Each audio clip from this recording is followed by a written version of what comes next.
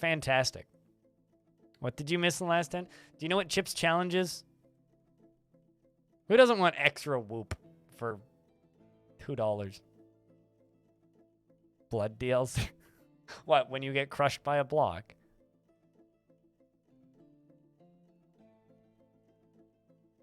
You haven't played a Sokoban type game in a while? I wonder if it has Steam achievements. Gotta get Kiri playing Chuck's challenge. It does. It has 34 achievements. Maybe I should buy Chuck's challenge. I've played Chip's challenge on Steam, but I've never played Chuck's challenge. But anyway, we should play some Dwarf Fort, yeah? What do you think, chat? Now that we're done talking about Chip's challenge for the last 40 minutes, it's time to play some Dwarf Forts. So chat, say hi, YouTube.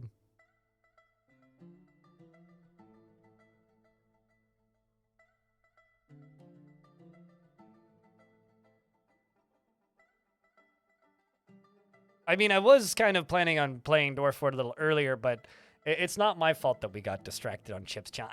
How did we end up on Chip's? I think, like, so who mentioned it? Which one of you is to blame for me talking about Chip's challenge for like 20 minutes? I think Brokely mentioned it. Was it you, Brokely? Can I just blame Brokely for this? It's like someone just mentioned like Chip's challenge in chat. It's like, well, you may be back later today. Do what you got to do. Oh, it was 800M who mentioned it. Okay, well, so as a refresher, yeah, I've never been distracted in a stream in my life. As a refresher, chat room.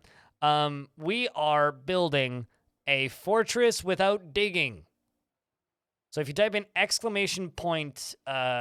Goal in the chat, you'll get a very complete list of what we have to do to complete this fort, which is I'm not allowed to dig. I can only mine exposed ore and gems, and that's mostly for strange moods right now. The fortress itself is this long walkway right here. There's a muscle shell bracelet. It goes all the way to here, and then it's just like these like repeated little platforms, and then down here at the bottom we have this little snake head shaped thingy. This is a temple at the end. Up at the top of this is our tavern right there next to a little garden that we built, and this is our bedrooms. Don't mind the blood everywhere. It's not dwarven blood. It's just badger blood because badgers keep attacking, and the dwarves get covered in blood. And because they are outdoors and they get rained on and the blood gets washed off of their clothing, like if I just go select a random dwarf here, this dwarf's covered in water because they're getting rained on. So, you know, kind of is what it is. Also, investment should be open for those of you who care. So we're making a lot of wooden blocks. The elves have tried to trade with us a few times, but we're not at war with them, oddly enough. However, I did accept some elves into my fortress as permanent or as temporary residents. And when I did that, these elves suddenly went to war with us. So we might get attacked by some elves at some point because these elves don't seem too thrilled about me inviting other elves into my space of living. So we're suddenly at war with the Soaked Monster, which is an elven group, which is also apparently like there's Goblin Forest Retreats. Okay, so the Lizard of Delighting, rather, not these ones. These are just goblins. So these must have been the ones that attacked me recently. These are the elven retreats that we are at war with. So we'll definitely have to smack them at some point. And also there's Goblin Mountain Halls right here. So they took over this dwarven fortress right here. The Soaked Monster did. The Drab Dungeons was the local spot. They must really not like dwarven fortresses if they're calling it the Drab Dungeons. What kind of a cruddy place is that? Must be a wood fire nearby. The entire outside is hazy and smells like wood smoke. That is odd. I mean, that's just like normal, like late summer when California burns for over here. But so right here in the middle, this is our current project. Just as a little refresher, this is a pump stack that I'm building. It's going to go all the way up to here. Yes, all the way up to here. And when we get to the top bit, it's going to quite literally just be filled in with. It's going to be filled in with pump stacks all the way up, and then I'm going to figure out some way of positioning enough what do you call it? Windmills up on top here that we can power the whole thing. And essentially, we're going to be filling up a big old reservoir probably around here. I mean, obviously, I haven't constructed any of this yet, but we're going to be filling up a big old reservoir right here. And I'm thinking right here is going to be where they are going to be led into attack. So enemies are going to walk up here or walk over to here or something, walk down a staircase down to about right above this layer here, and then they're going to just kind of walk up here, and then they're going to be told to walk upstairs, and I'm just going to go and just dump a bunch of water on them and make them all pretend that they're having the first shower of their life and the last shower of their life. So that'll be great. So that's what we're working on. And it should be pretty fantastic. I mean, and also hopefully we'll be able to use this as a method of like not flooding my whole fort. Returns from several levels of Chips Challenge. Chat's discovered. Okay, how many people learned that the Chips Challenge exists for the first time today? Tater Tot 18. Hello, good morning and afternoon. I mean, it's 10:30 a.m. here. For the first time today? Not like eating a crazy hot chip? No, it was a free pack-in game on some computers in like the 90s, and it's on Steam.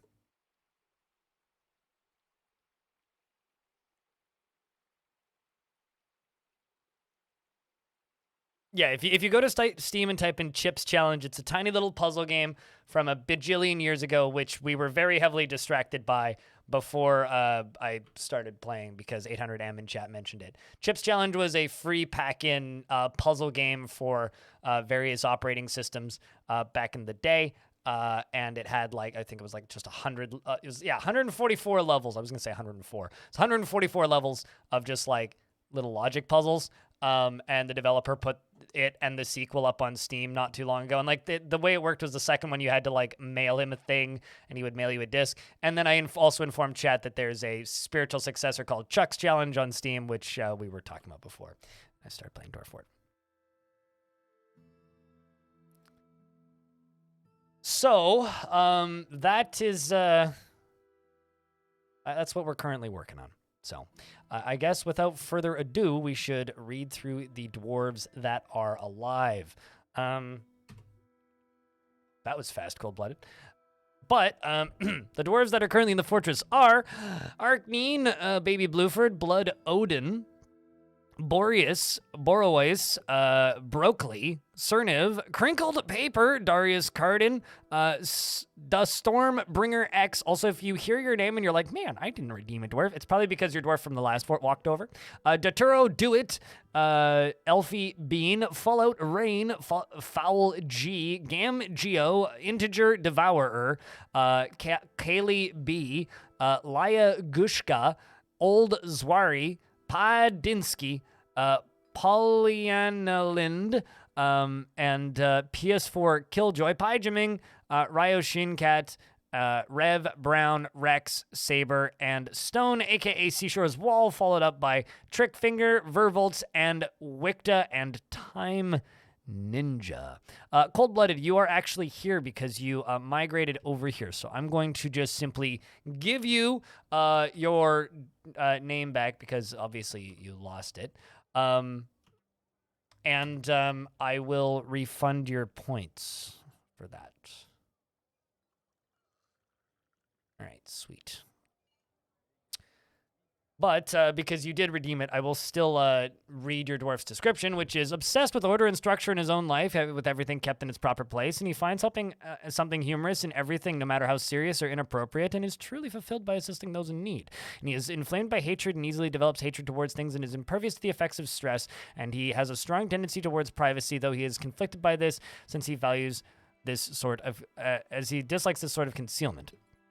In the abstract, he has little time for forgiveness and will generally seek retribution. In the last 40. Now, Dwarf. You have slept for 4 hours? Go back to bed, dude. What the fuck, man?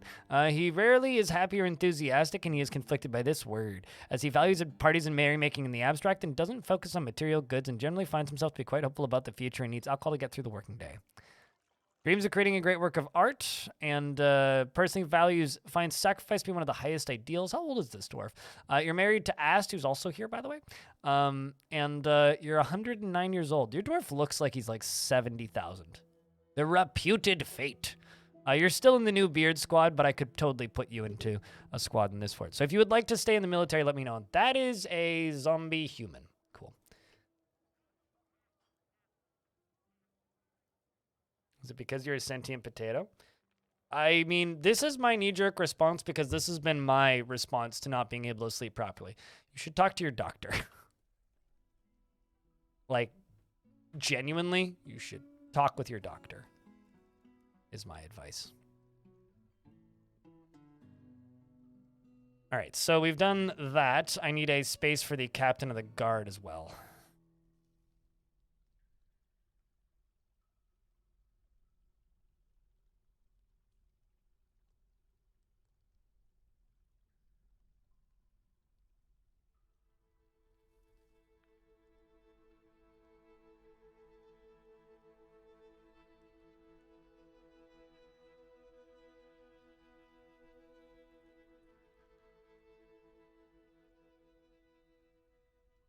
And let's do pair. And let's do that again. Stand you down to like that. But yeah, plan for today is dwarfs, and I would like to play some more Songs of Six today, so we'll see what we end up doing. An ad? Oh no! Somebody help Lego Ink Vial out with these ads.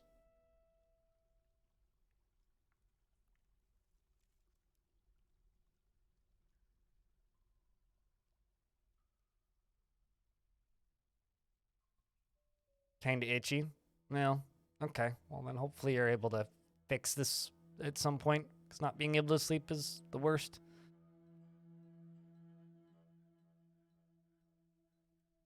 Got a sleep mask with built-in Bluetooth speakers. I can't sleep while listening to music. I don't know how people do that.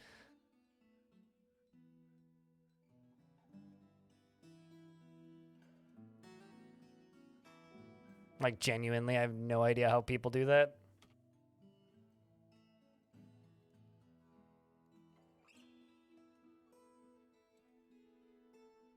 I'm allowed to auto mine out surface gems. I'm not allowed to fortify walls to see behind stone, because then I'd have to dig through them.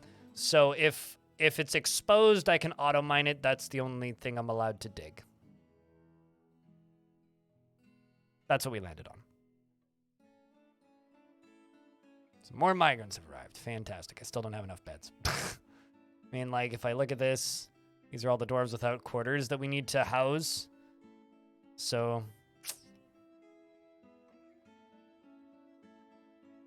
oh, it's also trading time, apparently. Let's discuss your situation. Oh, really? Well, flattering, but I'd rather maintain my distance from the homeland currently. They want me to become a barony.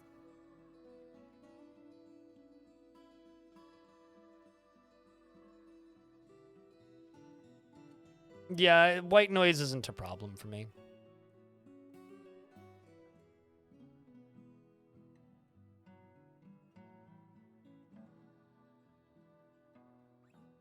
But yeah, so far it's been a fun little building constraint. Hasn't started to bother me yet. We'll see. Might get to that point eventually. Oops, that's not what I wanted. Multi. There we go. Can be captain of the guard, which means I need to go find Dewitt's other bedroom.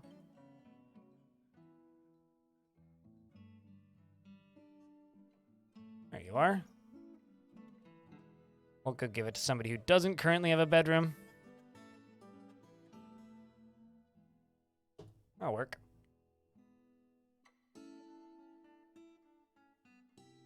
If you refuse, they just ask again next year, yeah? Unless for some reason they're unable to trade, at which point then they don't. But yeah, usually they just ask again the year after.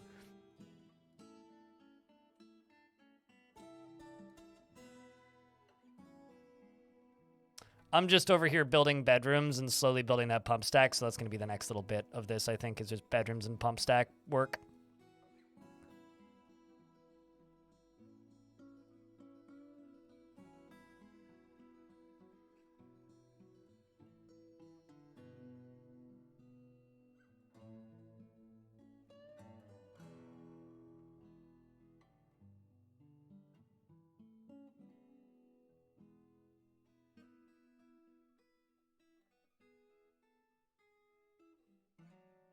Also, Animal, how are you, by the way? If you're not digging it, well, can't help you then. How about shoveling it? Have you tried that? Since digging it isn't working it?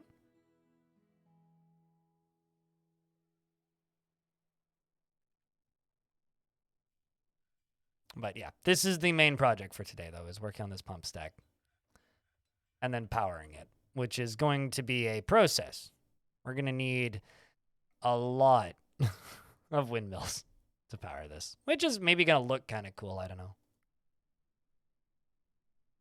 Windmills kind of look awesome when they're all constructed. I made that out of stone by mistake just there, and I don't really want to waste my stone because I'm super limited on it.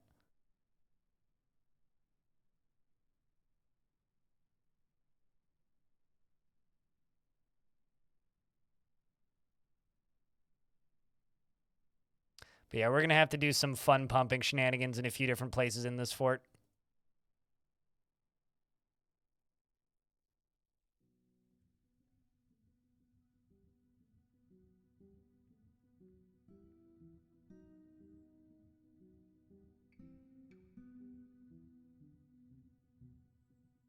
Oopsies.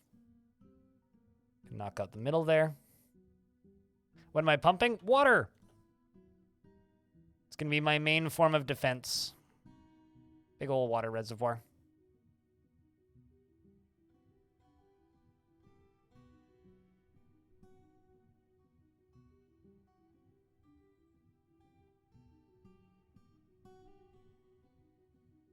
Animal, are you okay?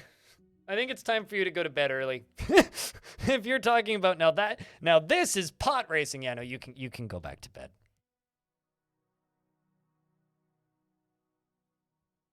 It's like time. It's time to just like pat the mod on the head and be like, "All right, bud, give me your sword. Time for you to go back to bed." You can't park a. You know what? What always amazed me are those people that could play Elite Dangerous while stoned.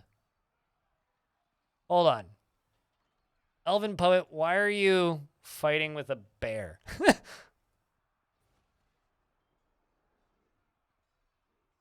So there's a wild. Oh, there's wild black bears on this map. Huh. I mean, that's not optimal, but it does explain why there's random combat happening. Black bears are not war trainable. Grizzlies are. So even if I did catch it, it wouldn't be war trainable.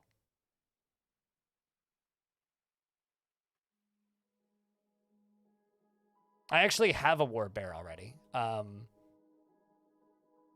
He's my doorman. Door bear? Pablo Escobar?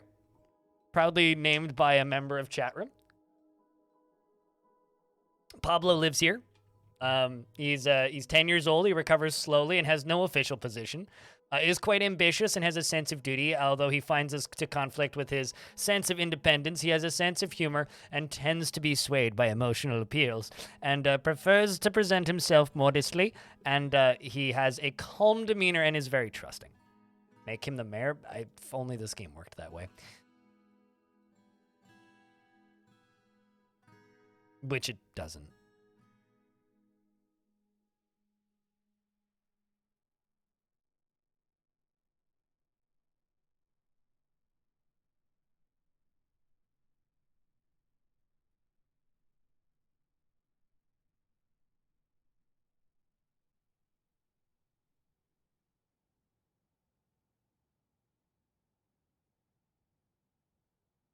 Have those personality descriptions. You know what's amazing about those personality descriptions? Is that's a bug. It's maybe my favorite bug. Because they never had those before, right? Yeah, it's a bug. That is a bug in this version of the game. But people seem to like them enough that Tarn has basically said, so we've decided to leave them. Like, we're not going to fix it. But eventually, they're planning to rewrite them so that animals have unique versions. Because right now it's just like the dwarf mood description. Crafts dwarf hall? Ooh. I should probably approve a request for a guild hall.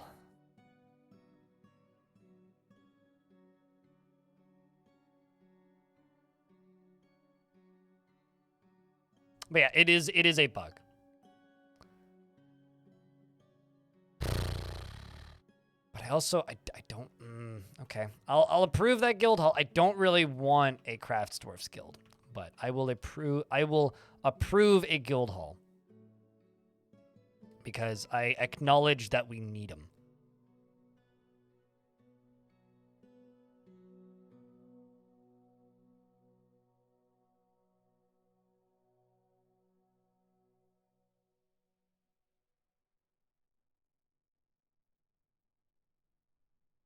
And this corner one here can be adjusted. Have this removed, but I can make that into a bedroom.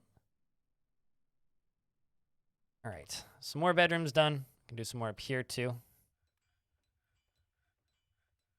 Although this here, I think I'm actually going to make into the captain of the guard's office. It'd be funny if it was a mining guild request. That would be really bizarre. Like really bizarre if I got a mining guild request. Because like, why would I have 10 dwarves listed as miners in a fort where I'm literally not allowed to dig? Like, where would they have come from?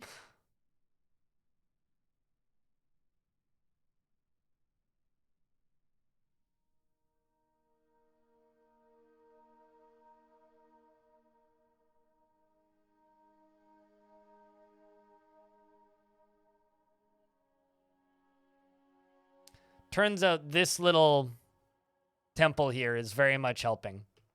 You know, praying at the waterfall is like pretty thematically fun. I like it. But Animal, how have you been? Dumb jokes and strange humor aside, how have you been? How's things, dude? God, I'm so used to making pump stacks out of like heavy materials like metal. It's so nice to just like have a wooden pump stack that just is finished super fast because they all weigh nothing. It's so nice. Like it's not something I normally get to do.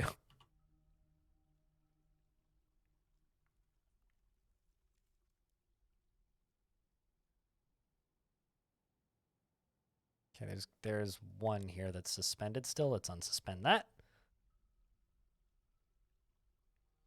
Why am I not allowed to dig? It's a challenge restraint.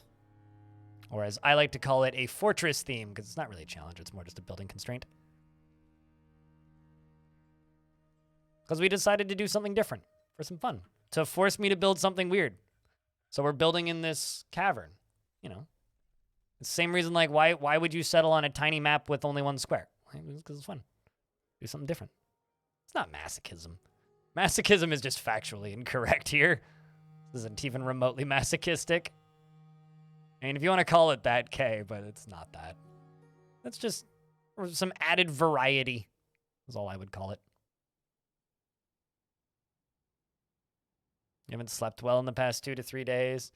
And yesterday you weren't really awake enough to notice that you left home an hour too early. Oh. Have you had daylight savings? You haven't even had daylight savings yet, have you? Like, you don't even have that as an excuse. What the hell, man?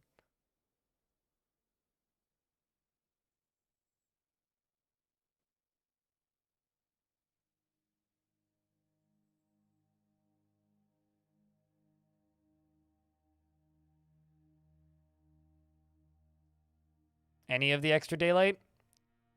I mean, daylight savings just ruins my sleep when it happens. That's about it.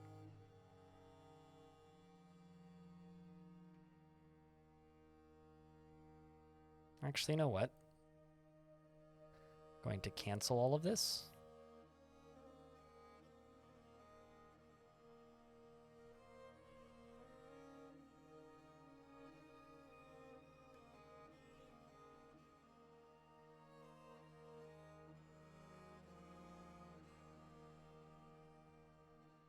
We're going to do one over.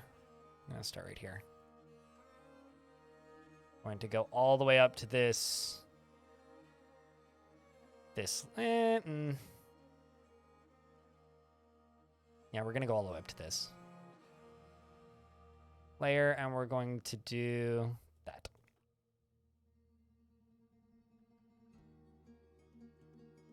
That's a popular opinion. Everybody tends to agree on that.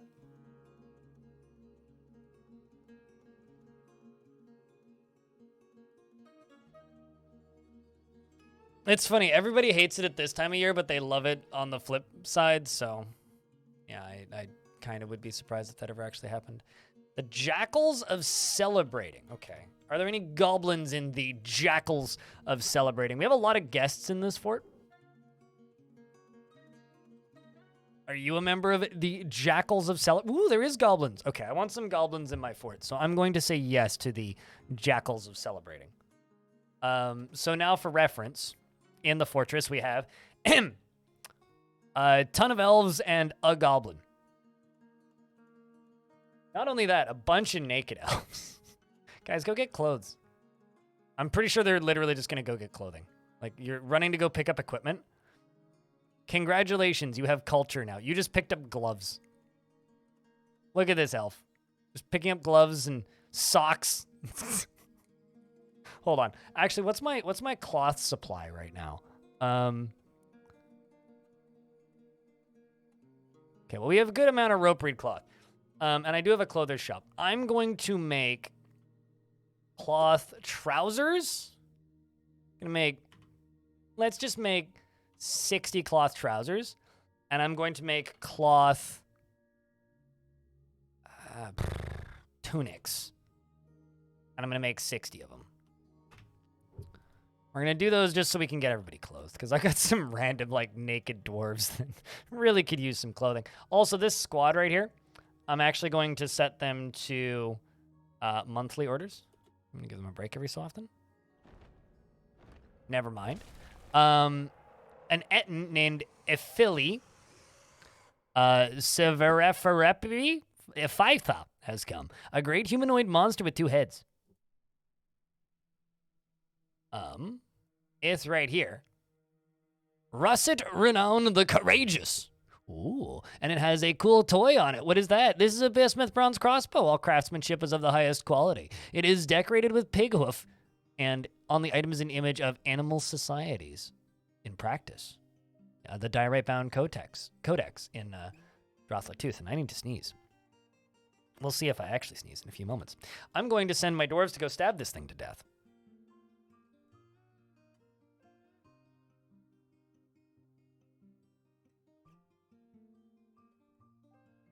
No, elves wear the exact same size clothes as dwarves, and goblins also wear the exact same size clothes as dwarves. Oh, also this map has pandas on it, which is kind of crazy.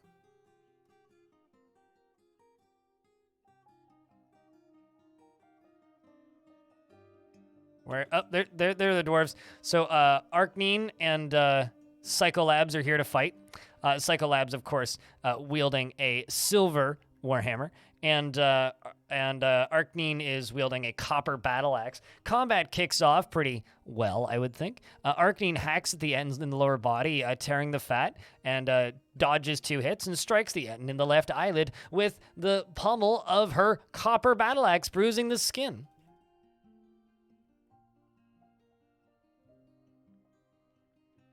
I mean, it's truly a monster. That's how we know that they must die. Just because didn't see anything after feeling the panda die. It's like true conflict.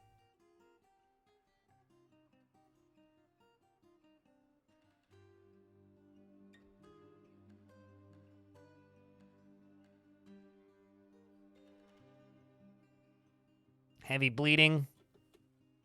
Shocked, shaken. I think literally just got knocked over.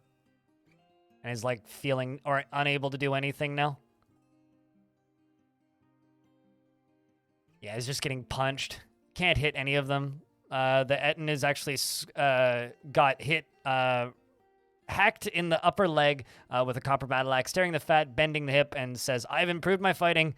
That was satisfying. At least you're dying satisfied." there, Etten. You sweet, sweet Etten. Oh, I'm like, why can't I unforbid it? It's because it's one layer down. But look at this. We got a free crossbow. Ilbad Castar. Cool. Good day, Lucky. How's things? But yeah, no, elves can wear goblin-sized clothes. Same with goblins compared to dwarves. Basically, dwarves, elves, and goblins all wear the same size of clothing. And also the reason you'll have like random bards and shit move into your fort is the clothing that they're allowed to show up on map with is based on the faction that they come from. So if they're not technically part of a faction, they have no clothes. So if they've been expelled, or if they left, or if they're an outcast, or one of those variations of things, then they can't have clothing, which is kind of amazing. This is a wilderness biome. It's not Untamed Wilds. I decided to go easy on myself after the last one, really. There's large and then there's everyone else? Yeah, pretty much. There's humans and then... Well, actually, that's not true. Every single animal person has a different size of clothing. So all of the animal people have their own unique sizes of clothing. So it's not quite there's large and then there's everyone else. But, you know.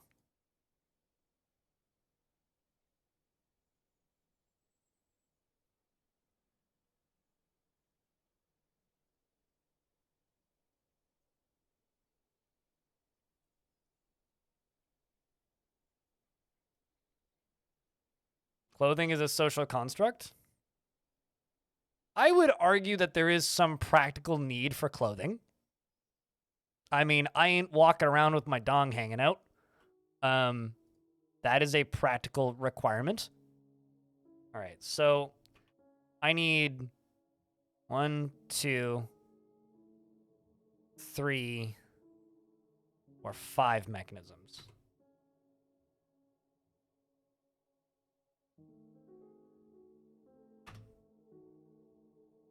Thorns and dongs don't mix? Yep. So I would argue that there is some practical necessity to clothing.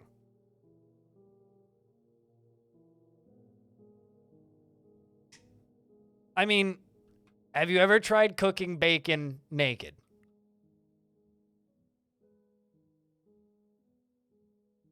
Because if you haven't, you should try it and then hear me out on my argument. I have the scars to prove it.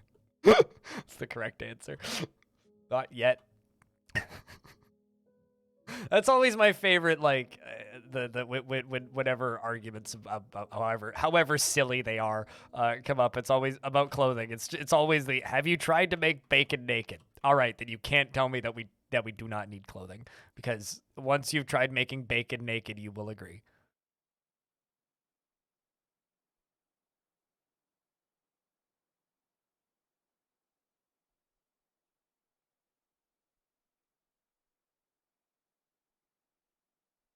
Clothing is a necessity.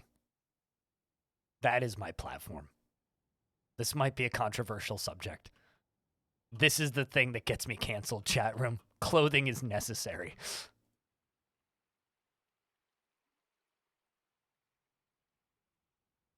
When they cancel me for such fighting words, I will inform all of you that we're moving to Kick, where I still need to wear clothing. You know, the jokes are so fast and loose with today's stream. I might actually, people might actually think I'm being serious. But, you know, which is the way of things. Someone's gonna comment on this VOD. What? You're moving to Kick? No, I'm not. And on Twitch. Anyway, chat, how are you? You know, it's not clothing, but I have a new mug for sale. It's pretty good. Lots of people have ordered it already. It's kind of like a companion piece for the Vile Mug of Darkness. It's like you can get the Vile Mug of Darkness, and then you can also have the dwarves that are locked inside who are eating dinner while the Vile Force of Darkness is outside and can't get in. It's a very dwarfy subject. It's also kind of a parody of like The Last Supper, which I'm kind of a huge fan of. I think it's great. Cover the bits. Twitch won't like that though. Wait, different kinds of bits. Oh, also, chat. I posted this on Twitter and I think on Discord too. But as of last night, I noticed something. A couple of people picked up both of the mugs at once. So we have officially sold 100 Vile Mugs of Darkness, which is kind of bonkers. So thank you. It's a lot of goddamn mugs. Probably like 101 now, actually. Have I sold more than 100 mugs? Let's see. Have I sold more than 100 mugs?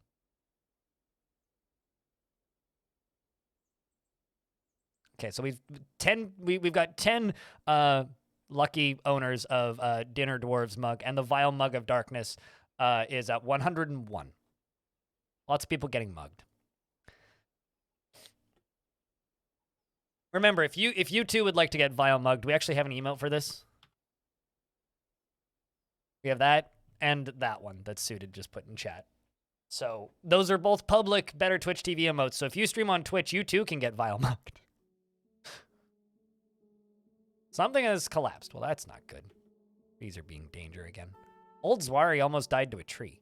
Unconscious currently? Ugh. Any injuries? No health problems? No wounds? His left hand is bruised. Ah, you'll be fine. You'll be fine. We also took out a sheep, I think, with that. Yeah, stunned a sheep. It's fine.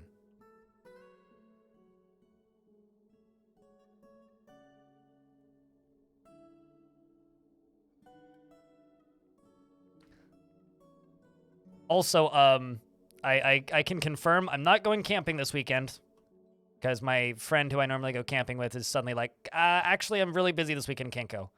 So not doing any camping this weekend, but I was talking to my dad about going hiking with me and my friend this weekend. And so I texted my dad last night and I was like, so my friend canceled, and he texted me this morning. He's like, all right, well, we're going on a hike this weekend. Then we'll figure out what we're doing on Saturday. So, fuck yeah. Get to go walk up a mountain or some shit. Should be fun. If you were to accidentally remove all carved up-down staircases... If you were to accidentally remove all carved up-down stations, what is the correct way to construct a staircase? Make sure that they have access to the layer beneath. Go to constructions, go to stairs, click on this, and then just drag it over top of where the staircase used to be. And they can either construct upwards or downwards. So like, say I need a staircase right here. I could take stairs and do this, go all the way down to like here, and then click yes, and then select the materials, and they would just build a staircase from the top down. It's quite simple, really. People tend to overthink staircases, but they're actually kind of easy. It gets complicated when you're connecting staircases to the bottom of a staircase. If you're just building over top, they're quite simple.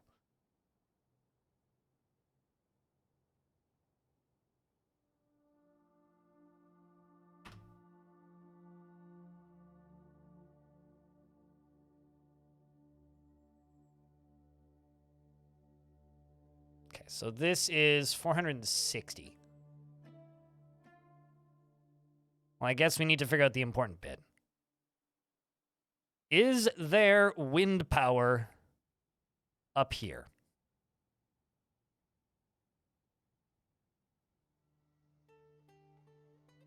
Let's find out.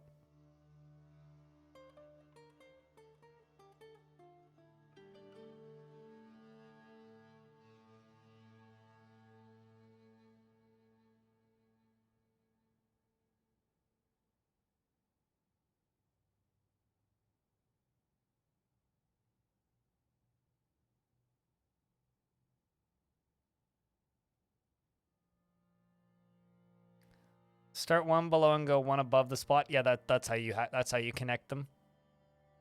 Start one below. All right. Well, we've got the siltstone connector there. Meaning I can now fill this in.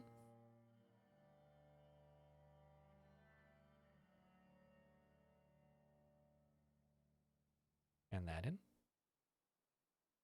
This is almost done up here.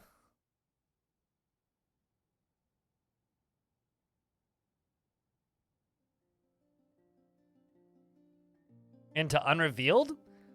I have a question. Hypothetically, if you were mining in a cave, right, and you hadn't dug out the cave, how are you going to take wood or stone and build a staircase into stone you haven't dug out yet? You have to dig out the stone first. So, yeah, you can't dig up into undiscovered space because it's cave. You can build up into the sky. Like, that's literally what I did with this. I just clicked at the bottom and dragged up into the sky. But that's because there's open space there. You need open space there to be able to dig. Which I would think would make sense.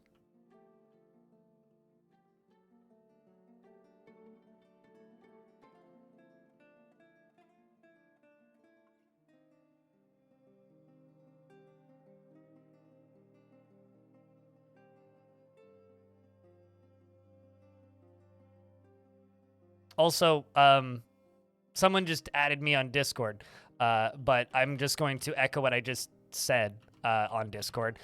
If you are like, oh my god, I just bought a second mug from Blind. Why are you doing this to me, Blind?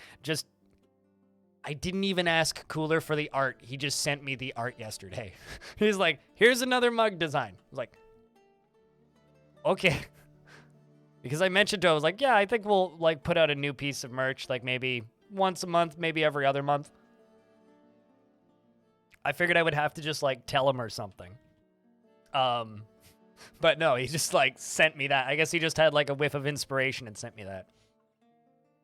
You know, something that makes me genuinely sad is if I had unlimited money and a way to actually consistently pay Cooler because he's in a country that makes it very difficult for me to pay him right now. If I had a way to consistently pay Cooler and I had unlimited money, I would get him to make little animated shorts out of clips of my stream with those little dwarf characters. Because those little characters that he's created for the emotes are so goddamn good. It would be perfect. As soon as you get back from your upcoming trip. The mugs aren't going anywhere, so. Unlike that, the only thing that's going somewhere is that that Crypt Brewery t-shirt, which is going to be available until the last day of this month. Although I could theoretically be convinced to pop it back up for sale if somebody really wants it. I'm not that dedicated to the limited bullshit. Where are you going, though, Tree Freak, if I can ask? Clothing rarely fits you correctly? Yeah, I know that. Although I will say I don't know what sizes people are on here, but my merch goes all the way up to 5XL size. Also, it's like weirdly warm in here. What the?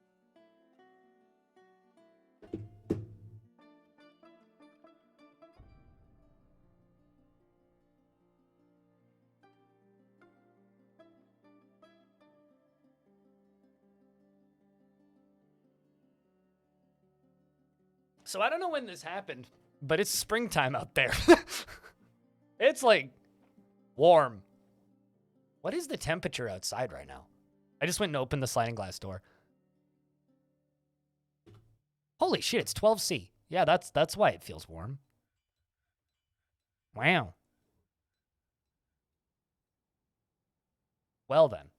It's so hot. Yeah, no kidding. Jesus. You're copying it? Go nuts. Like that's the point of like creative games like this. It's like I exist to be copied. Please copy the stuff I do. And then improve it. And then post screenshots of your improved design and then I'll copy you. Like I've absolutely stolen ideas from people.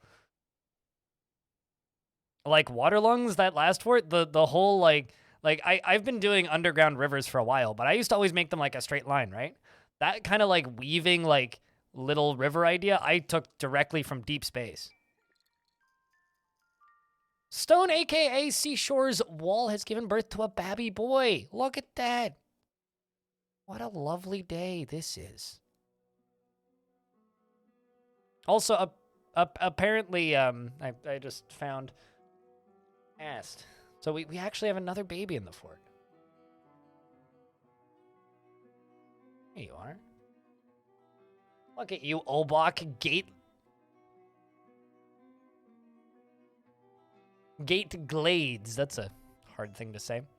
Rev Brown and Stone have had a brand new child. Truly a wonderful day. 12 Celsius, yes. It is 12 degrees Celsius outside, which is like t-shirt weather as far as I'm concerned. What is the soil quality on those farms? I don't know. Like, genuinely, I don't know. Don't particularly care. I haven't put any fertilizer on them, I'll tell you that. I mean, they're just, they're literally just, like mud on floors, so probably pretty low quality, I would assume.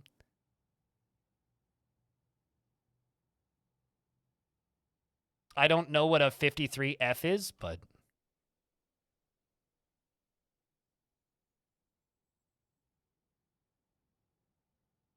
all right, so we'll put a second gear assembly up there.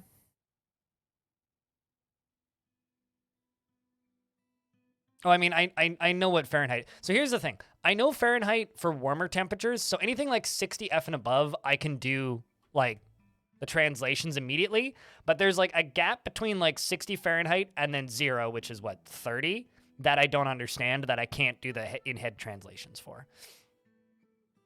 I have to Google it. So when somebody's like, it's 52 Fahrenheit, I'm like, I have no fucking idea what that is. But if somebody's like, oh, it's 76, okay, I know what that is. Nothing important in those times. I mean, I forced myself to learn it because there's so many, like, to be honest, I didn't know any Fahrenheit until I started streaming on Twitch. Or until I started playing games in voice chat with people on the internet. Because there was no reason to. Nobody uses Fahrenheit here. We need beer, though. We're running low on alcohol.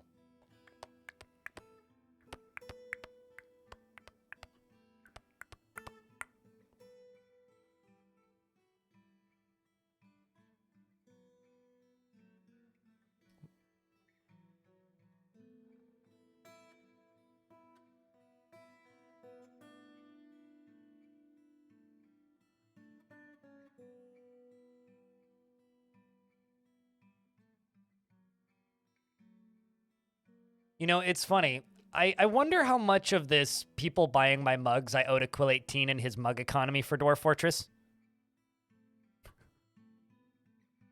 You know what I mean? Like, the mug economy was such a thing that I wonder if it's just like that is how that is how people exist now.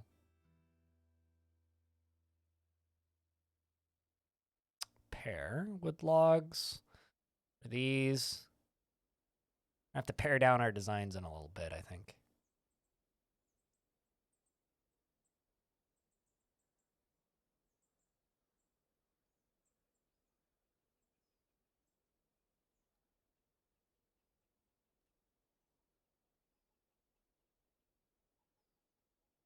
Yeah, I don't like math, so I will forget that in about T-minus 2 minutes. Bjorn. All right, so we're gonna do an overhang and battlements around the edge of this. I also need to do this side too. So, maybe we do a bridge across here.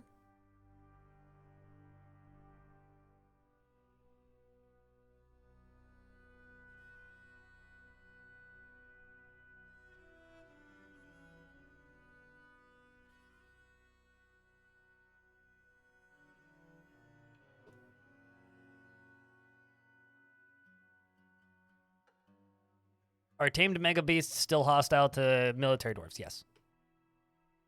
So like if you have a tamed dragon, as an example, it won't be hostile to your military dwarves if it's a war-trained dragon, or if it's chained up. But the second you release it, it can become hostile to your military.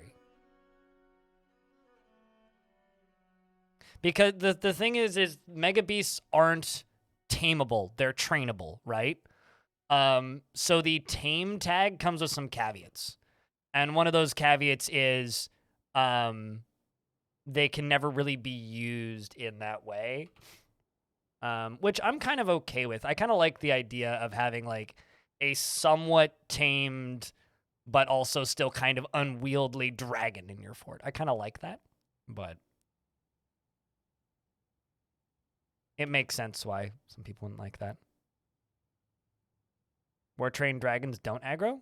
They don't aggro your military, but they aggro other trained animals in your fortress. So, like, if you have a war-trained dragon and war-trained dogs in the same fort, or even just dogs in the same fort, your dragon will start killing your dogs. Now, the best way to use mega beasts like that is to simply lock them behind a door,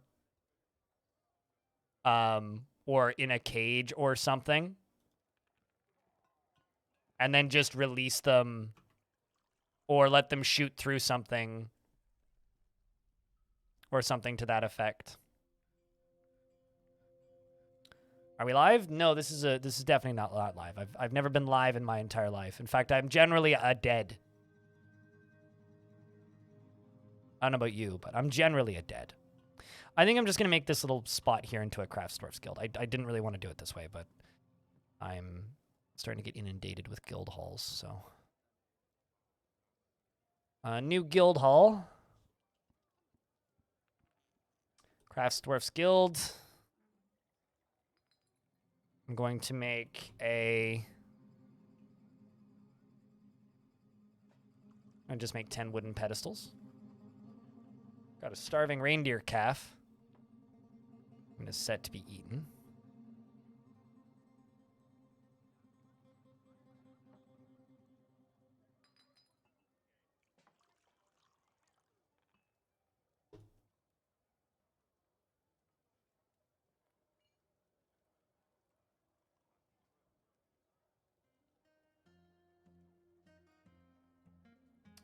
Inception style recursion. Oh, are you stuck in like a weird infinite loop? You almost died, Zwari.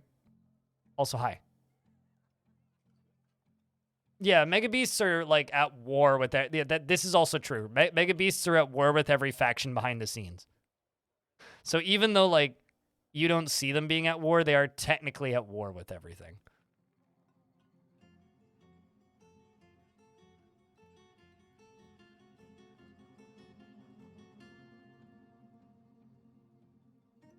Aegis, what kind of dwarf would you like? Sorry for like offing your last one. Welcome back, Lyndon. And if you want me to pop up the screen so you can see the full selection, just let me know.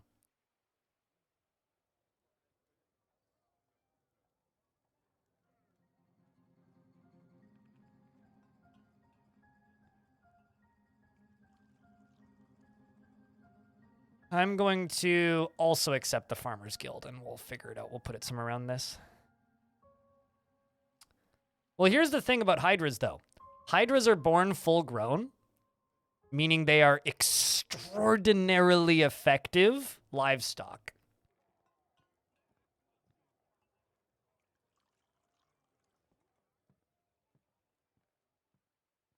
A soldier, if possible, or any bearded under 100. Under 100.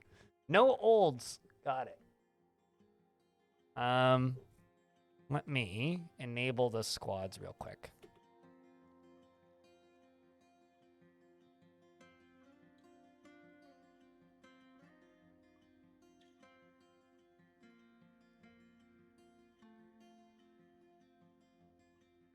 Hold on. Just going to add KLAB to the military right quick.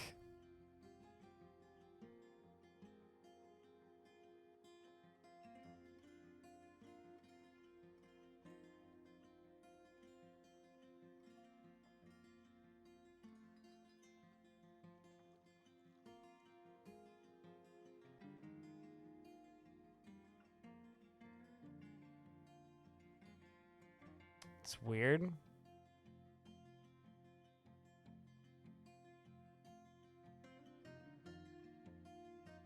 Whatever. Never mind. Won't add KLB to the military. For some reason, it's not showing their name on there. But I will. Oh, I see. They're already in the military. That's why I can't add them. Ha! All right. Let's unpause this for a second. And, roll down. Hey, C-Trix. How's things? All right. Well, I got an Axe Lord. I've got a...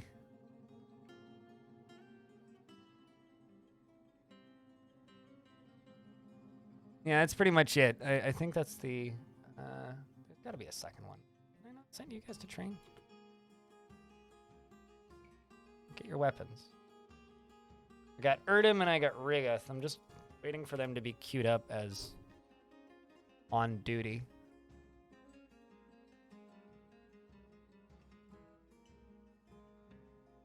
Who the heck's Rigath?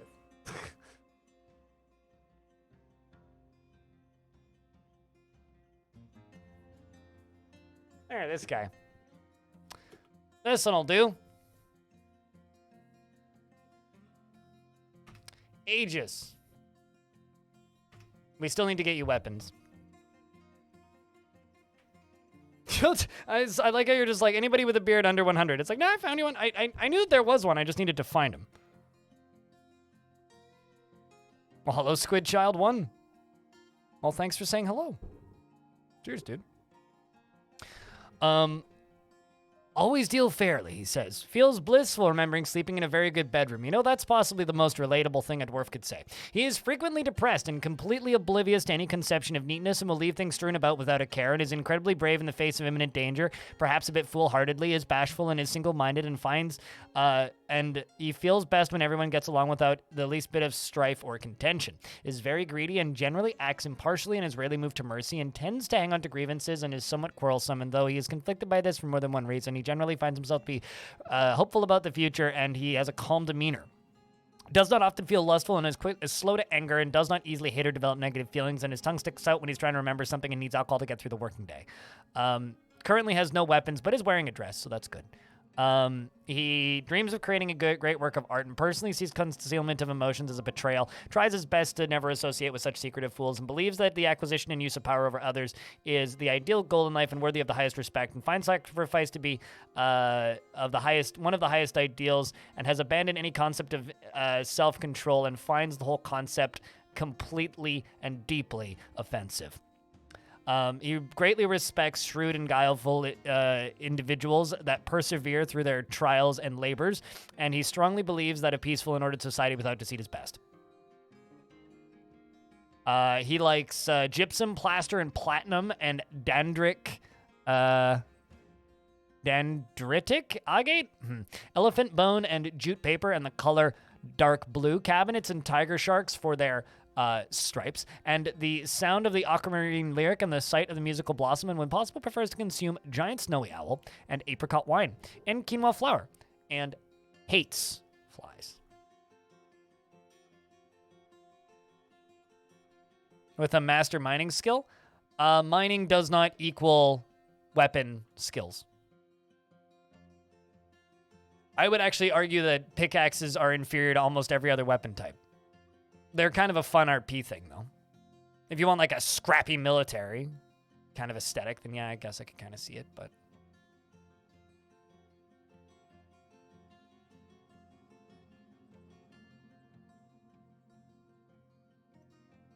Like, they're not bad, but they're just not great.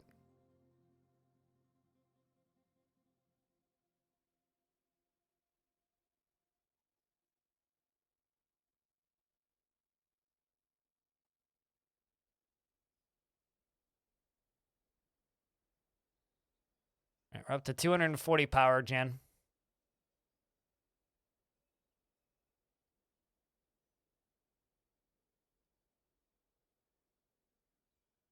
Berserk miners were dangerous? Yeah, because they have a weapon.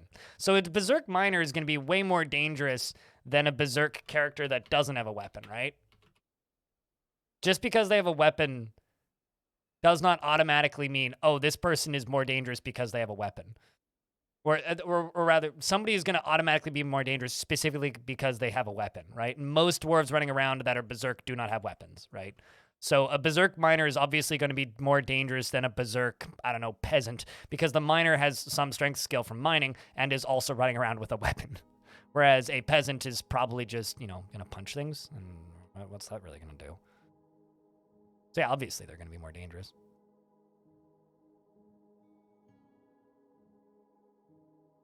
But like a berserk like wrestler is going to be scarier than a berserk miner, you know?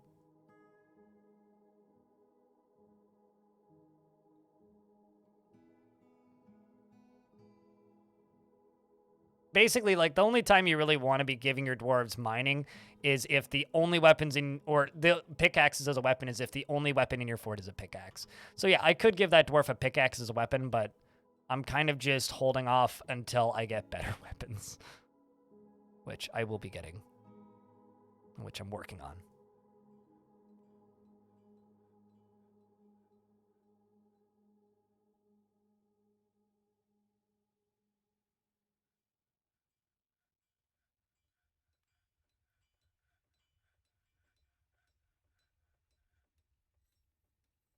$280, 320. You need 460 power.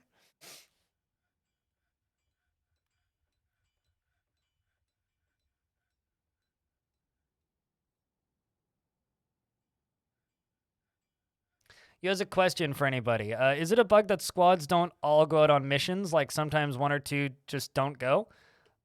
Usually what's causing that to happen is an injury, meaning they try to go to the edge of the map and they just move slowly because they're injured. And then they can't make it off the map and they get hungry or thirsty, and so they cancel the job of leaving the map.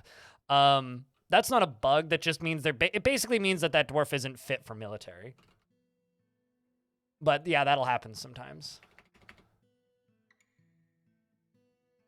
Also, I need to use the restroom. I will be back in a second. You guys can follow, I don't know, this dwarf.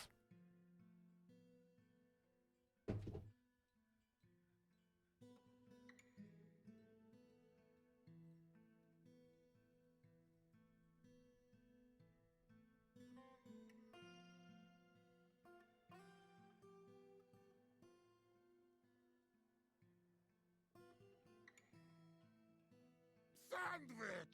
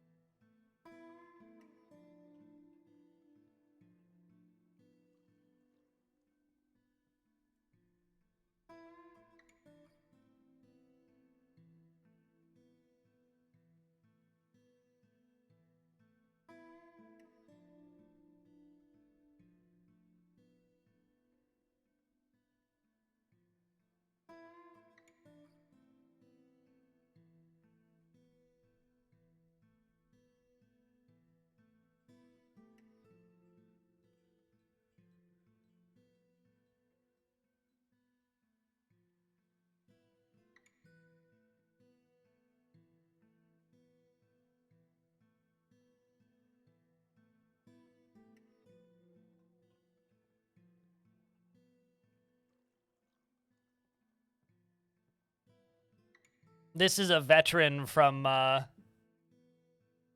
this dwarf is a veteran from Waterlungs, so. Yeah. Unfortunately, he's not the only veteran with permanent injuries. Oh shit, I saw that start, but didn't really check in with it yet. That's kind of badass. Not a very effective weapon, but very valuable. Time Ninja, the weaponsmith, has created Edishithathbeth Gorturil, a rose gold spear. Also, hey, Stone, you had a kid, by the way. Gave birth to a boy. Damn shame. See, here's the thing. I completely disagree. This is a free guild hall. You know? This, like, you say, oh, damn it, that's a shame. It's not a shame. That's a free guild hall and a legendary weaponsmith. Neither of those things are a shame. Both of those things are very good. And claims it as an heirloom in the name of the family ancestor As Raced Arrows. Raced Arrows. Although it's a possession, so no, we didn't. That's the shame, is that it's a possession. It's worth 14,000. This is a rose gold spear. All craftsmanship is of the highest quality. It is encrusted with oval obsidian cabochons and round, brilliant cut pink jades, and decorated with peach wood. This object menaces with spikes of limestone. On the item is an image of forgotten beasts in rose gold. On the item is an image of humans and dwarves in reindeer leather. On the humans are refusing the dwarves. The artwork relates to the defeat of the Furnace of Vases at the accidental ceilings and the takeover of granite limmers by the glittery dishes in the late winter of 198 during the third conquest of granite glimmers. I wonder if granite glimmers is something that's worth looking up in Legends. The third conquest makes it sound kind of intriguing, you know?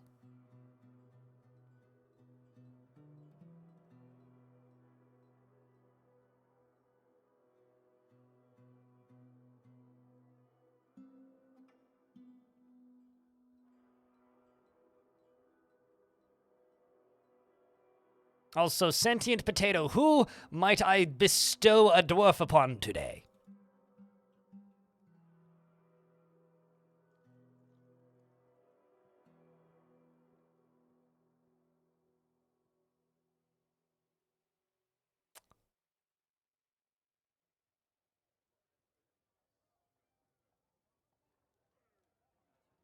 Best jokes about wet dwarves. So the joke that makes sentient potato here laugh gets a dwarf.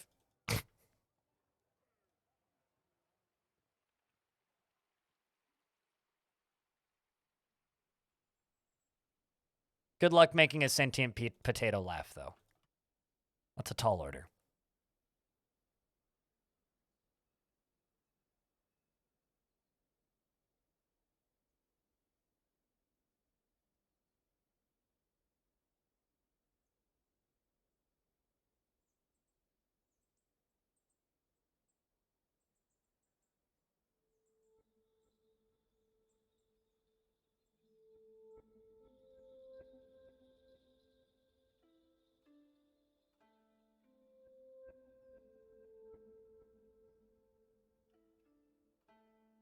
Place of Suffering, Violet. Game to pass the parcel. Kind of seems like it, yeah.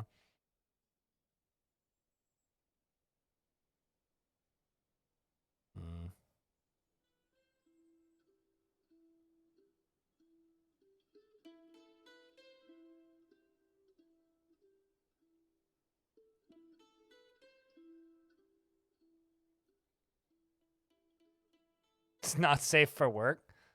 I mean, as long as it's not like hard X, we're good.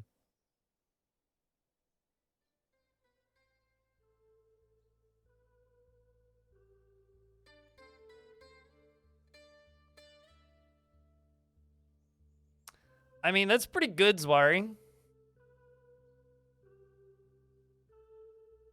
But Zwari already has a dwarf.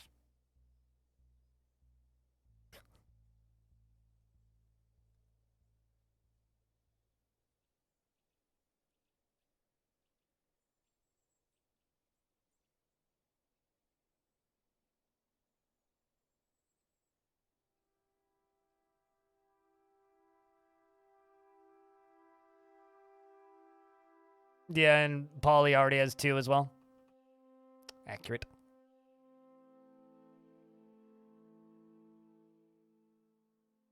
$440, and then this needs $470. So basically, I need like 2 more windmills.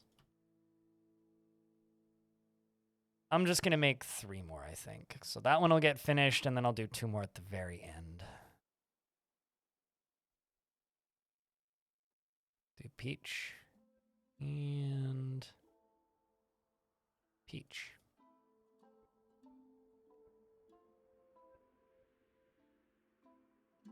Yeah, the windmills are going to be what's going to power the water flow up here.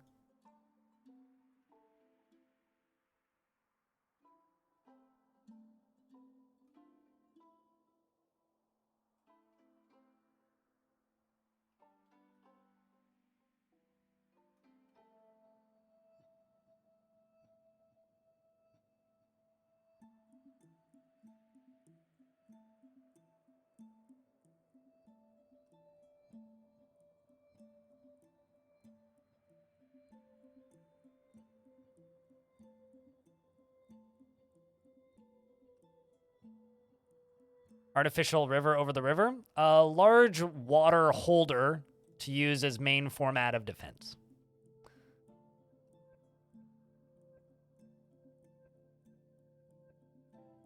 Also, well, Stone already has one and Squid Child doesn't. So at that point, I would say Squid Child wins. If I'm the judge here, I don't know if I am, but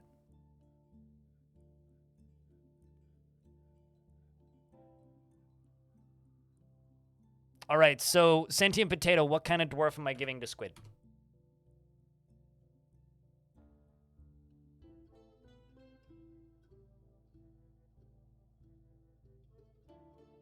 Or am I giving them an elf or a goblin? I do also have a bunch of elves, and I do also have some goblins. Or a goblin, I suppose. Goblin just immediately changed your mind. Goblin, yes. All right, well, you get to be a goblin who apparently has 5 notable kills and also killed 2 humans. Killed a goblin, 2 dwarves, a human, and a dwarf. As well as 2 other humans in Rung Demons. And is wearing a dwarf bone crown, a human bone amulet, and a human hair bracelet. And some shitty socks.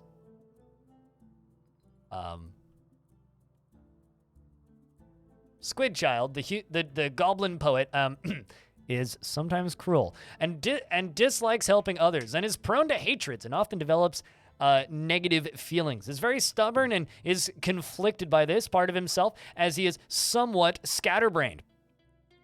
He feels strong urges and seeks short-term rewards and is moved by art and natural beauty. He is troubled by this since he dislikes the natural world, and he has a tendency towards forming deep and emotional bonds with others. He is quite comfortable with others that have a different appearance or culture, and he tends to be swayed by my emotional appeals. He has a tendency to consider ideas and abstractions over practical applications and doesn't mind wearing something special now and again. He is quick to anger and likes to brawl and doesn't tend to hold on to grievances and likes a little excitement now and again. Dreams of ruling the world and personally is put off by family. And he likes chromite, steel, clear garnet, chestnut wood, green glass, and mountain goat leather, and giant mandrill bone and hemp fabric and short swords and turkeys for their wattle, and the words of the berries of serenity, and when possible prefers to consume teft beer and absolutely hates rats. Aesthetically, his hair is extremely long, he has a clear voice, and his red eyes are protruding. His ears are extraordinarily broad, and his nose is slightly hooked. His hair is dark violet, and his skin is ash gray.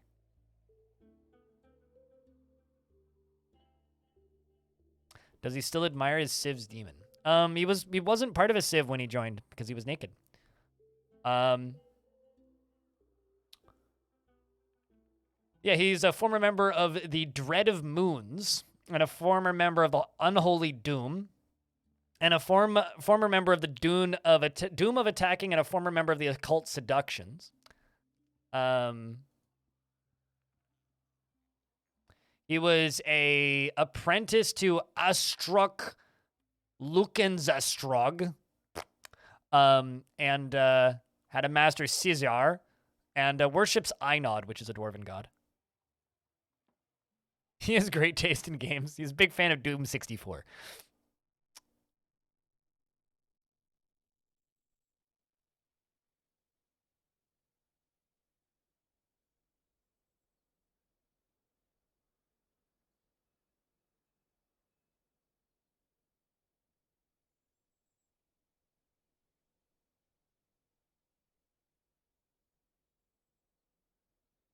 I'm gonna say you should be disengaged right now.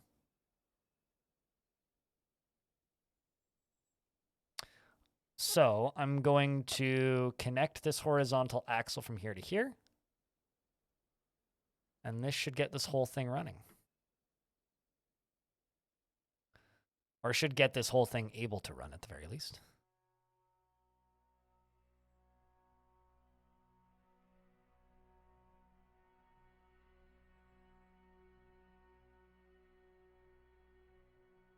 I don't really want to do that way. I think I'm just going to do this.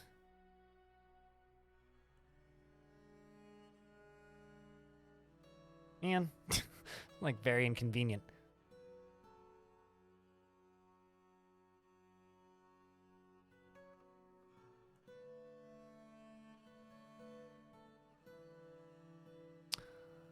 All right, I think what I'm actually going to do is I'm going to go all the way down to here. I'm just going to build a bridge across this.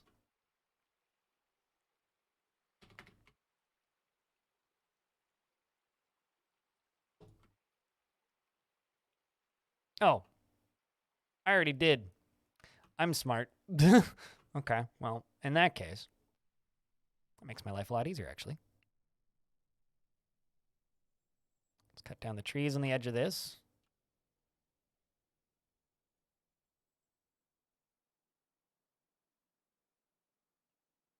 Although these ones make me nervous. And then we're going to start filling in this side.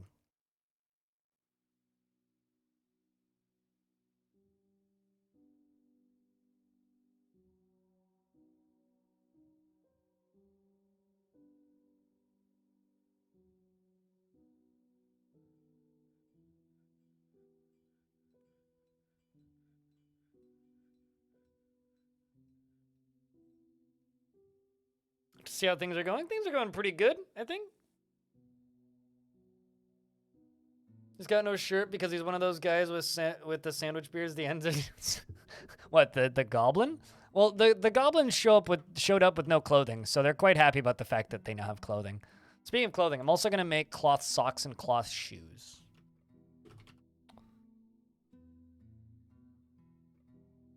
Also, I think I might make a infinite stockpile for clothing in this particular fort.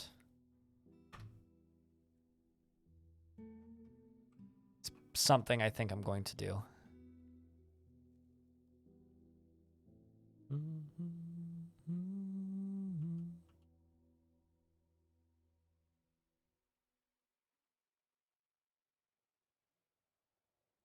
Turns out having like your main worship spot right next to a waterfall is very efficient.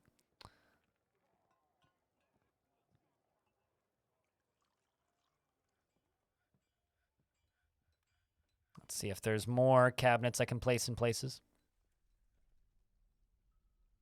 But yeah, things are all right. Amateur launched a new mug yesterday, which was very unexpected. Quite happy with the design. I think it's real nice looking. I think Cooler does too goddamn good a job, and his art is fantastic. So very much looking forward to seeing people get their new mugs shipped out. It's really weird for me though, like actually suddenly having merch that people want. Because like I've tried to do merch a couple times over the years. This is the first time it's been even remotely successful. So it's kind of interesting. It's a new experience for me.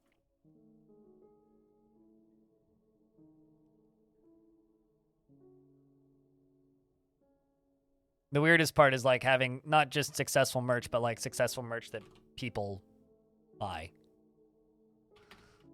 It's crazy. It's crazy. People buying t-shirts from a streamer. Weird.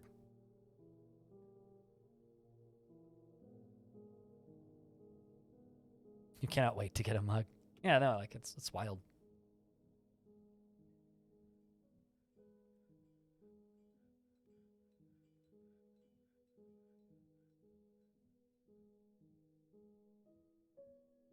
What is successful merch that people don't buy? That's unsuccessful merch. I've never had successful merch before. I think like the most things I've ever sold for a single piece of merch was probably, I don't know if you even would remember this, Aqua, but that one limited run of the Fun Never Ends t-shirt that I did with like the skull on it. I sold 12 of those. It cost me more to commission the art for it than I made off of the shirt.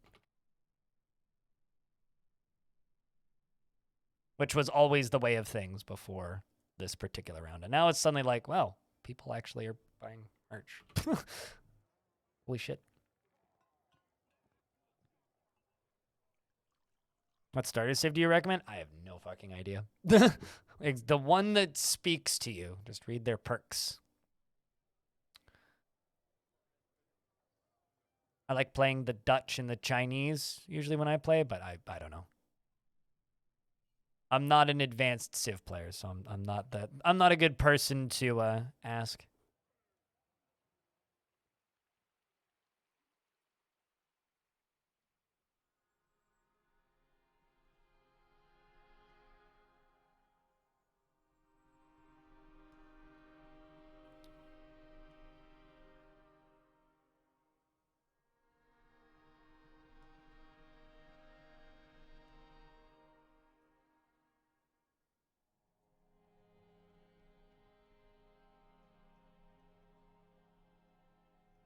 Mugs normally do well as merch? Sure, but like t-shirts have done well as well. But I don't know. It's just kind of crazy to me. It's bigger in like all aspects. It's wider and it's tall. It's just like an embiggened version of the 11-ounce one. Actually, I think if you go to general on my Discord, was it general that they posted it in? It might be sub only. Oh, no, it was general. If you scroll up in general on Discord to, yeah, the 13th, you can see Al's post. And it's like, that's a big mug. So, and I commented, I was like, either that's a really big mug or you have tiny hands. It's like, no, that's just a big mug, dude.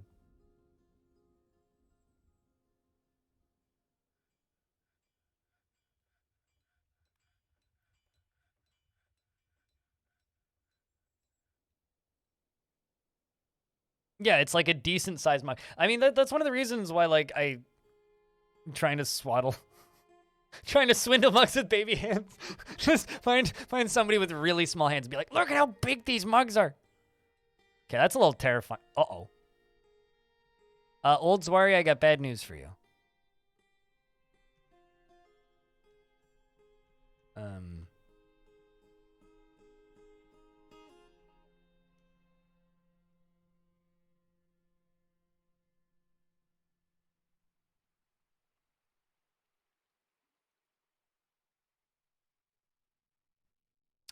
Well, that's going to be a fun project.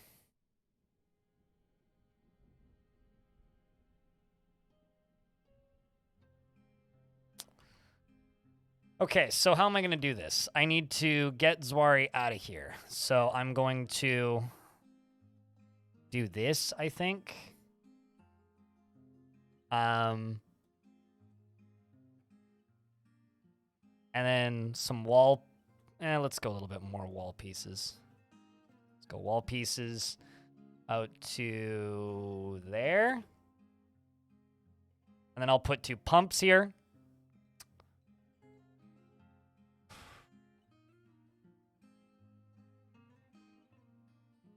Hello, Claiborne. How is the lovely C1 Iborn today? On the bright side, we do have a coffin assigned to you now. Problem is we need to get your body out of there.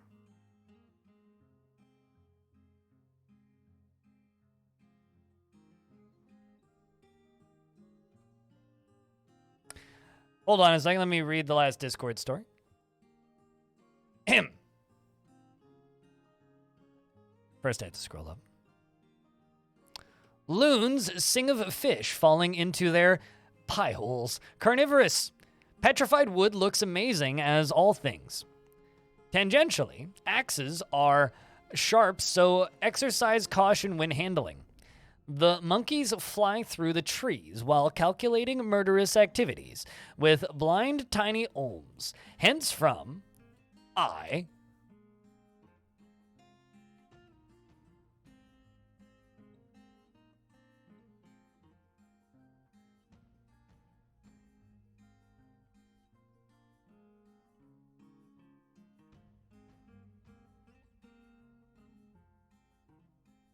Angerforest is an amazing fort name.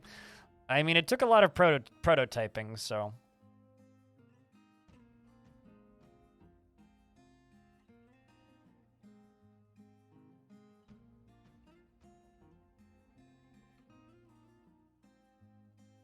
But anyway, you're well. Market was decent and all. Decent day. Well, that's good. Glad you're having a solid day, dude. Did he try to swan dive? I think he got punted by a tree. Because he was, Oh, actually, so this tree collapsed. See how it's got dirt on top of it? I think that's the culprit.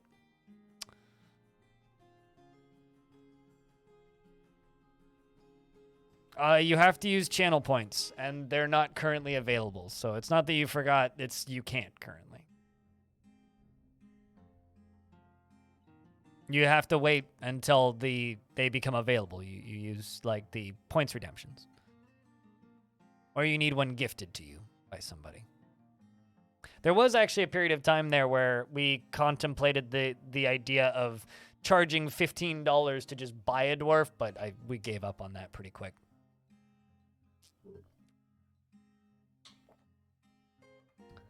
Turns out it's better for me to just try and beg for bits and resubs and just give dwarves away on a timer, basically.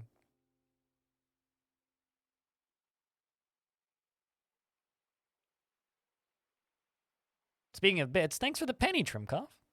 Appreciate you. I think it costs 2 pennies to get in the top 10. Yeah, 2 pennies. You can boot Hank Nasty off. And if you're lucky, you'll get a goblin. Yeah, there you go. I heard bits. Thanks, Jerry Gord, for the $5. You know,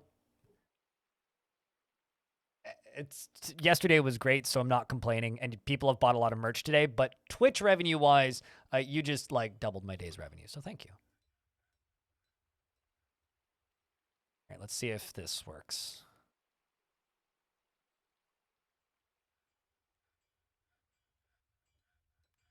Just need a dwarf to... Well, thanks for the $10, Jazz. Appreciate you. All right, well... Leaderboard, man. An elf is pumping. I just need one other dwarf to get over here. So now what I can do is I can dig down here. Oh, come on. Dumb video game. There's a thingy in the way. Well. And then the body moved.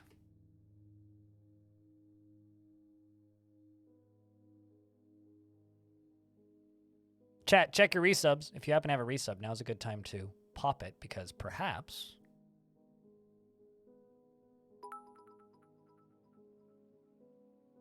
More Twitch revenue.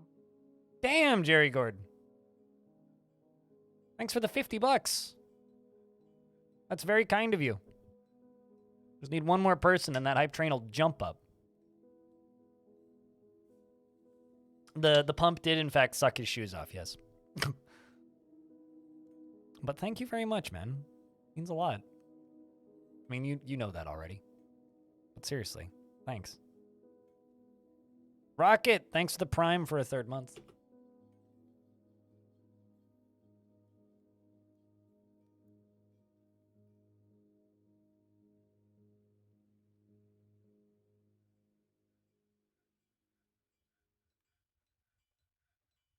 Woot. Shark Jumping Walrus for the 2nd month. Welcome back. And Polly, thanks for the $1. Last bits in your wallet. Don't bankrupt yourself over Twitch.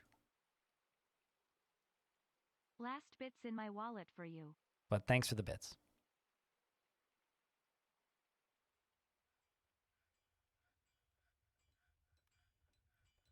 I wasn't even complaining. Like, we're doing just fine. But thank you very much for the $50 in bits. Actually, just specifically, I'm going to go through here. Trimkoff, thanks for the 3 pennies, I think. Jerry Gord with the $5. Jazz with the $10. Jerry Gord with the $50. Darius with the $1. Trimkoff with the bit. Rocket on a Rotor Prime. Polly with the $1. Shark Jumping Walrus with the tier 2. Sith with the tier 1 for the 3rd month. Welcome back. 3 already, goddamn. And Blood Odin chucked out another gift as well. And I'm going to move this pump forward slightly. Raz. Still missing Anon bits. They're never coming back, dude, but yeah, I also miss them. Still missing Anon bits. Underscore. I just want them to let us have like the ghost cheer again at the very least, you know? Like if we can't have Anon bits, why can't we at the very least have like the little ghost? The little ghost was fantastic. I missed the little ghost.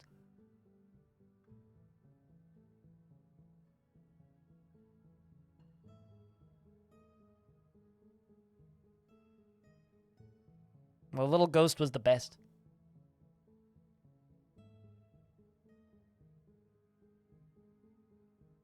Yeah, it used to be there used to be a little bit cheer emote that was just a little ghost. Rocket on a rotor, thanks for the 2 pennies.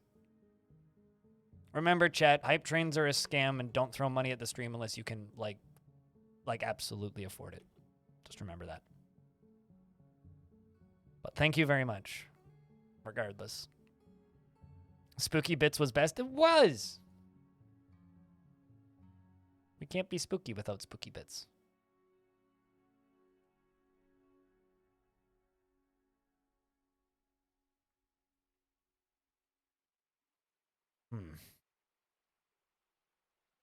You have no idea why you have bits?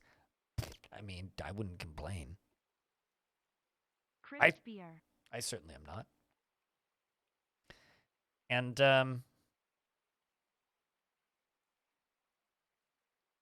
I'm also going to knock out this wall. We're going to put another pump going that way.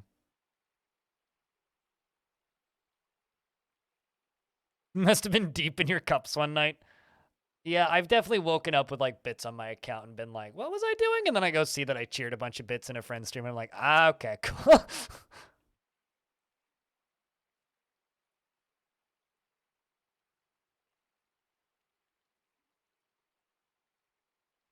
Absolutely does seem to work though.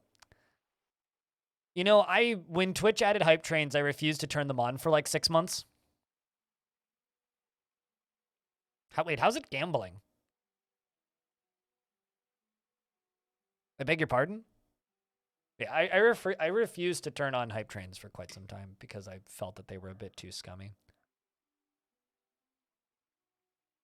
But chat begged me to turn them on, so I eventually gave in and turned them on.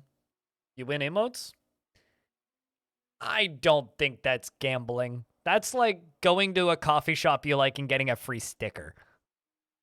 You don't really win emotes, and there's a limited number, and if you just watch streams for a bit, you'll run out of emotes to win pretty quick.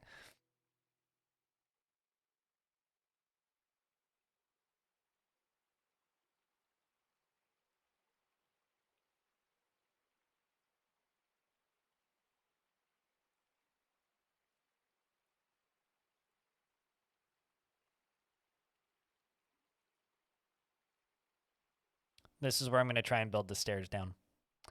This is getting a little fucky, but I will do my best to make this work. Nil. Or Nihil. Nihil. I feel like I screw your name up and say it differently every time I see it. But thank you very much for the 4th month and welcome back.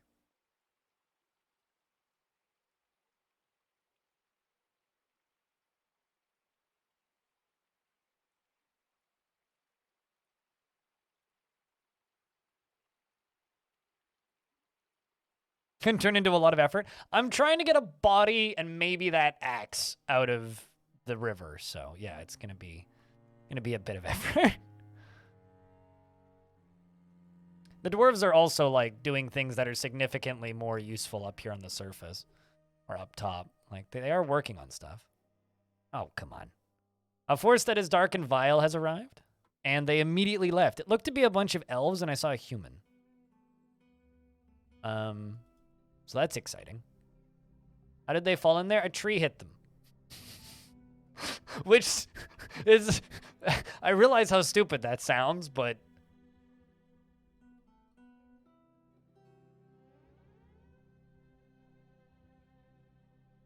Your nickname is a trap. So is mine, kind of. Chat room, thank you very much for the level 4 hype train. You guys are extremely kind.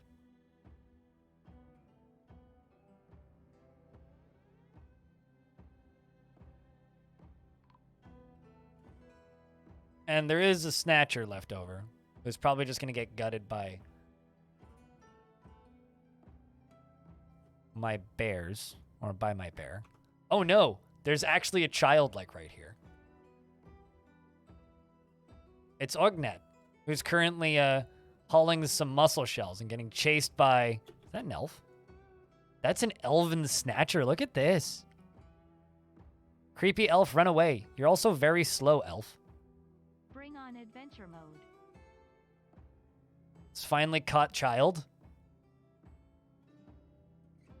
Ryukin Wolf, thank you very much for the Prime for the 2nd month. Welcome back.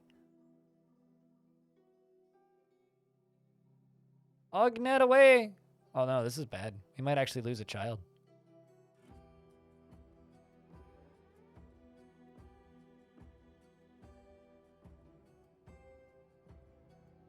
Damn. I wonder. Last known to be traveling. Okay. Can try and rescue the kid back. Is Ognet anyone's baby? Yep. Military only just got here, so they didn't quite get there in time.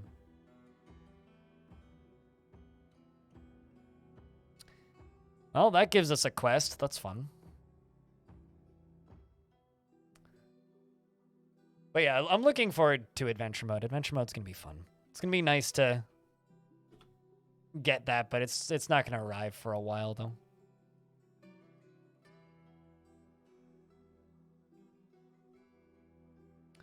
All right, so let's turn this pump on. Let's turn this pump on, and we're gonna turn this pump on. That should be fine. I don't think it's gonna flood this.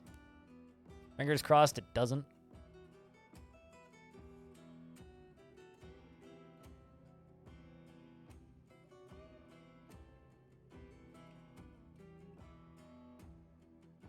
All right, it's not currently flooding anything. And I should, this is going to be the sketchy bit here, right?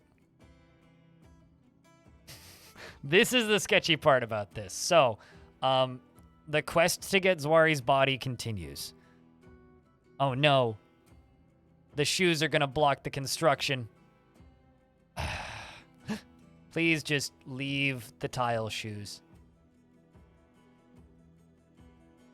There's just an axe there now.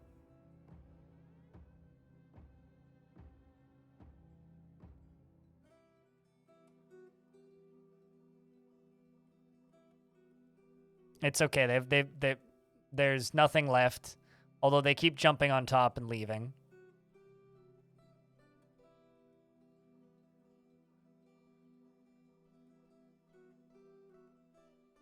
There's an ad about to hit. You know, I'll just pause for minute 30. Yeah, no, I will have to keep an eye on this.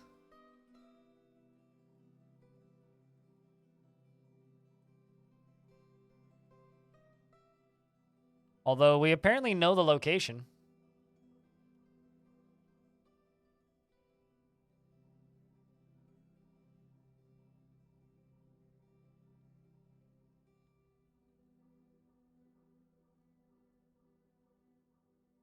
Right there. Renowned and cherished.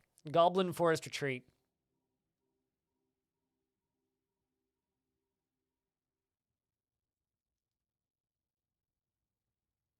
Yeah, I'm waiting for the ads to end, and then we'll finish that.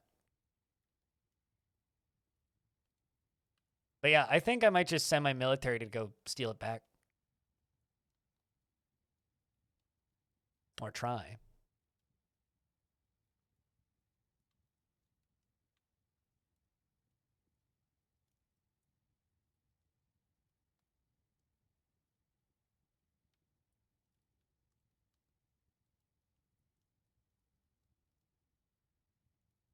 But chat room, thank you very much for like all your generosity today. You know, like we've sold a bunch of merch today, and also that hype train. Like we are good for the day. We've done all that I need to do for the day. Cleared all of my hopes for a stream, pretty much. So thank you. At this point, everything else is just a bonus.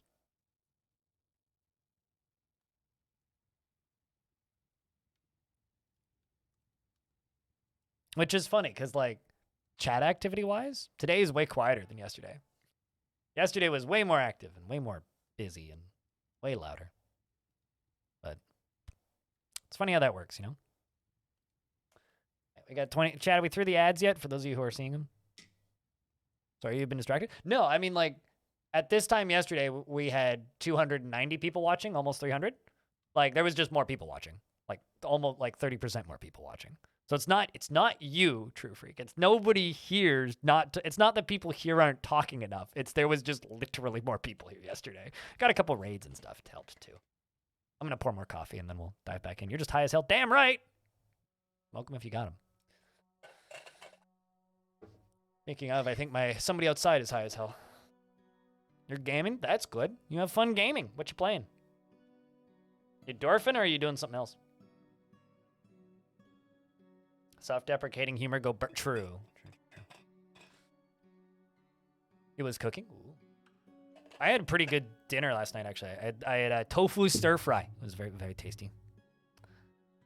Warhammer 40k Diablo game. I like how, like, you could have just said the name of that game. It's like, what?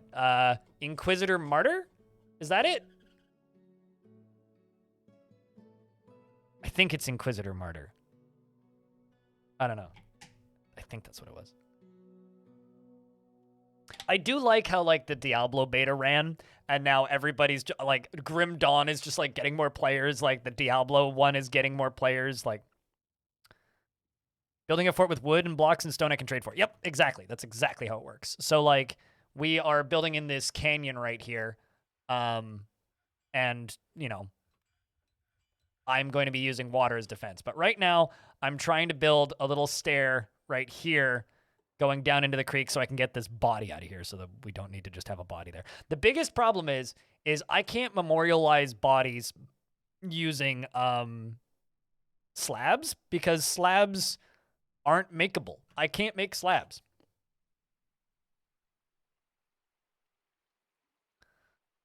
Which is kind of funny, but I just straight up can't make slabs. Because slabs can only be made out of wood. Am I having fun? Of course. Why wouldn't I be?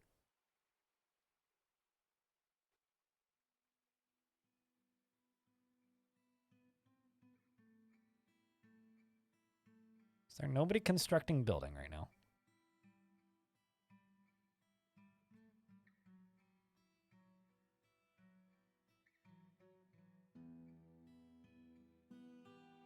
Okay, this elf is constructing building and moving really slowly.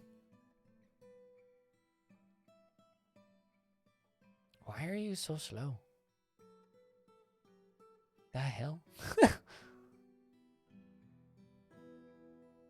Can you raid others for stone? No, generally you get, like, crafts and constructed items back. You don't really get stone from raids.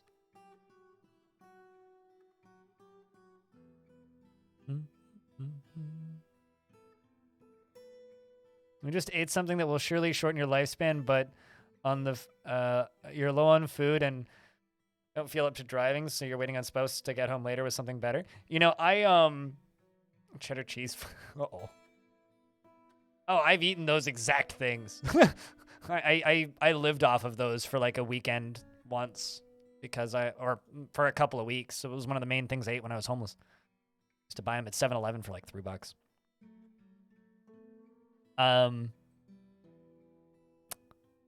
What's the word I was looking for here?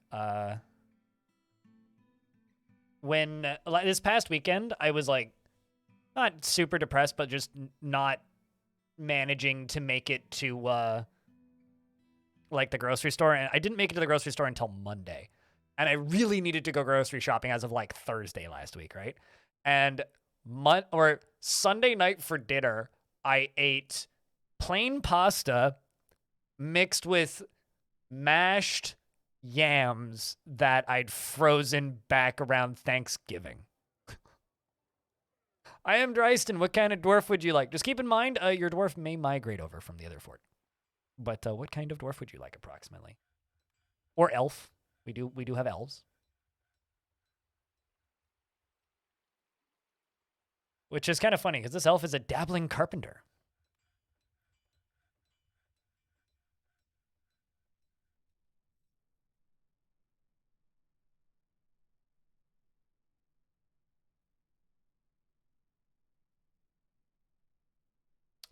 All right, so newsflash, chat.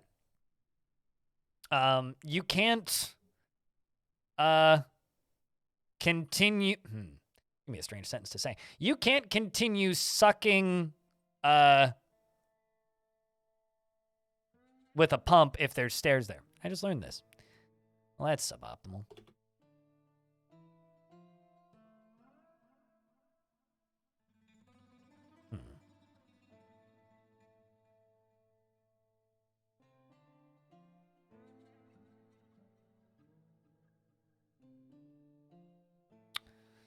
So I can't construct on top of the ramp.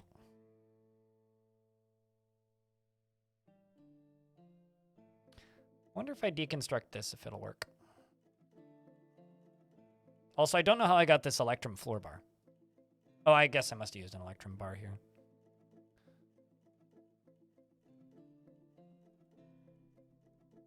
Man, I wish ladders were a thing.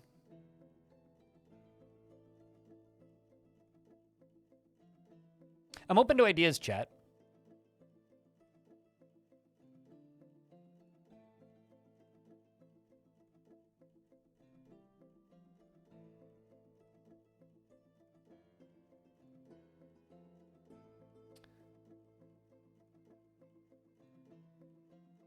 Any way to make a cofferdam? I can't drop things because... it doesn't... It trains strength, but it doesn't train strength that quickly. Anyogs. And they've only been doing it for like a minute.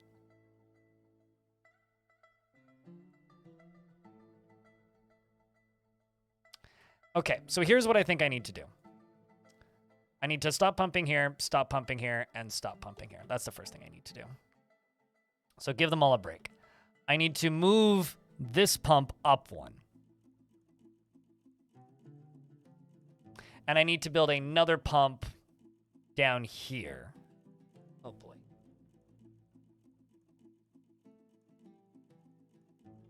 No, structures, they'll turn into blocks or whatever. They will turn into the materials they were constructed from. So dropping something on this isn't an option. Like I said, I will say this for like the third time in the last sentence. If I drop a wall, it'll turn into the materials it was constructed from. So it'll land as blocks.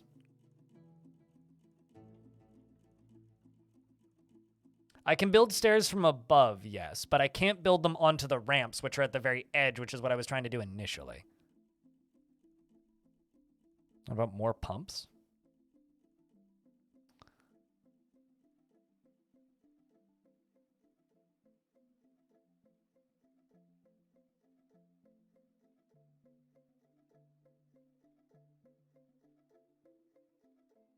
I think I need to just completely rebuild this thing. That or just give up and slab old Zwari.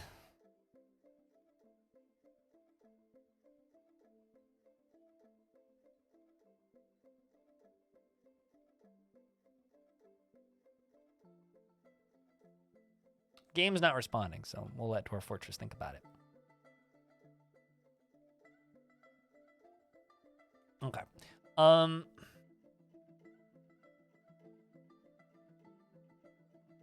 I'm not digging what you're saying. So yes, it is a very naughty word.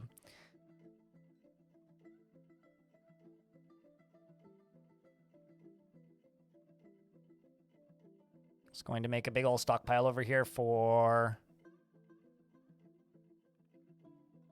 finished goods.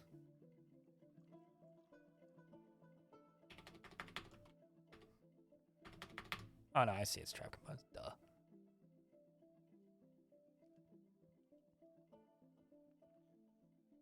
Need to get those pipes and things out of here. These.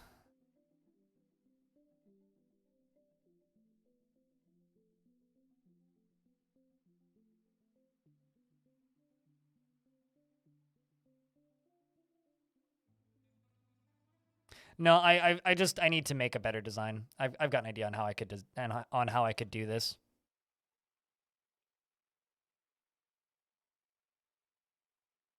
I've got an idea.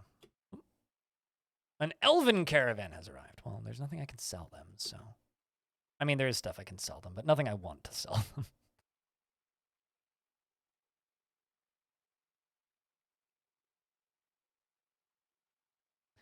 Something that's throwing me off is I'm so used to deconstruction times from stone, but this is, oops, actually could be bad. But this is like wooden deconstruction times. It's so fast. They deconstruct wood construction so quickly. But yes, what kind of dwarf would you like? Sorry, Dresden. I'm very like consumed with this situation. Choose one. Choose a pretty one and name it Dresden. Okay, a pretty one. Define pretty. Chat, what's a pretty dwarf?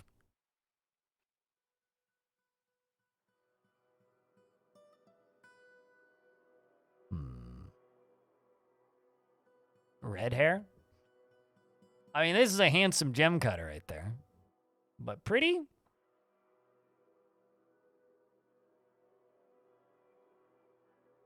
Godin's got a nice face. Or like Coulette, the leather worker over here.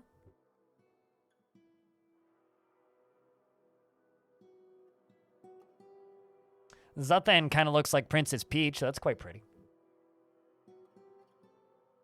I find factory builders to be obnoxiously boring and extremely like work intensive. Like I build one little factory and then I'm like, oh, I have to do this again like 50,000 times. I find them repetitive and uninteresting.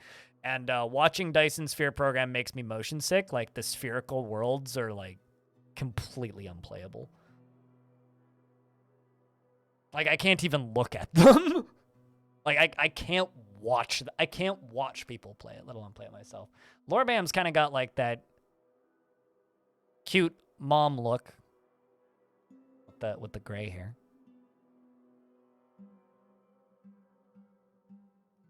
But I think I'm gonna go with Princess Peach because they said pick a dwarf that's pretty, so I'm gonna pick a pretty dwarf. There's Dryston. You just said pretty. I'm sorry for making you wait 8 minutes. She never becomes angry and is very polite and observes the appropriate rules of decorum. Though she is troubled by this natural tendency in herself, as she finds dignified society to be stifling and silly when properly considered, and she actively avoids exciting or stressful situations, and she tends to share her own experiences and thoughts with others. She is slow to trust others, and she tends to be a little tight with resources when working on projects. And she finds helping others to be emotionally rewarding, and she is quick to form negative views about things. And she is quick, and she prefers that everyone live as harmoniously as possible. She is rarely happy or enthusiastic and is conflicted by this, and she values parties and merrymaking in the abstract. She can handle stress and generally acts with a narrow focus on the current activity. She dreams of mastering a crafterwork someday. Mastering a crafterwork someday. Yes, that's words. And personally feels that those who attempt to conceal their emotions are vain and offensive, are vain and foolish, and those that attempt to maintain dignified and proper behavior are vain and offensive, and values sacrifice, sees life as unfair and doesn't mind it that way, and doesn't particularly respect commerce. She likes nickel, silver, and wax, opal, and sheep's wool, and the color pale blue, maces and bucklers and totems and alpacas for their long necks and tigers for their stripes, and the words of the page of aquamarine, and the sound of where was that? And the sound of the aquamarine lyric, and when possible prefers to consume buzzard and cabbage and apple cider and ratweed seeds, and absolutely hates large roaches. And her very long hair is arranged in double braids, and her ears are extremely tall. She has a round chin, and her slightly close-set, protruding amethyst eyes are slightly rounded. Her eyebrows are quite long, and her hair is goldenrod. Her skin is brown, and her upper right arm bears a short, straight scar.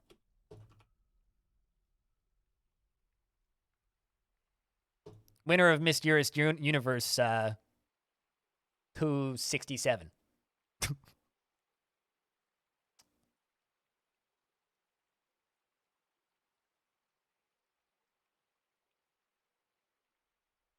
Oh no, Zari's a skeleton. Help. So what I'm going to do is I'm going to deconstruct a line about that big, basically. We're going to deconstruct this. We're going to deconstruct these. And then I'm just going to start pumping all the way along here. And we'll see if that'll do it. I should have enough pumps.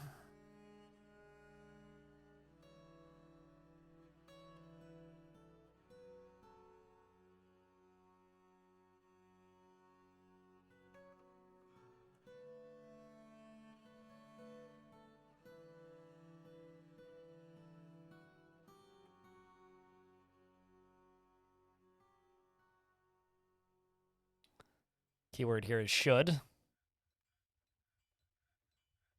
I have to be careful with this so I don't accidentally flood the fort, you know? I do not, turns out.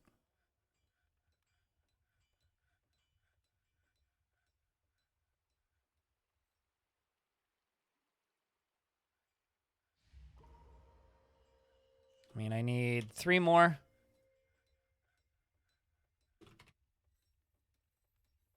And wooden pipe. And we have an artifact going off. Vervolts, weaponsmith. Okay, well, I know where they're going to end up. They're going to end up here. Immediately runs off. We'll see what you go and do. Grabs electrum bars. Okay.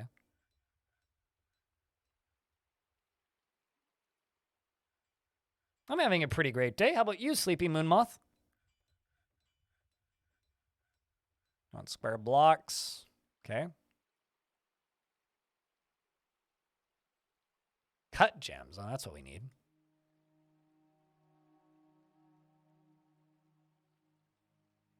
Gems are going to be a very rare commodity in this fort.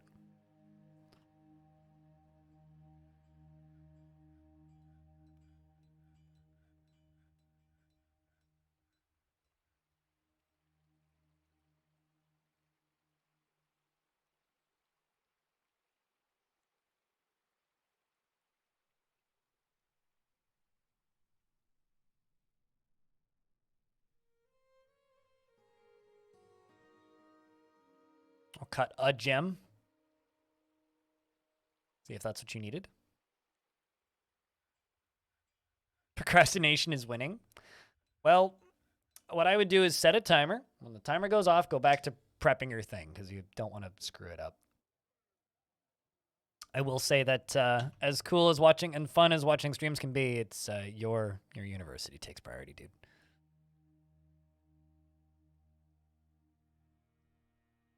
Some migrants have arrived. Can we stop getting migrants already, please? Got plenty. I don't need more.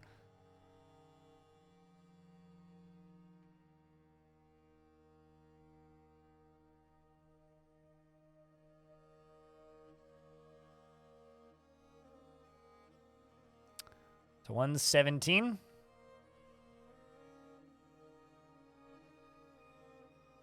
What do you mean, do they go into light tiles?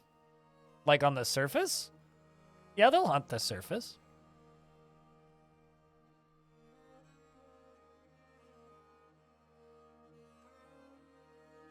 All right. Keep an eye on you.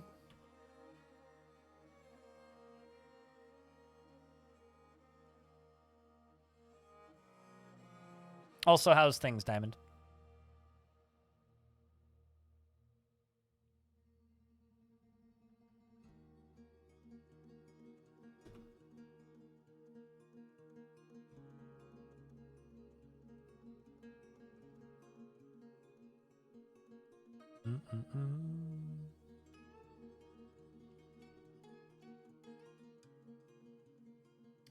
See how much of this we can pump out.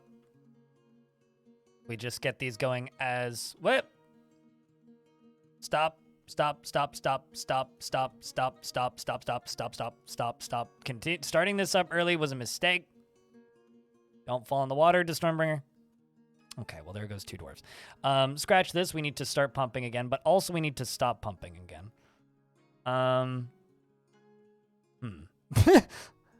So rest in peace, Stormbringer and Lyagushka. I should have seen that coming.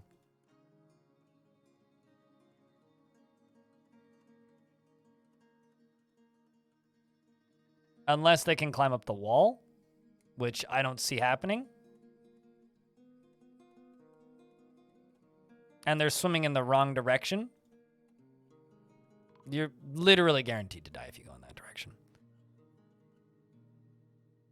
Yep. Who knew? I mean, we don't know. You don't know that ghosts are going to be a big problem. I kind of knew. Maybe you didn't, but I certainly did. I should have just waited a second before I hit the button and turned this on. Well, I mean, if this works, then... yeah.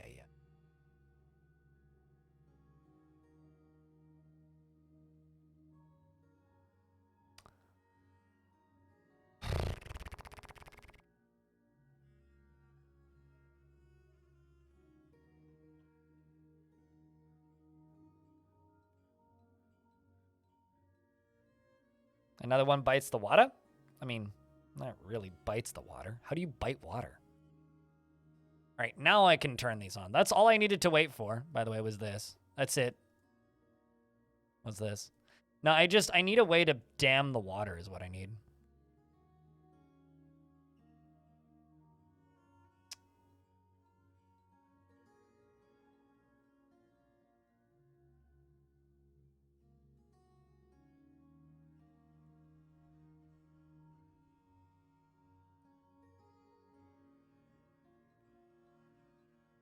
Just need somebody to pump this last one.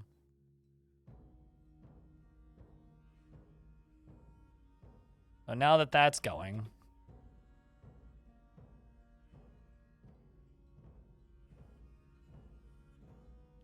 I'm going to try and build a stairway right there.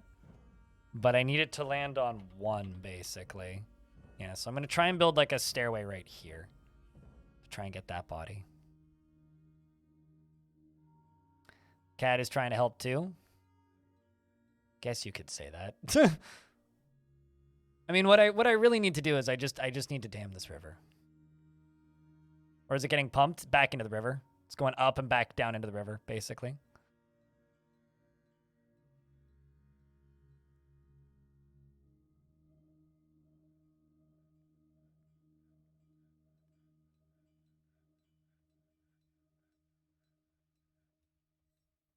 Looks like you joined at a fun moment.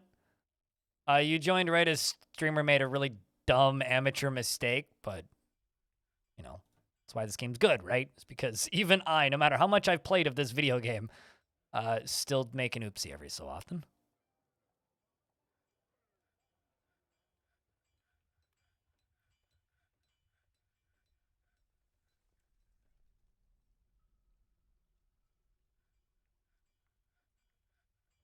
I need to call the Dutch people? Yes, sure. Certainly.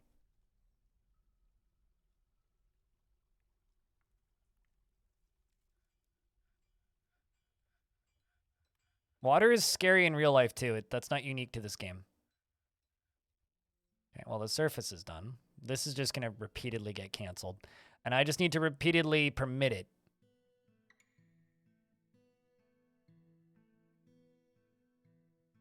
OSHA violation?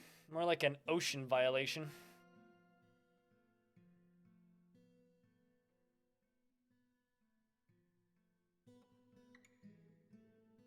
This fucking sucks.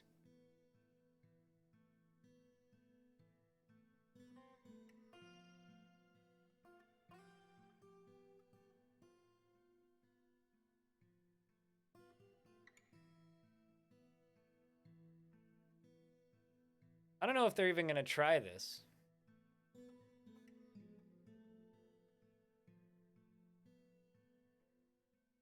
Pretty sure most OSHA inspectors are actually just like the attacking goblins that are trying to kill us. They're like, we're here to inspect your foot. Dead.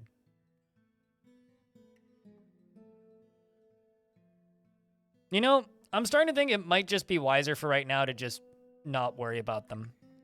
And I will spend my very rare woods or stone supply on a couple of slabs and just hope nobody else falls in.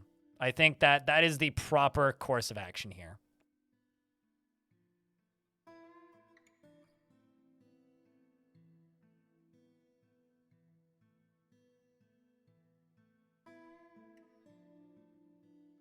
Spoken like a true capitalist. Bad cats.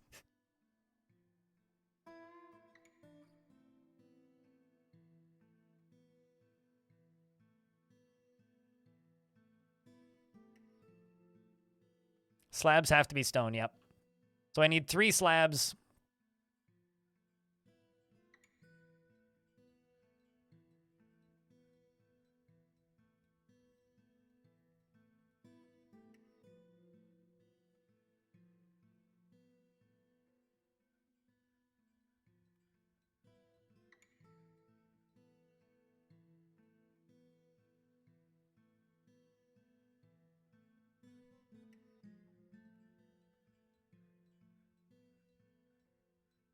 Yeah, I can get the bodies later, and, you know, we'll drain the river eventually.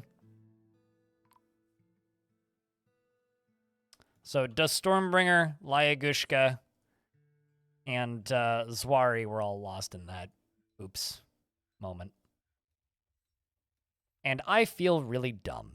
So anyway, now that I drowned a couple of dwarves, it's truly a water-based fort now.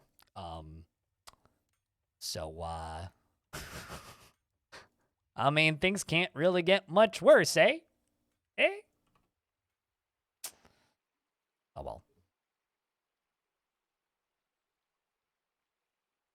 We'll just fill it in and not worry about it.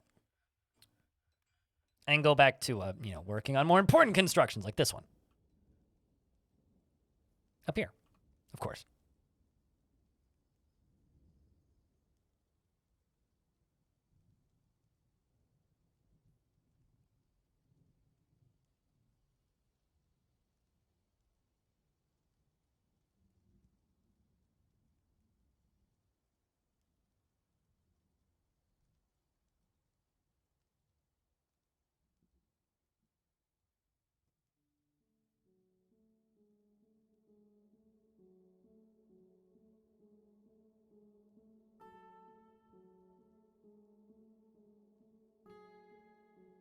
Famous last words. I mean, just don't drop anybody else in the water, okay? We'll be fine. I don't know what's famous about just, I'm going to ignore this problem for right now. Which is literally like my, I guess my conceit right here is like, well, I guess I will just simply ignore this problem until it actually concerns me again. And then we'll worry about this problem. But for right now, I choose to ignore this problem. It's fine. For right now, it's fine anyway.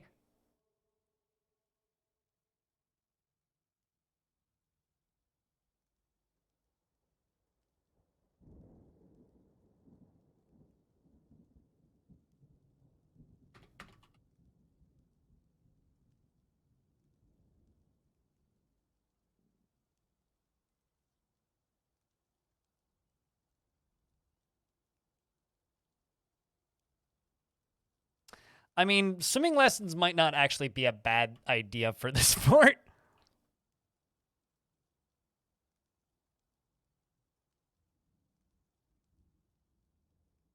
Although the hysterical thing about this fortress is, think about this for a second. The entire way that I'm building this fort, right?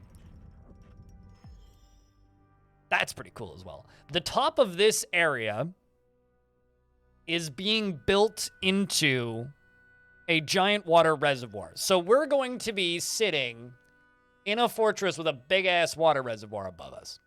If, say, some random goblin falls into the reservoir and punches a hole in the bottom of it, which could happen, or a dwarf, which could also happen. It's just going to flood my whole fort. Which might be fine.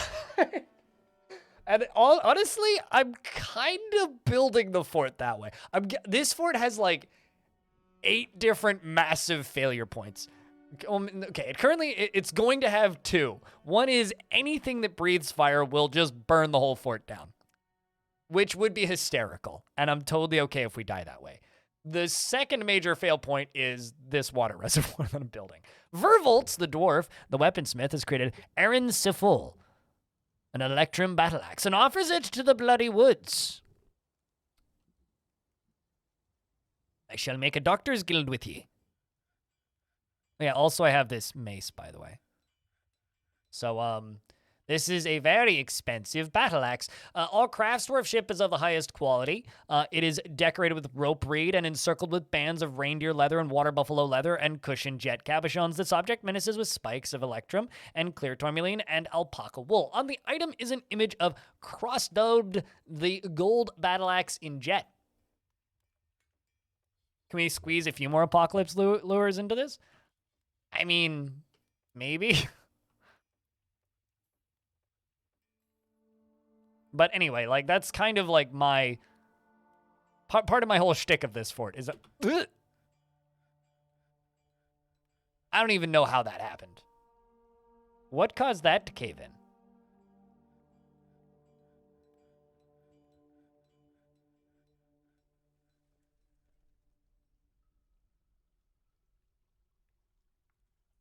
I mean...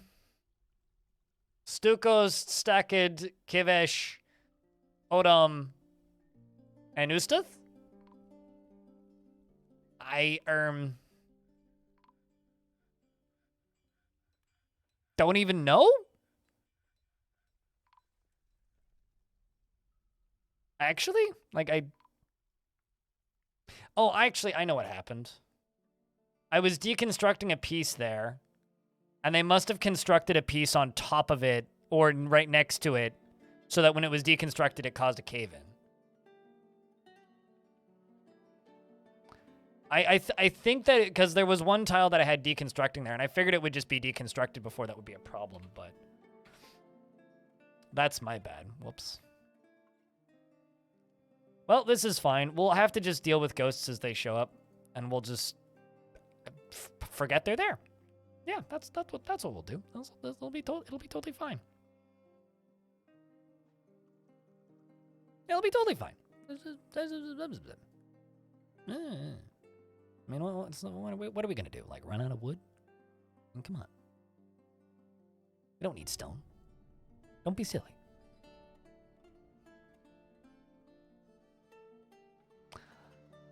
Yeah, I'm gonna have to dam this river at some point. Or, like, completely redirect it.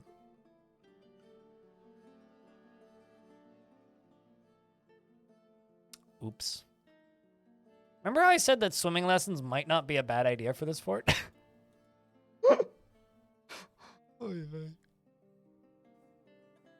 Well, I have a question, chat. Are you entertained? It's not a water-based fortress without a little bit of accidental drowning. Then this fort's perfectly successful. If you are entertained, we are winning. I am also entertained. I mean, we've determined that Dwarf Fortress is just like spontaneous, accidental slapstick comedy, so.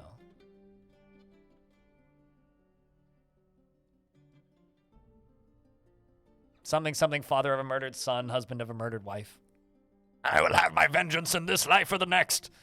I should rewatch that movie. It's got some really good one-liners. Chad, is Gladiator a good movie?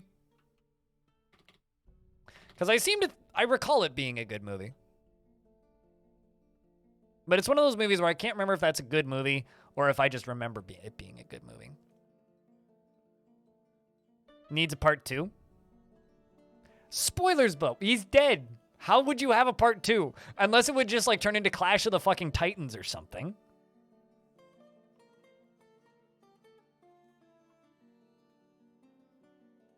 Like, No, I mean it's an action movie. It's like it's a thriller, maybe even.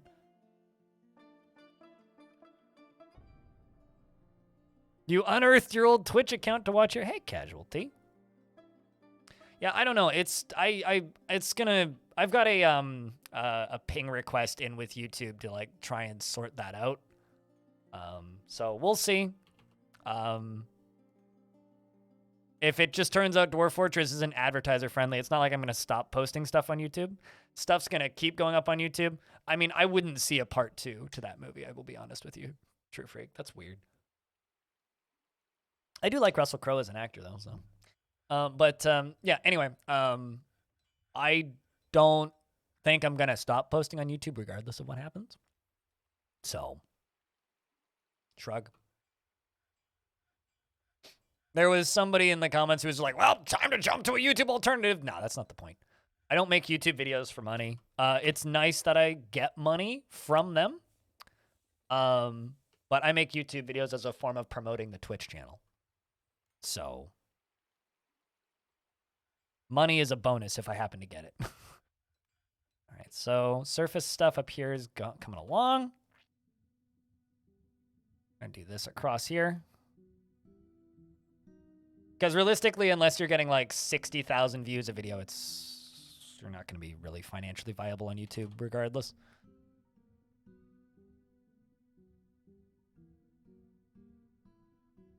Isn't really built for Gladiator 2. Dude's old. Like, how old is Russell Crowe now? He's getting up there. Yeah, no, absolutely. YouTube is an excellent archive for VODs, and it's a great place for me to chuck unique content up, and it's a great place for me to hit a larger audience quicker and easier in a short format. That's what it's useful for. But, like, you know, my complaining about YouTube stuff, it's like, yeah, I've delayed a couple videos or delayed uploading a couple videos until I figured exactly what's causing that. But, so I'm basically waiting for YouTube to get back to me. So YouTube uploads will be sparse for a few days, but like I will keep uploading. Doesn't really matter. You're here from YouTube? Exactly. It's pushing 60? Yeah, I guess.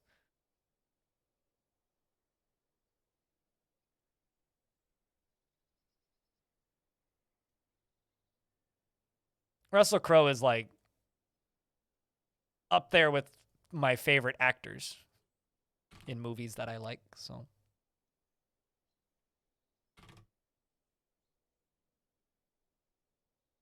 Yeah, because like YouTube has organic, like maybe not organic, but like better discovery than Twitch. Twitch has bad discovery, but I think that's also like a strength of Twitch that it has bad discovery, which sounds weird when I say it out loud, but like the way Twitch's discovery works is it's purely networking, right? So it's like if you're networked, discovery is great on Twitch. If you're not networked, it's terrible.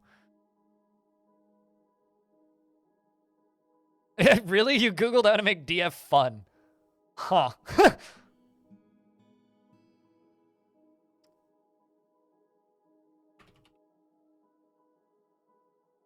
Is that legit how you found me, is by typing in how to make Dwarf Fortress fun?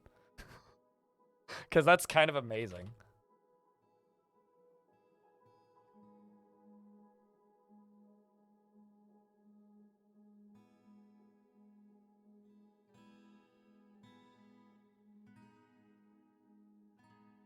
I had no idea I had that SEOs on such lock. But that's interesting. Well, we're going to do this. Yeah, I mean, YouTube serves its purpose and Twitch serves its purpose. But, you know, I mean, there are some people that watch the YouTube channel just specifically for the news videos, and that's it, right? YouTube, you can much more pick and choose what you watch. It's not on demand. It's not time zone specific. It certainly has its advantages, but.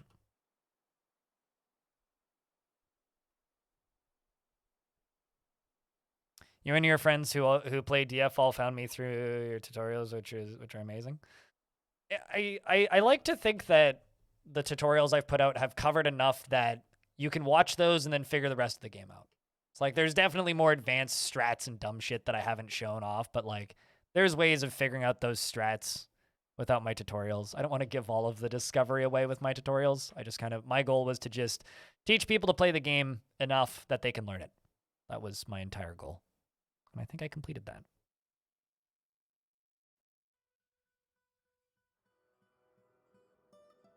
Fun is a code word in DF. It's literally what you're typing is how to lose in Dwarf is the actual funny bit, yeah.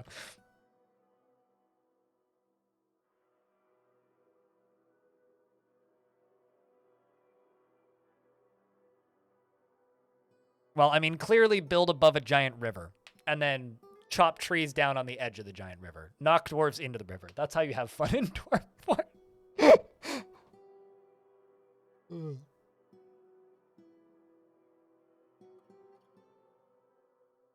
Yeah, no, I know. I mean, I'm honestly shocked that I was the only person who did that. Part of the reason I was so like I've talked about this before on the stream, but like the reason I had so many tutorials was I got the game 4 days early. Right?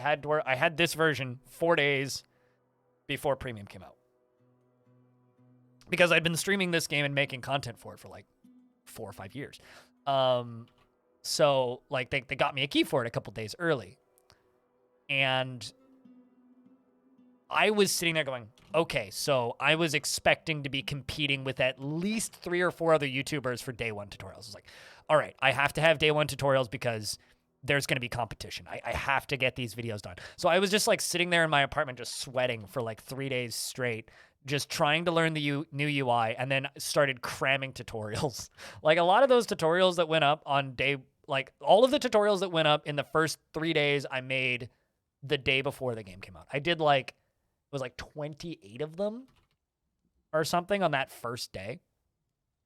And then after that, it was just like, I would do like 1 or 2 a day after that. And most of them were tutorials I'd made in the past already. So it was just like, I would play the game for 20 minutes, find a new mechanic, figure out where the mechanic was, make a video. Play the game for another 20 minutes, figure out how the UI worked for a different mechanic, make a video. Figure out a different mechanic, make a video.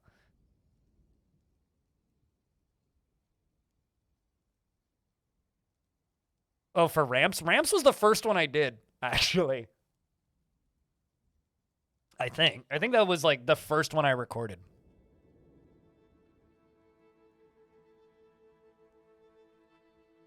Icon Quill.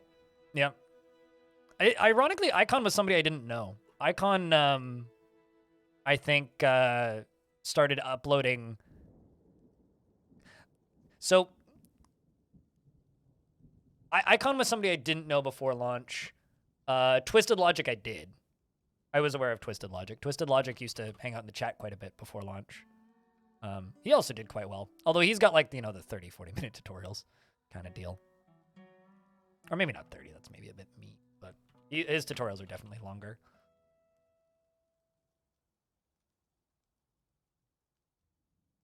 But he does some of the more maniacal, gimmicky things. I think like the most gimmicky I got was minecart shotguns and mist generators. Oh, you kept making them like stairs, which didn't work? Oh, really? Icon did stuff through RimWorld? Okay, that's why I wouldn't know. Because I stopped streaming RimWorld in 2018. 2019 was, I think, like the last, like I was done with RimWorld in 2018, but stopped streaming it entirely in 2019. I am not making a weaponsmith's guild. Stop asking. You doofuses. Doctor's Guild, on the other hand, I will make. So I'm going to put a Doctor's Guild, like, just right here. This is going to just be a zone guild. I'm being very lazy with my guilds because construction takes so goddamn long, and we're going to be at war pretty soon. I'm going to make a guild hall. This is going to be a Doctor's Guild. And I can find that. Because I do actually want a Doctor's Guild. A Weaponsmith's Guild is going to be a trap for the long run, so I can't do that. The reason it's going to be a trap is if I keep the Weaponsmith's Guild, I'm going to repeatedly have strange moods that want metal, which I can't afford.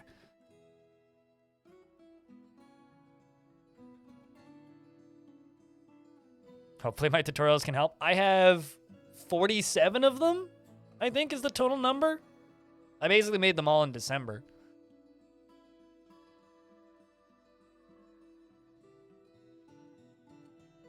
Was it not an X? Oh, I see. That's trap components. It's this one. The Electromax, the bottom one. That should sort out the value for this.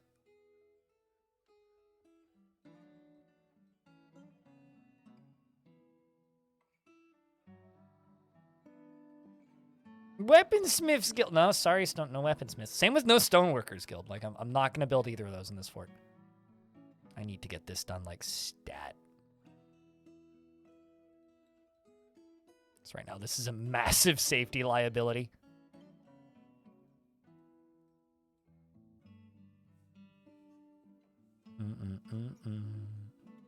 This wall is also a safety liability.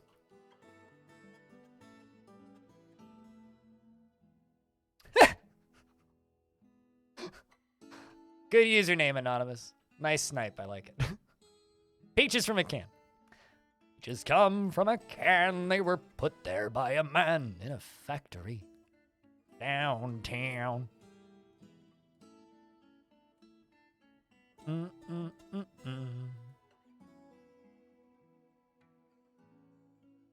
But no, I've been streaming Dwarf Fortress basically nonstop since, like, 2019, so.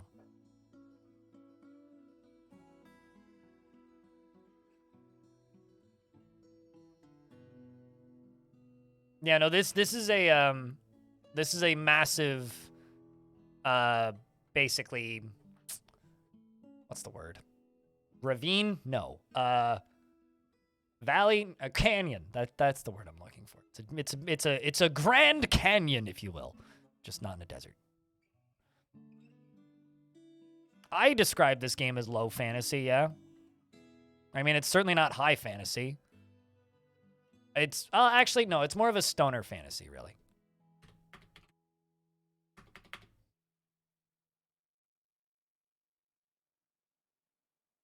So yeah, it's definitely high fantasy. I'm funny. Don't question it.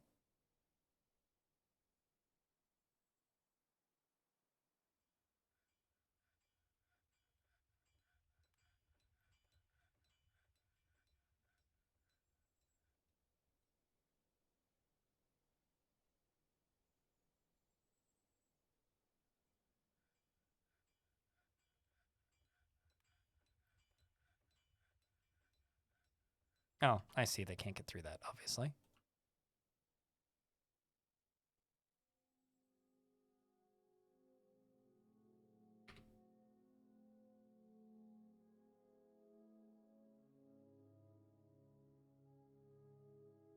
To blind or calcium crypt? I would prefer calcium crypt because my dwarf still exists in the world.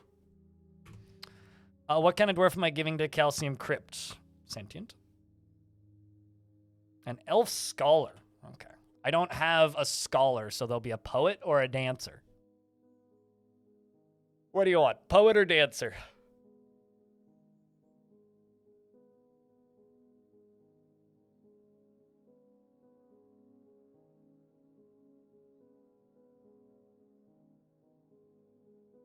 Let's give it to Kata. Calcium crypt. My butt. He is often inflamed by hatred and easily develops hatred towards things. He lacks confidence in his abilities and is grounded in reality. He does not enjoy participating in physical confrontations and dislikes helping others and does not often feel lustful. And he is slow to anger and he is moved by art and natural beauty. Also, in regards to YouTube people, something that I've started doing, because I have so many tutorials, something I've started doing that makes me feel like a bit of a dick, and I want to know if you guys think this makes me into an asshole or not. Sometimes people will randomly give me advice, right? And they'll be like, oh, did you know that you could do this? And then I just link them my tutorial in a response comment without saying anything. Does that make me an asshole? Because one person says it does. I think it makes me funny. He scratches his head when he's thinking, and he does not mind being outdoors, at least for a time. He personally sees concealment of emotions as a betrayal and tries his best to never associate with such secretive fools. Believes that a peaceful and ordered society is without deceit is best, and finds those that develop skills with weapons and fighting distasteful, and sees life as unfair and doesn't mind it that way. It makes me a funny asshole. I mean, you know what? I can take it. The knee slapper. The number of times I've gotten comments saying like, you can set hotkeys for different layers, and then I set I send them my tutorial for how to do that. He likes Adderite, Bismuth, Lavender, Jade, Emperor Penguin Parchment, the color Goldenrod, cabochons and battle axes and coins and rabbits for their ears, and the words of the page of Aquamarine and when possible prefers to consume radish plants and tuber beer, and absolutely hates blood gnats. His hair is extremely long and his nose is extraordinarily broad. His hair is saffron and his skin is pale chestnut and his eyes are green. And telling Arth, though, what kind of dwarf would you like? And we have a gusht. A gusht. Grave a schlab. Gamgeo.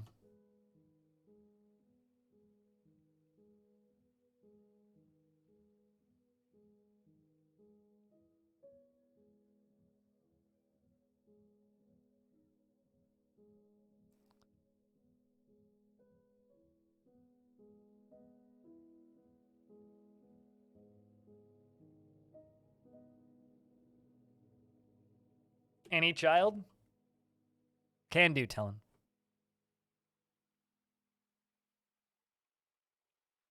I don't know. I don't deny the fact that I can be a bit of a sassy shitbag at times. So, do you want the male dwarf or a lady kid dwarf? Tell him. Because we got baby, who's got a beard. I think that's Stone's kid. And we got the three or the two ladies.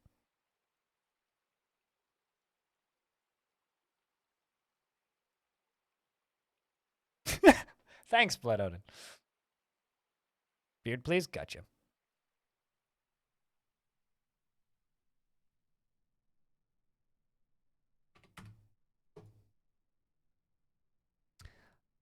Content after being near a waterfall. Rarely feels strong cravings or urges. Finds helping others emotionally rewarding. Does not easily develop or negative feelings, and prefers that everyone live as harmoniously as possible. Is troubled by this by his own nature, as he prefers discord and debate. I mean, I prefer Ventrilo, but something like that. But anyway, likes discord and debate. Where was I? I lost my bit because I made the joke. Discord and debate as a more abstract level, and tends to be passive in discussions and is brave in the face of imminent danger. Often feels lustful and is moved by art, natural beauty, and he is troubled by this since he dislikes the natural world. It would appear he is somewhat uncomfortable around those that appear unusual or live differently from himself, and has a tendency towards forming deep and emotional bonds with others, and he is often cheerful, and he does not often feel envious of others. He dreams of raising a family and personally is disgusted by the idea of loyalty and doesn't respect a society that is settled into harmony without debate and strife, and doesn't particularly respect commerce. He likes hematite, copper, yellow sespertine flasks, boogeymen for their terror-inspiring antics, and the sight of the festive suitor, and when possible prefers to consume cassava beer, and absolutely hates cave spiders.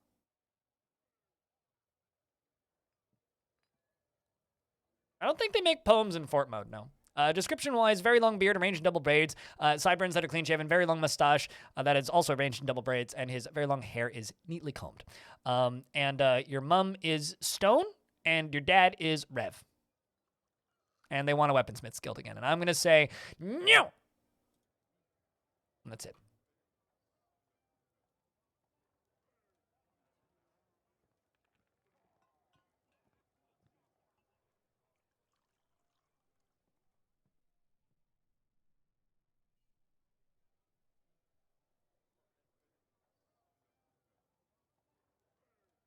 I must be out of stone.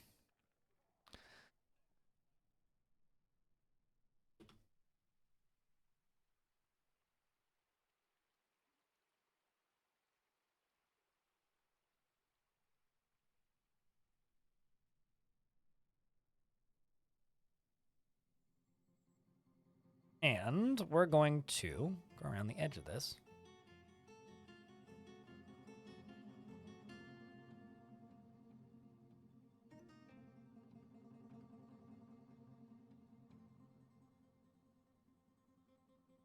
This whole thing's going to get filled up with water, so.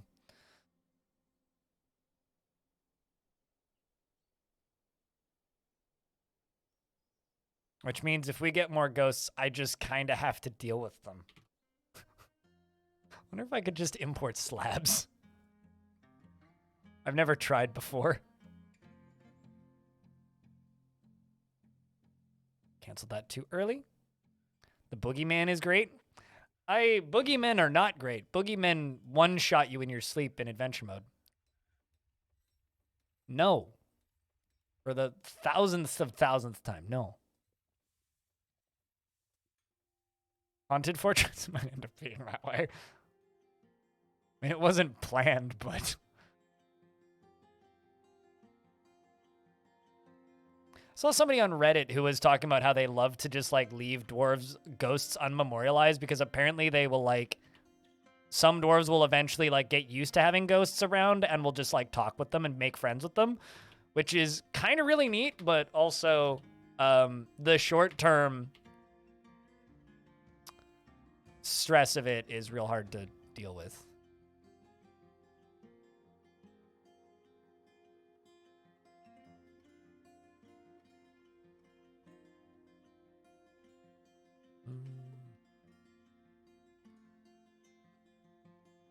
So now the question is, where do I put the actual entrance? Chad, okay, which side do you think would be better for a drowning space entrance? This side? So south? Or north? South? Or north?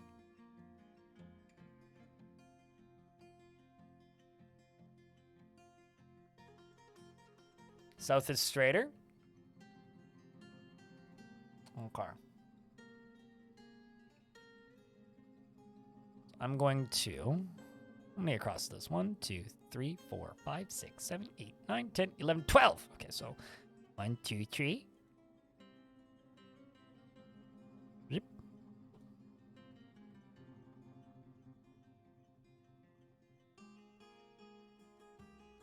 How many mechanisms do I have in the fort currently?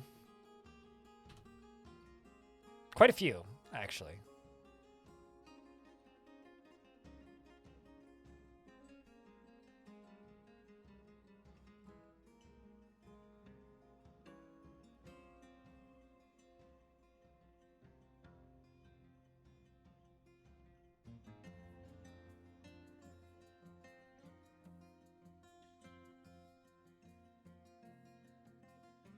This will all be filled with water, so.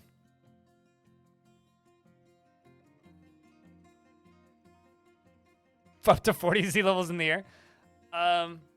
It's basically just gonna be like a big old whoosh of water that just goes wall of water, boom, through.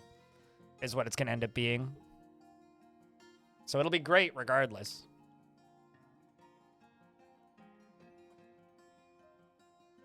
See, chat, this is why I grab your guys' input, because I was gonna do like the north side.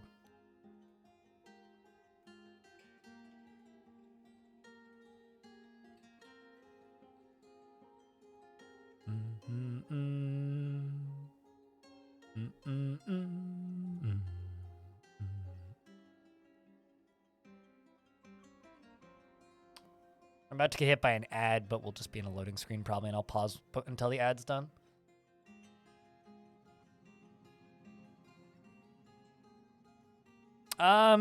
We're about a third of the way across the world. We've gotten tons of migrants from Waterlungs, though.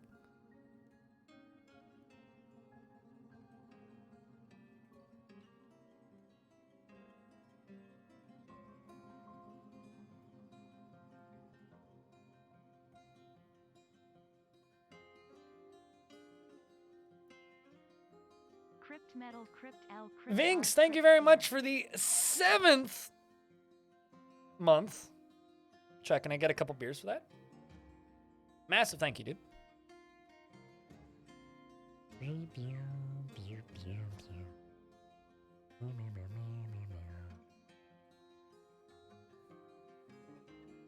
All right, I'm just going to approve the Weaponsmith's Guild and then ignore it. It'll make them upset, but it is what it is. Looking forward to see all the invaders go into a watery grave. It's going to be a pain to clean the bodies, but it'll be a very muddy grave.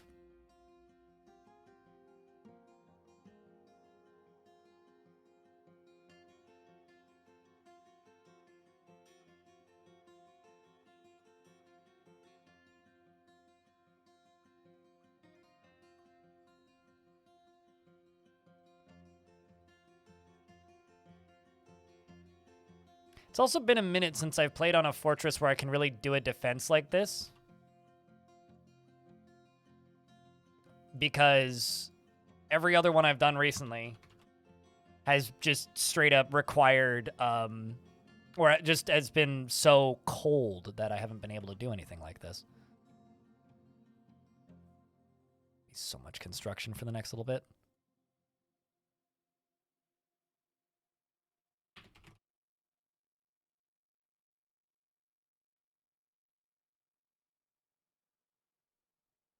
Because it's going to be filling all the way up to the bottom of that, basically.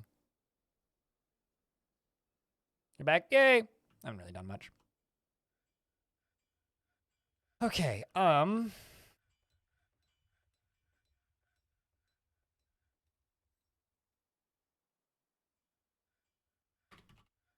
this is going to take a while to build all. I'm going to need more blocks, I think.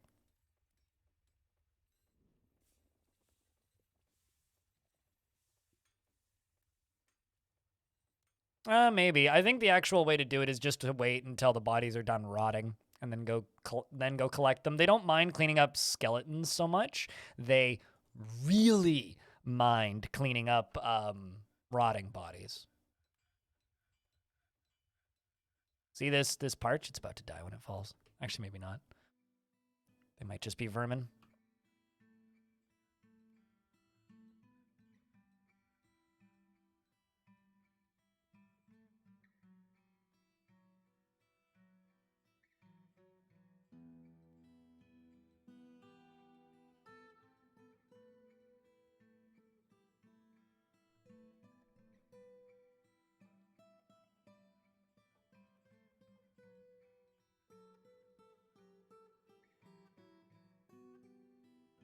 At least we have tons of booze. I don't have to worry about that.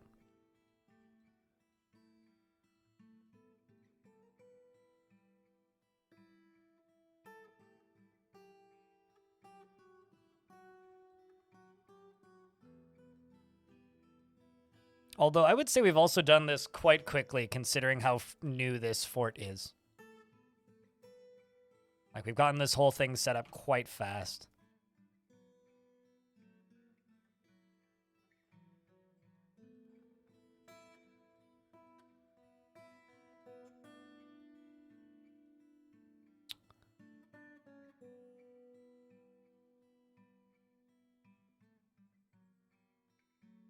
This is also getting built down here. We're actually going to smooth. I don't know if I can queue all those up. No, just the beginning bits. They want a miner guild. Well, that's ironic. Remember how somebody in chat said that would be very ironic if they if they requested a miners guild? Well, they just requested a miners guild. How dwarfy of them. Irony has struck the earth, one could say.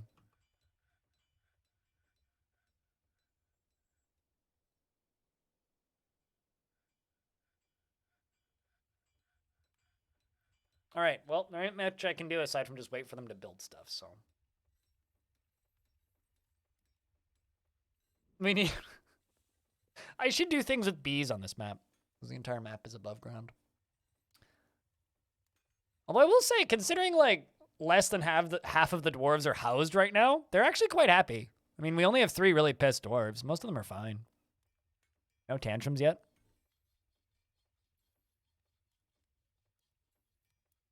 Name them the broken pick. Broke Pick Mountain.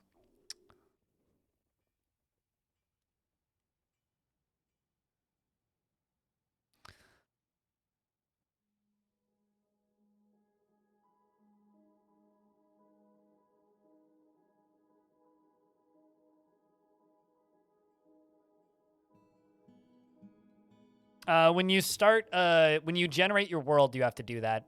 It's the bottom setting. So the default is frequent. I have it set to sparse, which is the middle one. It's like everywhere, frequent, normal, sparse, and rare or whatever. Yeah, you can't do that. You can't change it once you've generated the world.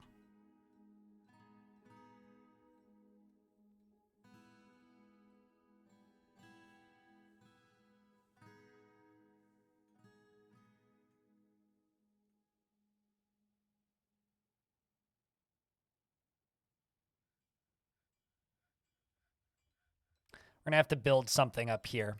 Have to build like a floor or something. Maybe a guild hall or a tower.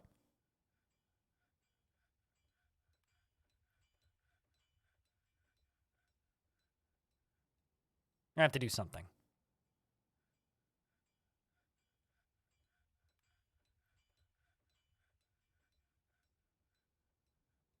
Need to wait for them to build some more of that. I will give these dwarves credit though. They're building really quick, all things considered. Big something. I don't know about big money necessarily, but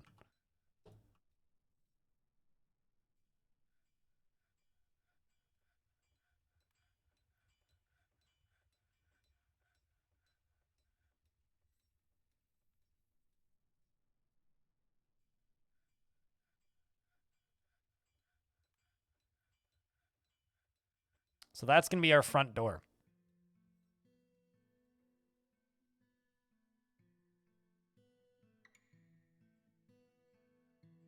This is certainly the hefty construction portion of this fort.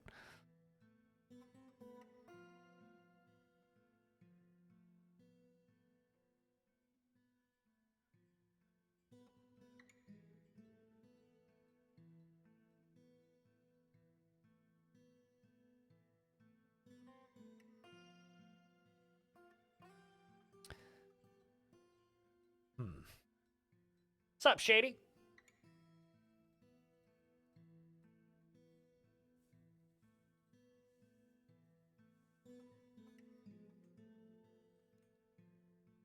I don't do advanced world gen stuff generally, so you're probably more knowledgeable about that than me. If you'd mess around with it. Because I largely don't.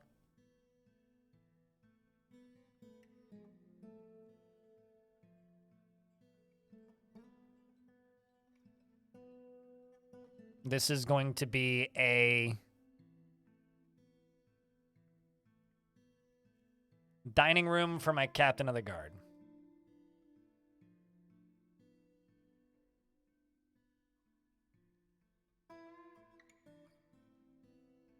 Who's do it?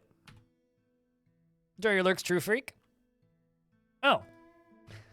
My mayor wants crutches, which is kind of great. Because that's something I can make super easily. I'm really worried that we're going to start getting, like, nobles that are going to demand items I can't make.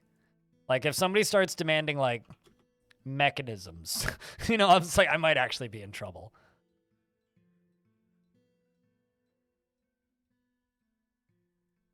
You know, actually, this whole area reminds me of, like, oh, what's the area where Sauron's making the Uruk-hai? Human caravan has arrived, who we should go trade with.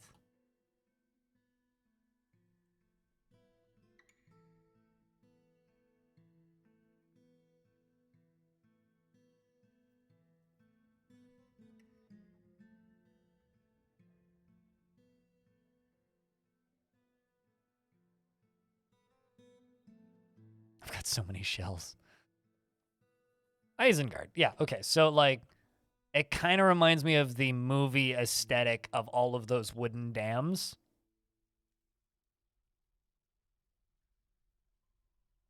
From, like, the two towers.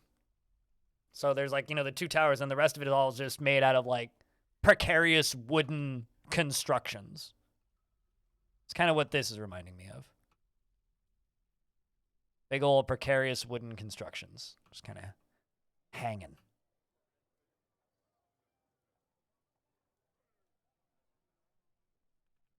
I should make a large tower. One thing at a time, yeah. I mean, we can absolutely build a large tower. We got lots of time. Although tower is going to be made out of glass if I make a large tower.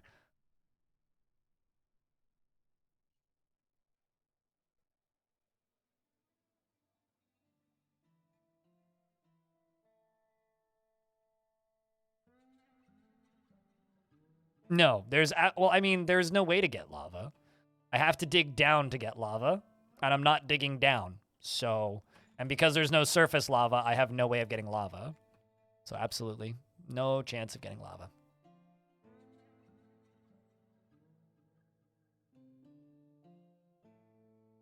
I mean, that was the original plan, was to find a volcano, right? But, you know, we all know how that went. If you were watching the Embark portion of the stream.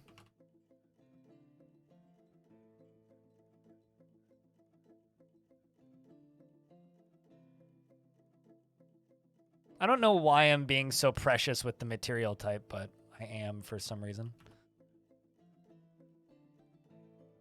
Gathering plants, okay.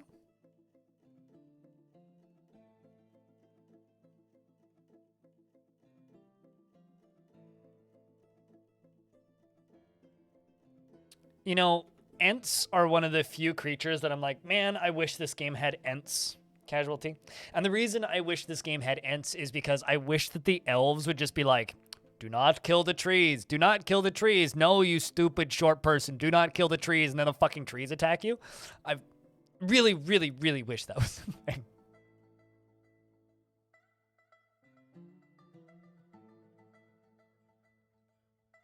How do you train dwarves to swim? Very carefully. Would be my answer to that.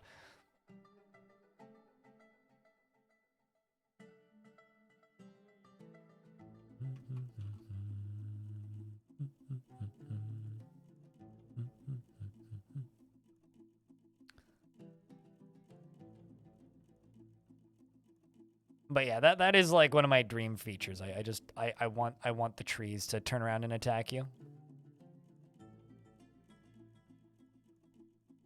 They're warning you for your own safety. Exactly. Like I want. Okay, so you know how digging too deeply and greedily is like Dwarf Fortress endgame, beat hell, you win, basically, right? What if there was a different kind of congrats you win, but it's defeating the surface, where there is like ents that like the trees start attacking you, but in a almost unwinnable fashion, similar to the underworld if you don't know it's coming. I just think that would be real cool.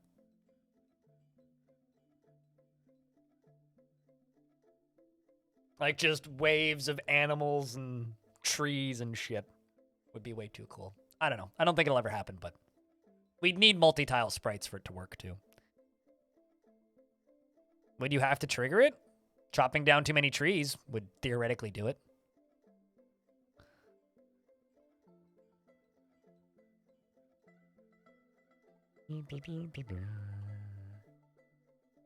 Yeah, agitated animals are a step in that direction. And you know, it's not going to get it.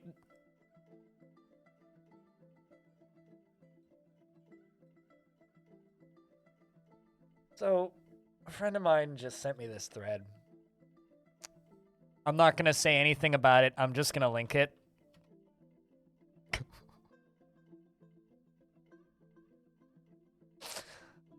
Oh,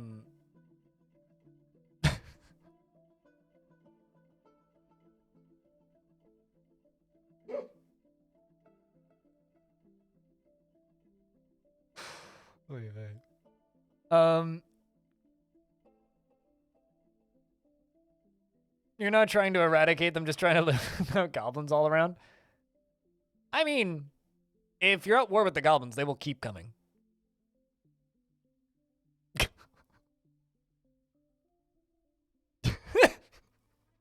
I feel like I should be laughing at that, but that is very funny.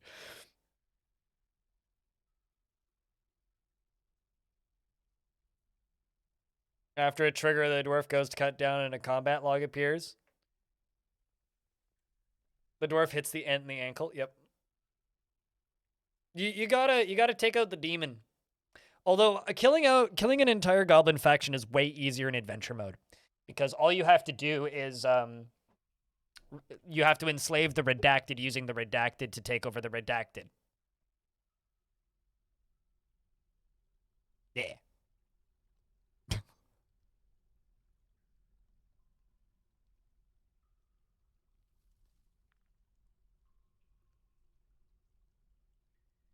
Very important.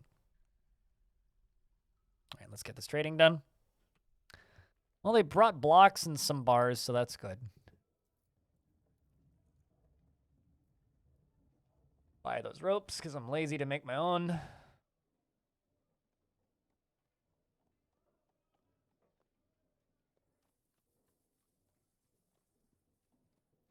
Buy those barrels because why not? Ooh, a copper whip.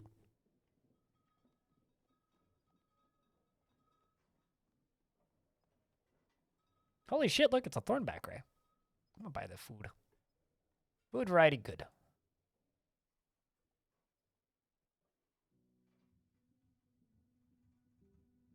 I'm going to buy the History of Union. It's a copy of the History of Union. I'm going to remove some of these trade goods. Hello, smiley face. Hello, Harry is Gamer. How are you? Thank you very much for the Prime subscription for a 5th month. Welcome back, man. How is things, Harry? Okay. We will sell them that. Good, good, good. All right.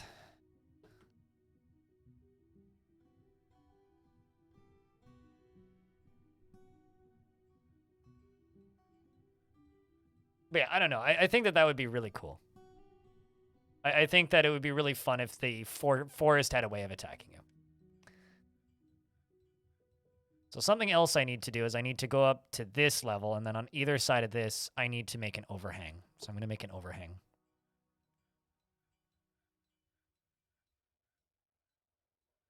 Adventure mode's going to be sick. You got to remember that adventure mode is broken and weird in the exact same ways that Dwarf Fortress is broken and weird. So you know how there's some people that are just like, this game's unplayable right now with this version of the game?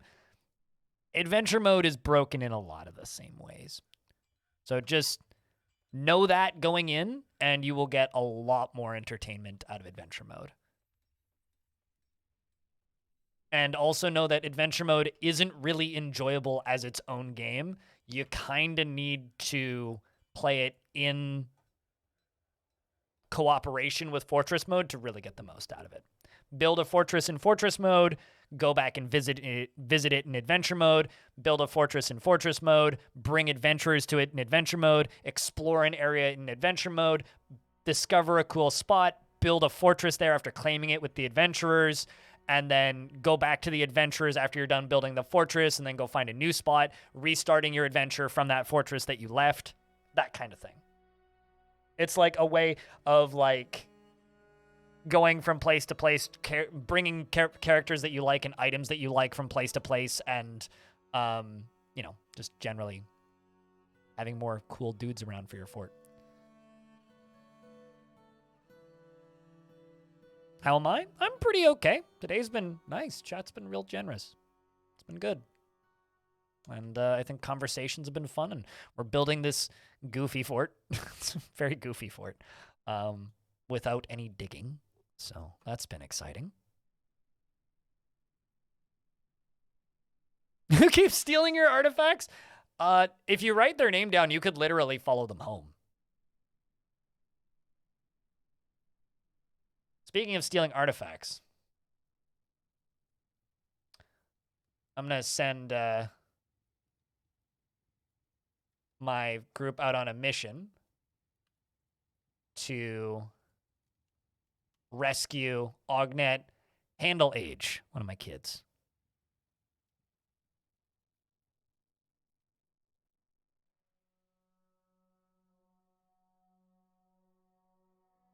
Don't forget to do your taxes. Speaking of taxes, hold on. I need to show you guys something, because I saw this on Twitter last night, and I don't know. I thought it was funny.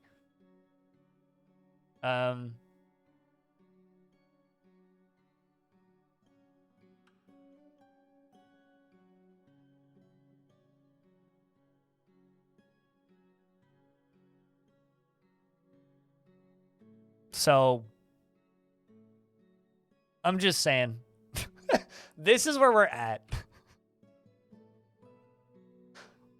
Here's a link if anybody gives a shit.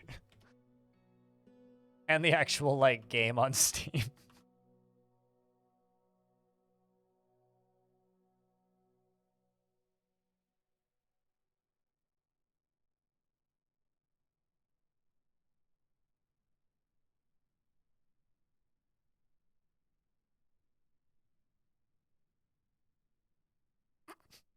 I mean, that is the right response, but also that's where video games are at right now.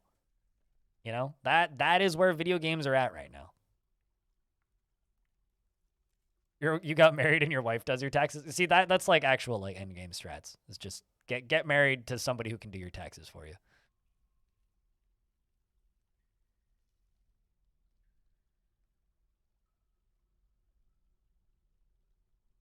This is a less violent way of how Rome fell. I don't know about that.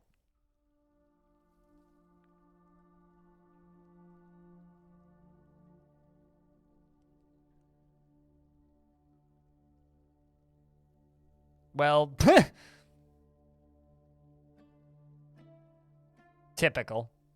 Latterbers.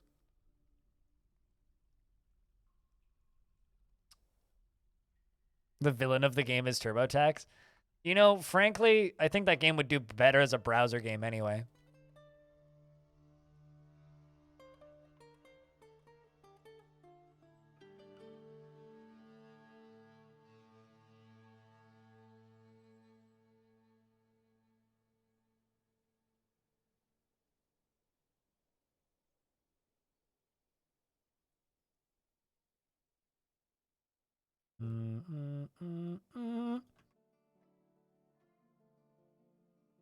You're not putting your social security number into a video game. Yeah, me neither. And that's probably why why Steam's not a fan of it, if I had to bet.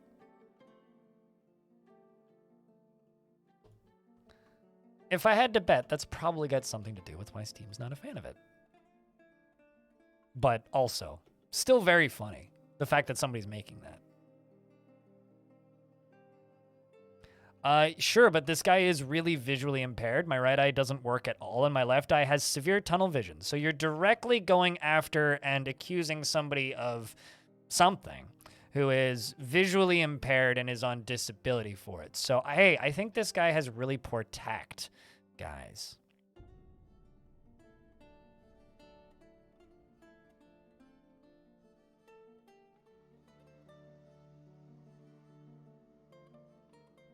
All right, let's...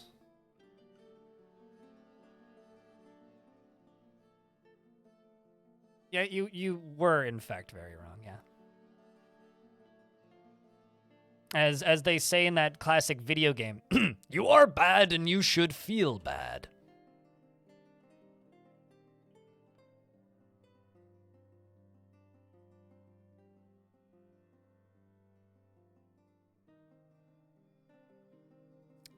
Just remember, use this as a lesson. Invisible disabilities are still disabilities.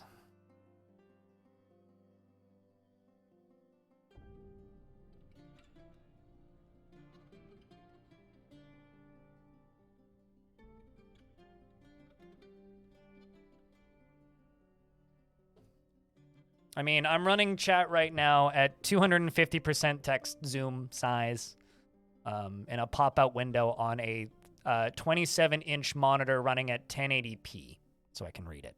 Otherwise, I just can't read chat. And I also have a plugin that separates everything by about half a centimeter on my screen so that I can actually differentiate between the lines as chat moves. Sometimes when my eyes hurt real bad, because they do that sometimes, I will use a on-screen reader that you guys can't hear. I'm playing in a 1600 by 900 window on a 1080p 32-inch monitor.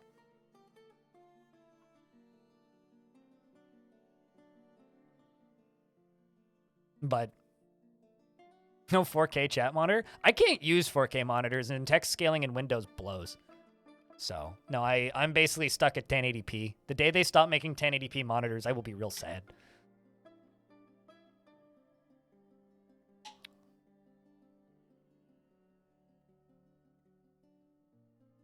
it gets to your part of the chat. It's just like Google translated Dutch to English.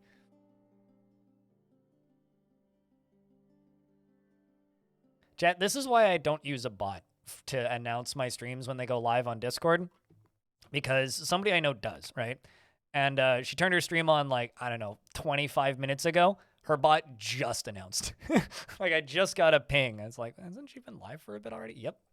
This is why I do it manually. Can I just do floors a second time?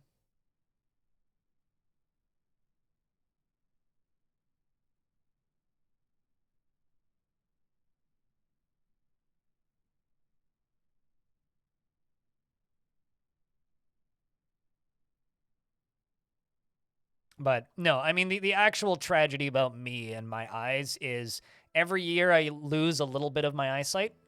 And in about, according to my eye doctor, last time I spoke to him, which was admittedly in 2020, he's like, yeah, you have like 15, 20 odd years left of vision before it'll just be blackness.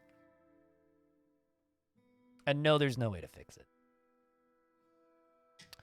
Eventually, I'm just going to slowly make the transition from Twitch streamer to just talk show host. I hope. And I'm looking forward to my future podcasting career. I mean, it's just as fucked as anything, right? Oh, shit. Ghost killed a dwarf.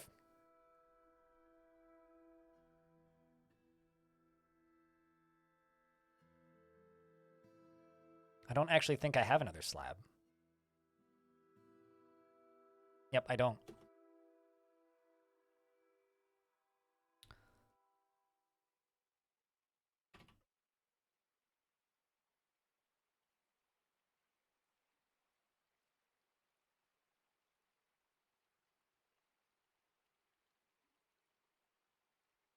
Do I have more coffins lying around? No. Okay, let's queue up some more coffins.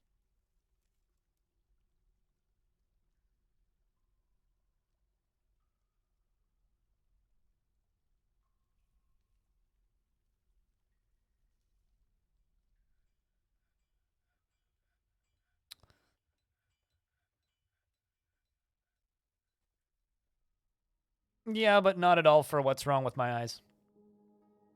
No, transplant is not an option. There are, like, no human eye transplants that have been successful. There's been several attempts on rodents, but no, transplants are not an option for eyes in the current world. Maybe in 20 years, but... Also, for me, it's problems with my retina and deformities in the front of my brain and the sides of my head, so... It's not as simple as just eye surgery. No, it's just perfectly normal life. 13 bad cats.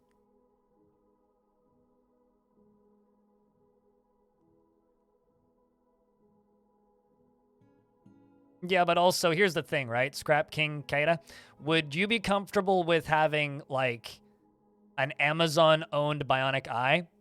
Personally, I think I'd rather be completely blind. Like, honestly, at this point, it's like looking at the direction that a lot of things are going, it's like, yeah, I don't know if I'd want a lot of medical options at this point.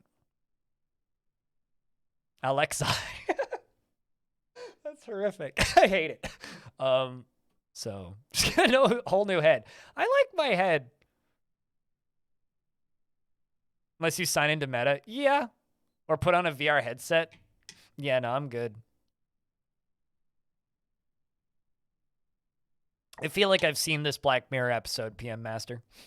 So, yeah, I don't know. I choose not to worry about it too much and watch a lot of porn and go on a lot of hikes. I can see lots of fun things before my eyes go. I'll be okay.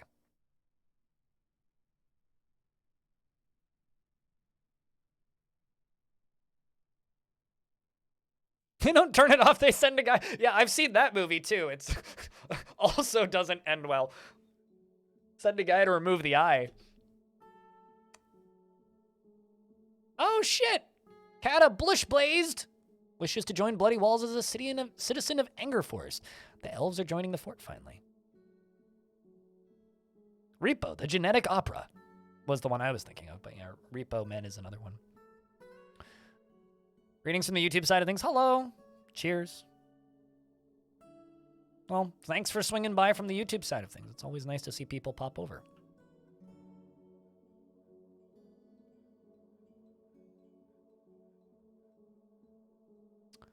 More migrants. Just trying to get this front gate done. They started hacking down these trees yet? Not really. I'm starting to wonder, did I lose all my axes? That would be real funny if I just lost all my axes in the river. Yeah, it's like I got 3 dwarves assigned as like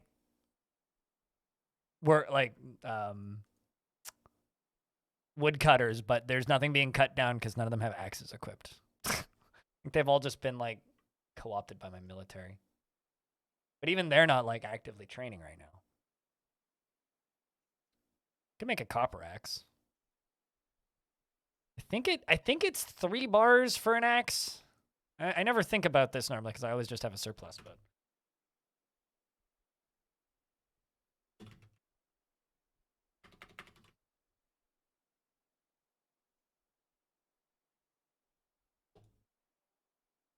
also, how did that mission go? I noticed my soldiers have returned. Oh. They didn't leave. The gather wasn't particularly successful.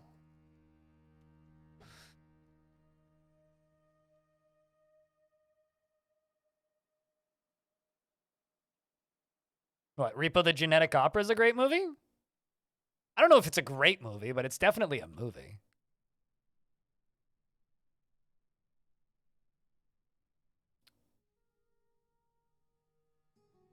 It's certainly a memorable thing. How often do trees go back? They turn into saplings and they stay saplings for like a year and then they become trees again.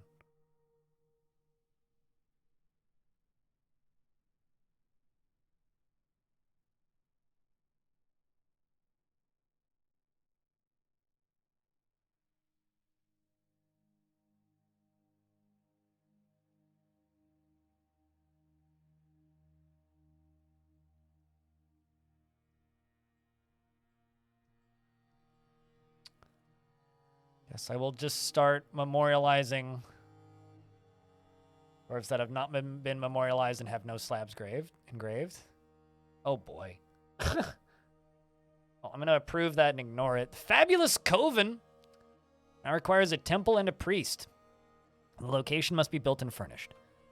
Here's what I'm going to do. I'm going to cut this in half. I'm going to accept that. I'm going to build a meeting area right here. I'm going to make a temple to the... I think it was the Walled Coven, wasn't it? Yeah, it was the Walled Coven.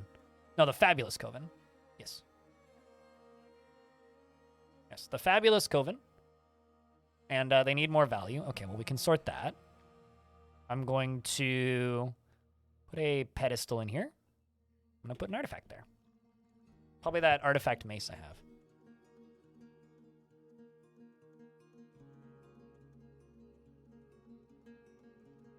You have no choice, but I guess, yeah, at that point you have to wait. The Fabulous Coven?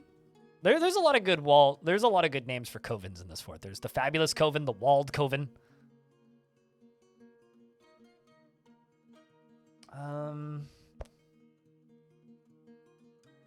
Yeah, what are the other ones? We're gonna approve that. Let me just, because now I'm like trying to remember. It's like, what are the names of all these?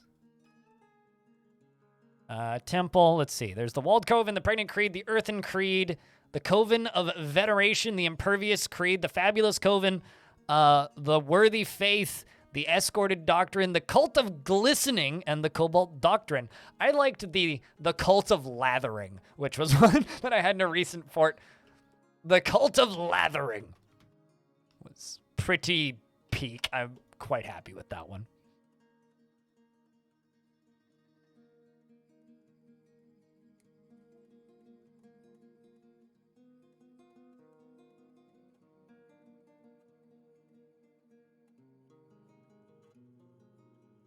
Well, this is kind of awkward.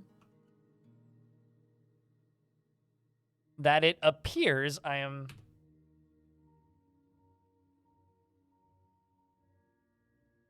It currently seems to appear that I do not have any axes in the fort.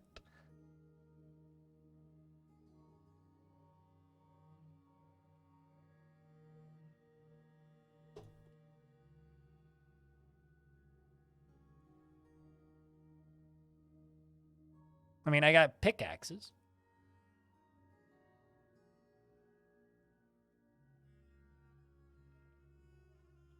Like, as an example. That's the first one.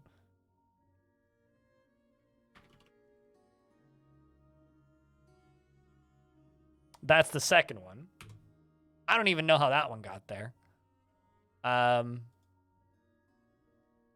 wonder where they went. Yeah, God, I wonder. Oh, there is one.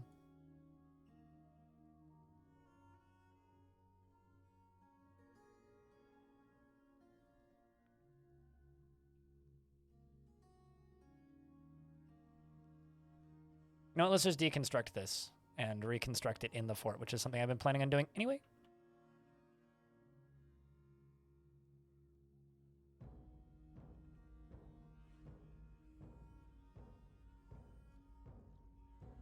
Puppers needs a walk. Take Puppers for the walk. I'm going to try not to die. Also going to try not to kill the fort. Also, Fem, what kind of dwarf would you like? Since you finally got a dwarf. We'll take a farmer feminine variant. Don't know if I actually have anybody listed as farmer in the fort. In fact, I'm like 98% certain I don't. Maybe I do. Never mind, we do. That's changed. Sweet. Lady farmer. I'll have to assign somebody. Yeah, it seems all of my planters are not currently assigned. Yeah, Rigas could do.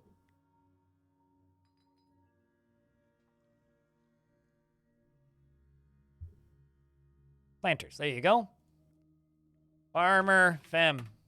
Hopefully you don't end up being a drowned fem. Fem, this is gonna be a while, so strap in. She finds something humorous in everything, no matter how serious or inappropriate. She is a nervous wreck and in a constant state of internal rage, never fails to seek out excitement, and is in the most stressful and even dangerous situations. And she is conflicted by this because she values tranquility and finds it preferable to tumult conceptually. And she lacks confidence in her abilities, and she is almost never discouraged. And she is not inherently proud of her talents and accomplishments, and does not cling tightly to ideas, and is open to changing her mind. And she isn't given to flights of fancy, and generally finds herself to be quite hopeful about the future, and is not particularly interested in what others think of her. And she is slow to trust others and does not easily hate or develop negative feelings, and she tends to be swayed by emotional appeals, and she is a friendly individual and is somewhat uncomfortable around those that appear unusual or live differently from herself, and she can handle stress. She does not often...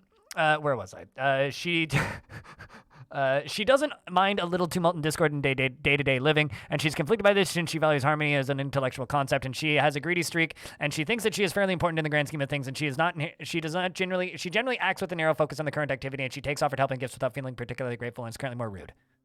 Chews her nails when she's thinking, and when she's thinking, she clicks her tongue repeatedly. She needs alcohol to get through the working day and does not mind being outdoors at least for time and doesn't really care about anything anymore. She personally values tranquility, views tranquility to be one of the highest ideals, and would have the world operate in complete harmony without the least bit of strife or disorder. Believes that the acquisition of power over others is the ideal goal in life, and worthy of the highest respect. And she's affronted by the whole notion of maintaining decorum and finds so-called dignified people disgusting, and thinks that the entire concept of sacrifice for others is truly disgusting, and she believes that the freedom and independence is completely non-negotiable and would fight to defend them. She thinks that it is of the utmost importance to present a bold face and never grouse or complain or even show emotion, and finds the pursuit of skill mastery off-putting, and sees perseverance in the face of adversity to be bullheaded and foolish, and dreams of crafting a masterwork someday. Lost it. She likes bituminous coal, iron, brown jasper, giant oriole leather, the color ivory, spears, backpacks, beds, guinea fowls for their social nature, and the words of the page of aquamarine, and the sound of the lacy phrases, and the sight of the adoration of butterflies, and when possible prefers to consume white spotted puffer and prickled berries, and papaya wine, and dimple cup spawn, and absolutely hates purring maggots.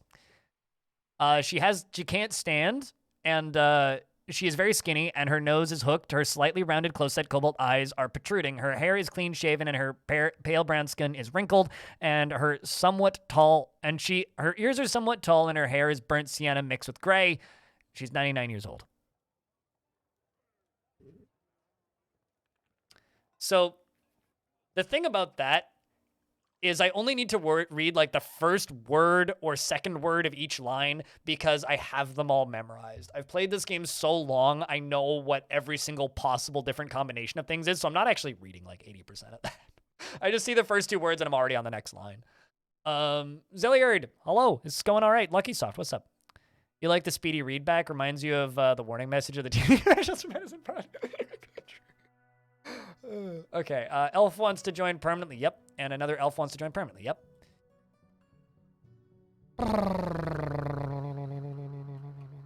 Not a lot of coal here, no.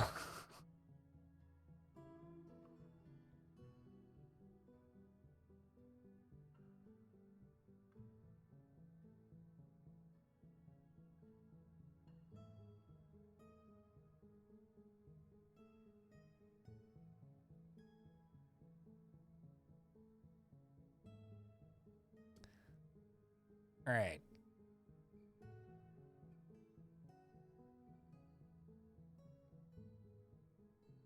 Did they make that axe yet? Manager hasn't assigned it yet. The heck's my manager up to?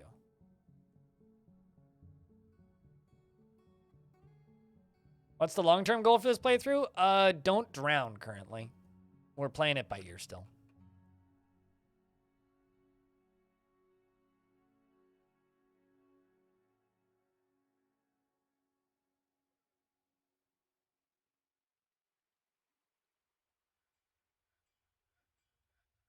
I should have enough copper to do that. So, Eustace.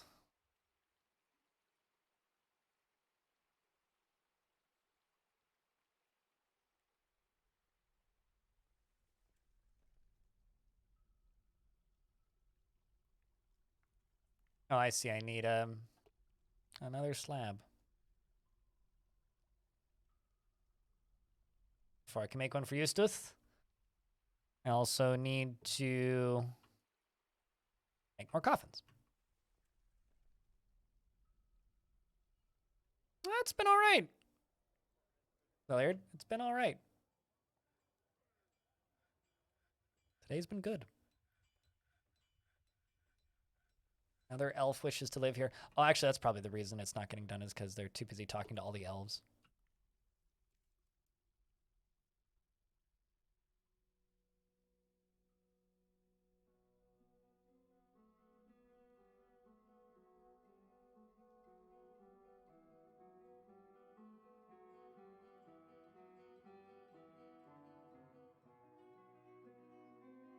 We were ghosted by an interviewer this morning. I generally only get ghosted by girls, but getting ghosted by an interviewer is that sucks, especially if it's for like a job kind of situation or one that you need especially.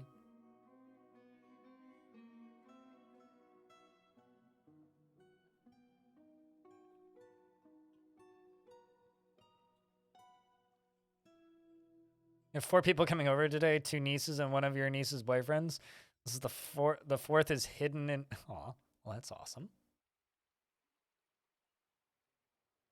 There we go. Making several copper battle axes. Apparently they only need 1 bar, so I can make a second one.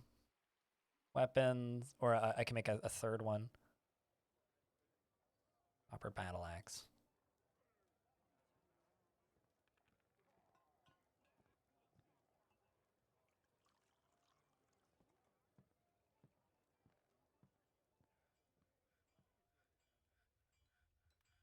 Are these set to high priority? Yep. Odd.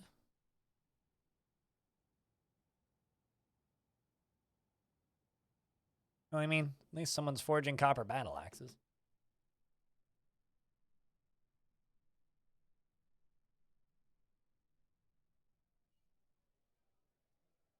Yeah, we have like 2 really fort relevant commands: exclamation point goal and exclamation point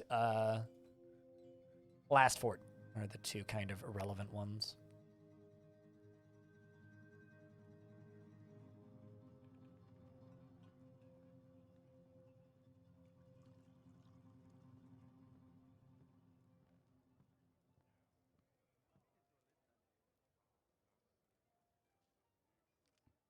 There a particular reason you don't have an axe equipped? What if I just allow weapons? Get them hauled.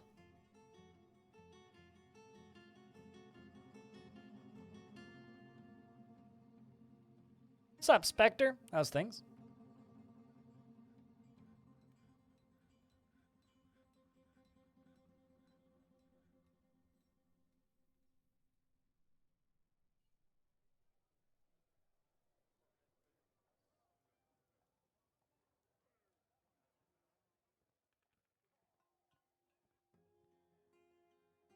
Actually, you know what I'm gonna do? I'm gonna try this. Let's go here and say nobody does this. Unpause the game for a minute. And say, select to do this. Let's see if that'll force them to go pick up axes. Because we suddenly have axes available, so.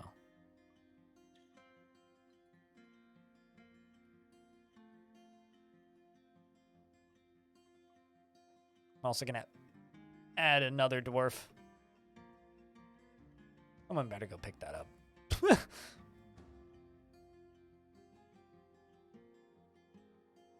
It's a little bothersome. All right, you right here. We should recognize a priest. Sacred music of this here fortress can be, well, there's nobody here who is named, so I will go with Iteb, who's just like the most qualified.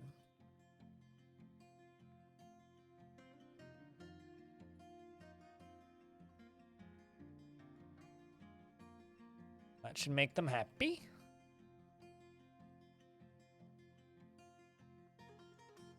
Did I accidentally, like, remove my access to the surface or something? What the frick? Because, like, they really... Okay, you know what? I'm just going to try removing all of these jobs and then re-adding them. Like, and also another thing I'm going to do is I'm going to go down into here and I'm going to forbid everything that's in the water. Maybe they're trying to get to the axe that's in the water.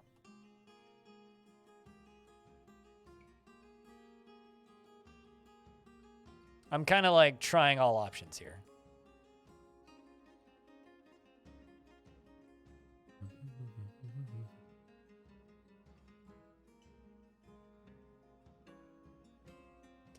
Like Badinsky. Also give you that. Why not? I'm currently trying to convince my dwarves to chop trees down, but they seem to be kind of refusing for some reason that I currently don't seem to be able to figure out.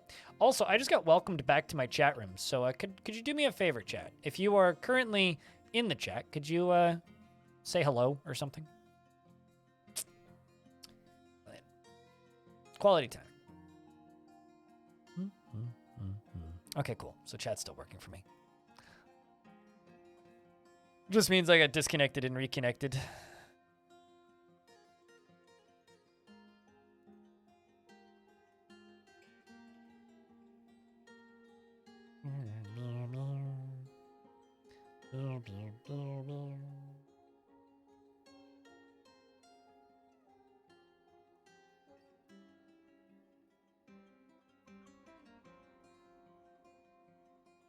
Hello or something. Hello or something back. You're unable to use emotes for some reason. Oh, that seems bad. I wonder what could be causing that. Maybe it's the fact that Twitch laid off 400 people. You know, I really hope that, I don't actually know what areas of Twitch got hit. I really hope that they laid off people in, like, you know, the esports section of Twitch and not, like, back end and server side. I'm gonna go DM my friend and be like, are you still, employed? We have to go through better Twitch to use them? Oh, that's good. Excellent.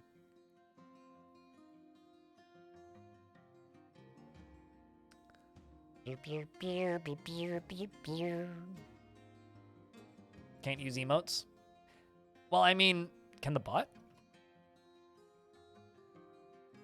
So, I mean, I mean, I can.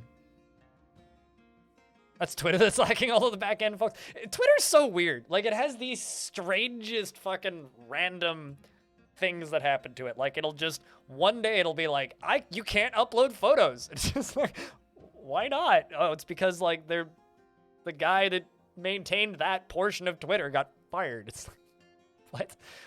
It's so strange. Did I not start making wooden caskets? Right, obviously I can't make wooden caskets because I have no wood.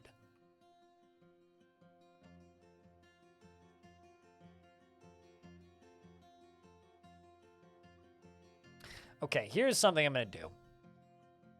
Because this dwarf here is using a axe.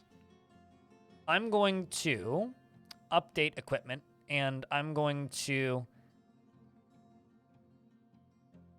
for right now, just move them to no uniform. But, actually, no, let's add a uniform. It's just going to be armor, headwear, legwear, handwear, footwear, shields and bucklers, and let's just say spears. We'll just call it spear. And we'll focus on making some spears for them. I think I can make 2 steel spears, actually. Partial matches are okay. Yep, confirm. And I'm going to assign spear. And you are going to make weapons, steel, spear. Think I have enough for 2? Actually, I might need more charcoal. I can't even make those.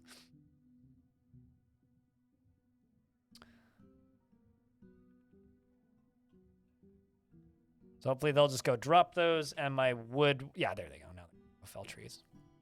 Well, that problem's sorted. No, you don't. I don't know who told you that, Motor. Rastlore, thank you very much for that Prime subscription, by the way. I don't know. Twitter's actually been stabilizing as of late. Like, as much as it's nice to see Elon lose money, it's actually been stabilizing. And mostly that's because he kind of, for lack of a better term, just kind of fucked off.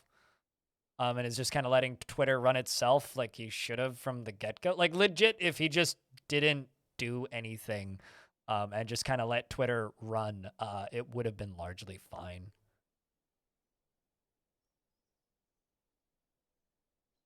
I don't know who's actually, like, heading up the day-to-day at that company right now. Oh, yeah, no, like, they've certainly made it worse, but people still use Twitter because people like Twitter for some odd reason that I can't totally fathom. A vile force of darkness has come and are seeking a parley. How big is it? The vile force of darkness. Not very big. All right, dwarves, go get them.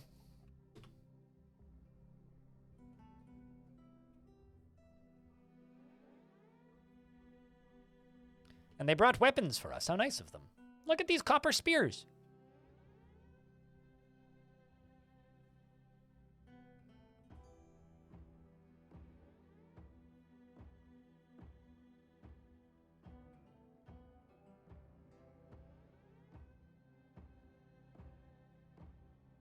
Bunch of unarmed dwarves, or like this dwarf with just like a helmet. You'll get him, Polly? You better. I mean, you're largely unarmed, so you better get him.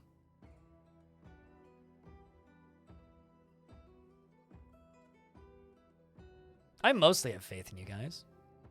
Deny. Let's hope that this enemy army doesn't get too much bigger. Although the benefit of this is that they're already right on top of my body pile, which is real nice. Okay, dwarves are fighting already. PS4 Killjoy's in combat and is punching the Goblin Swordsman in the right lower leg with his hand, but the attack is deflected. Mostly punching and dodging like a mad lad. Wrestler grabs the Goblin Spearman by the left ear with his lower arm. The wrestler punches the Goblin Spearman in the upper leg with his right hand, bruising the muscle through the chain steel leggings. Oh, hot damn. I actually don't know if we can win this. I'm just kind of saying, go nuts, dwarves. I see a shield on the ground, which is good. I'm going to start claiming armor, and hopefully the dwarves can just pick it up. There's a bunch of teeth and ears on the ground. Saigon, the wrestler, seems to single-handedly be fighting 1, 2, 3, 4 dwarves. The rest of the dwarves are now into the fight. Bits and pieces are flying everywhere. Lots of teeth. Lots and lots of teeth in this fight. The siege appears to be over, and I don't think I have any casualties. Hell yeah. Hammer Polly over here is kicked the Goblin Spearman in the eye with her left foot, but the attack glances away. Okay.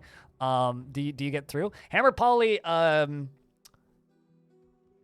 is just like grappling, basically. Kicks Goblin, force pulls the head, releases the grip on the Goblin's arm, grabs the Goblin by the third toe, releases the grip, grabs the Goblin by the bronze gauntlet with her lower arm, releases the grip, grabs the Goblin Spearman by the third toe, scratches the Goblin Spearman in the right hand, but the attack is deflected. It's just like grappling and scratching. Hammer Polly punches the Goblin Spearman. It's great when, like, your enemy doesn't come back to life, eh? Polly's probably just, like, ecstatic about this, too. Same with Kaylee B over here. Look at these. These injuries, I feel nothing.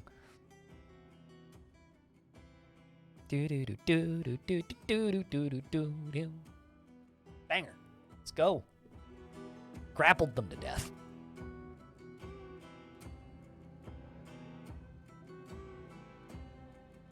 Hopefully the dwarves can use this as an opportunity to get more armed, too.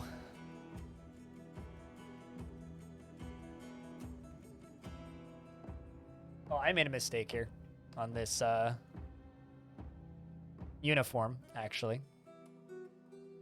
Actually, I think I'm just going to assign uniform to metal armor again, because I need to delete this uniform. The mistake that I made is I allowed them to use ranged weapons. But hey, we all have weapons now, so I guess that's good.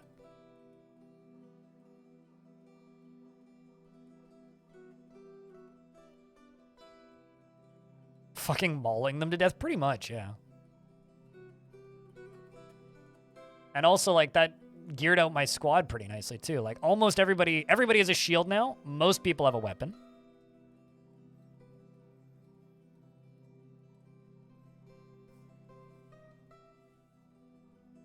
But let's set them to train. I'm curious about what they have equipped.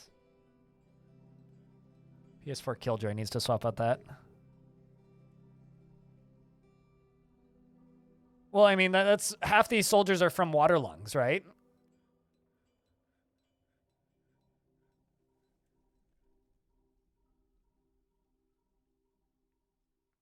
Okay, are dwarves still felling trees? Yes, they are. Perfect.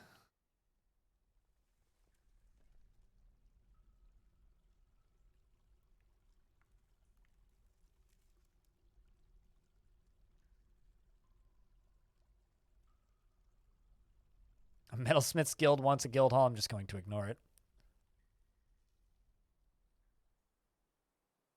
You lost your graphics. Oh, wait, what? With these? Probably because you equipped a named item, would be my bet. That or the game is just busted, which is highly likely. Biff Pixel, thanks for the 3rd month with Prime. Welcome back. Cheers.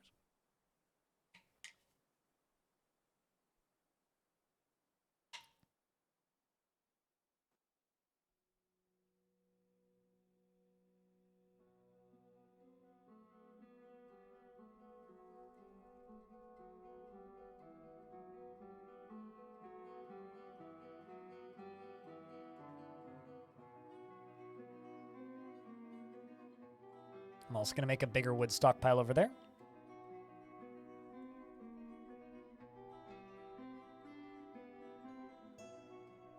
But yeah, no, my soldiers just got way scarier. Because they're now all armed.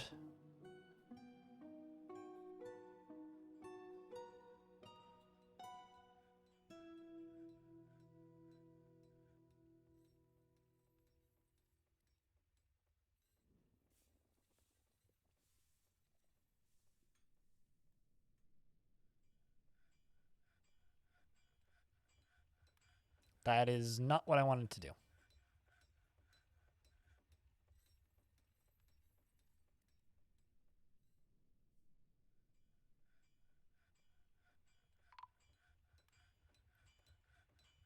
Uh-oh.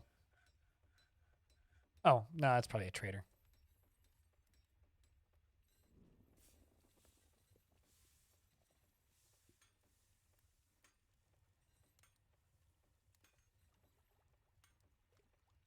All right. And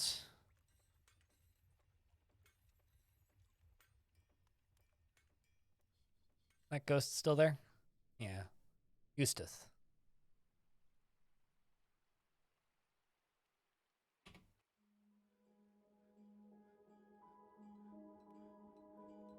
How do you know a dwarf is telling a story? So you see this dwarf who's listening to poetry. This jumps to the dwarf.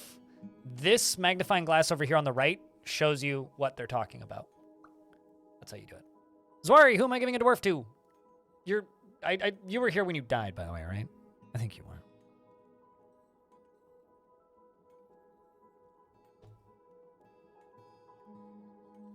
But you let me know who I'm giving a dwarf to.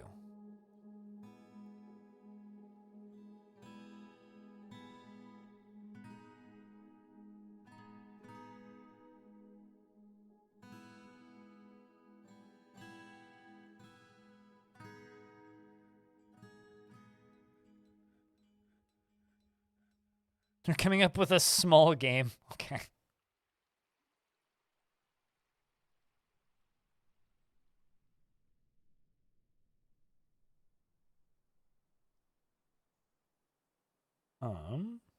Just making sure that this is not going to flood.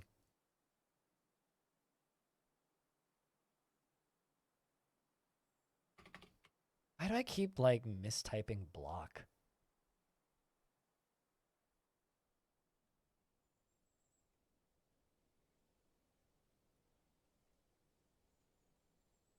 All right, let's also send out traders.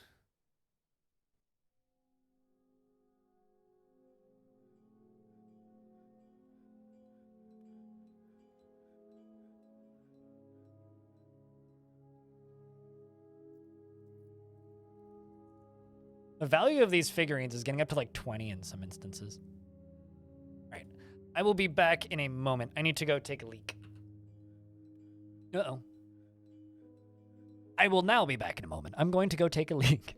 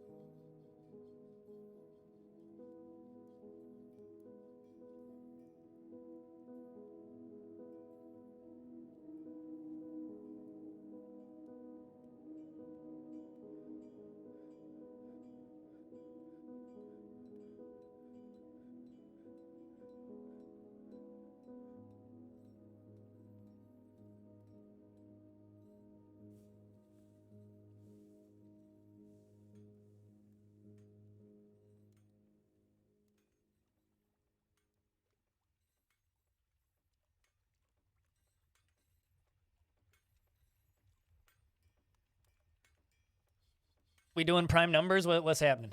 I'm your liaison from the Mountain Homes. Because you just wait. Merit deserves reward. I come empowered to establish this colony of the official land of our realm. And you imagine the wagons? No, I'm going to wait until my water glugger is done, and then I will accept your invitation. The matched canyons wishes to reside. No, I don't need more crayons. Yeah, I'm gonna do a Baron. It's gonna be one of the old, injured, retired soldiers from the previous fort, I think, is gonna get it. But yes, we will end up with a Baron at some point in the future-ish. But I want my defensive structure to be done first. Tyler 1 is not a Baron. Oh, I see. I was gonna say I'm not giving Tyler 1 the Baron. What? But absolutely, yeah. The least pissed off elf.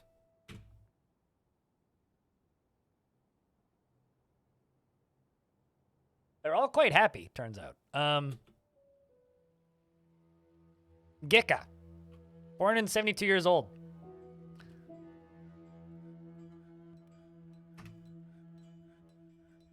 Actually, do you want me to call it Jaden?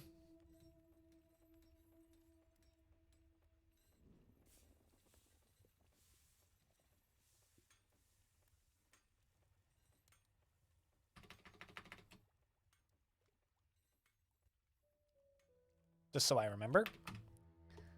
Hey, Flykick.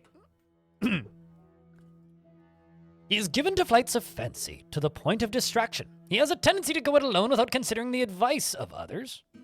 And he tends to not be swayed by emotional appeals, and he is somewhat quarrelsome, and he is troubled by his nature, since he values harmony. He thinks he is fairly important in the grand scheme of things, like most elves do, because they're stuck-up assholes, and is stubborn, and he tends to hang on to grievances. He prefers that everyone live as harmoniously as possible, damn right, and he is curious and eager to learn. Bullshit. And has a tendency to consider ideas and abstractions over practical applications, and doesn't really care about anything anymore.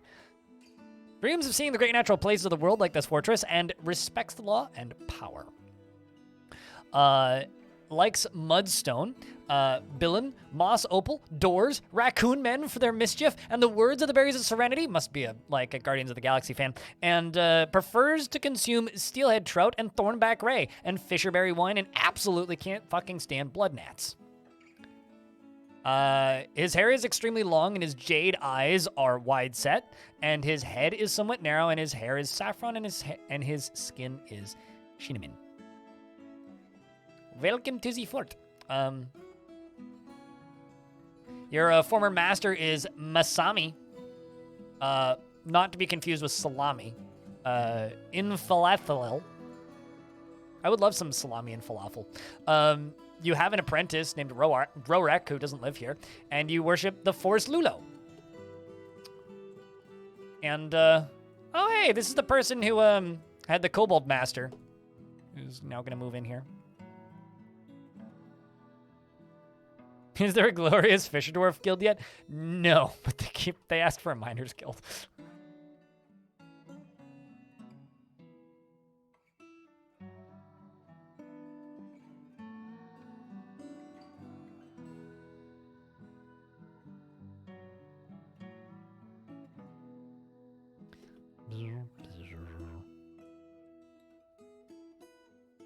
Why are there so many elves here? Because I let 3 performance crews join, 2 of which that were mostly elves, 1 of which had a goblin in it.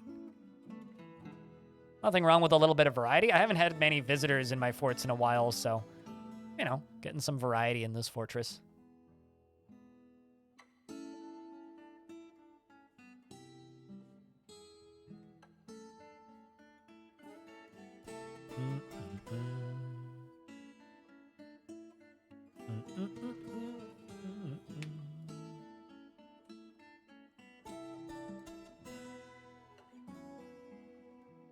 But it's all good that you had to leave for a couple hours. You gotta go do what you gotta do.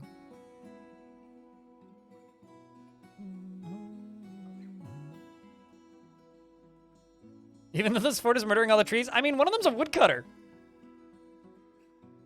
Like,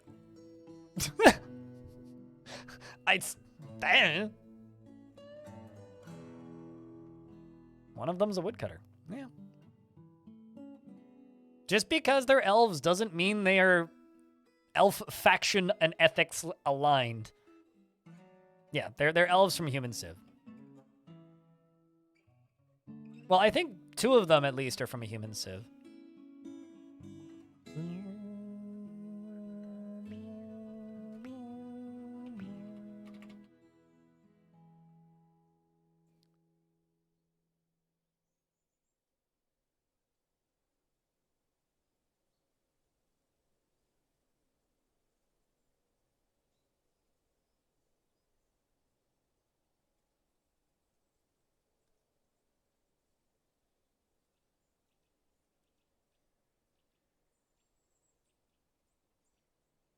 Also, speaking of cool things that you may have missed, we have a new mug for sale now.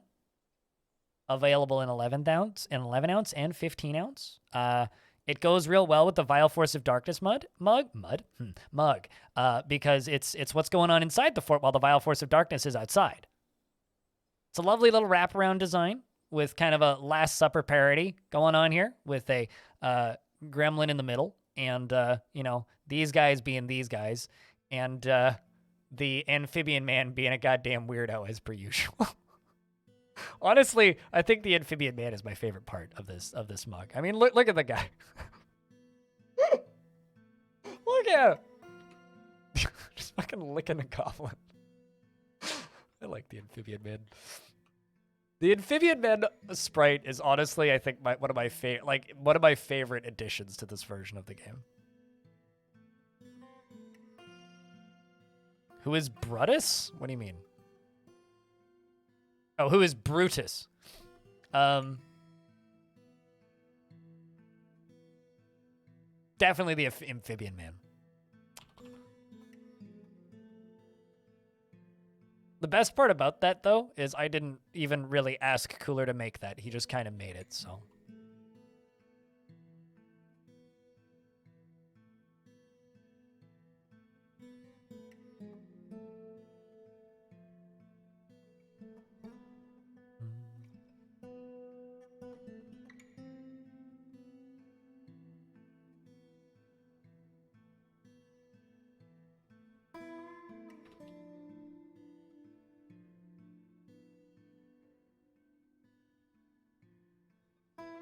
Are the mugs microwave safe? Yep. And dishwasher safe.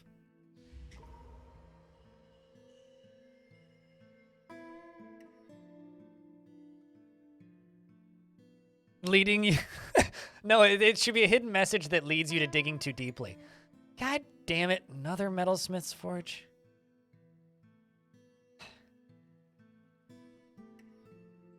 I got another memorial to place.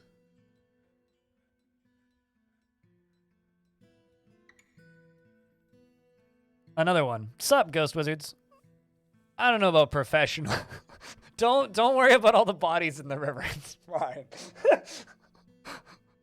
It's a fantastic fort until you go down to this level and you realize that there's like half a dozen dead dwarves down here. And I'm not even sure how half of them got there. What's up, Ghost Wizards? It's fine.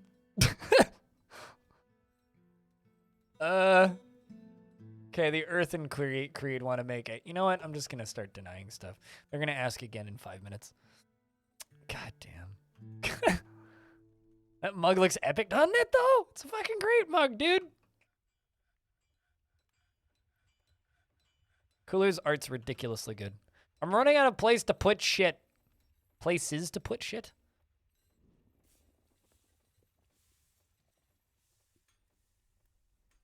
Okay, I have a question, Dwarves. Why is there just a bucket in the middle of this?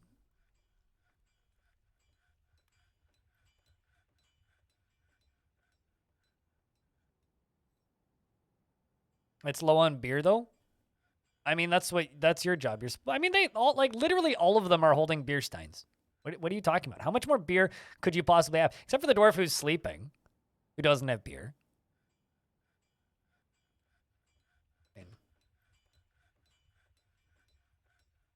Sleeping is beerless.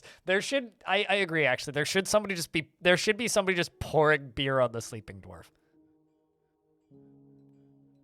But, I mean, I don't know. It's pretty beardful. Beardful? Beerful. What was that? Please tell me it was the ghost being put away. Okay, sweet. We're good. A woodworker guild. Now that... Actually kind of useful.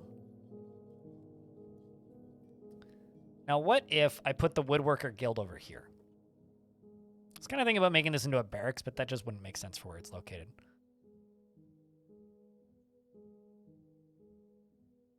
A lot of apple wood. We'll put apple. I'm just going to be groaning and grumbling and complaining about the fact that I keep running out of different wood types for a while.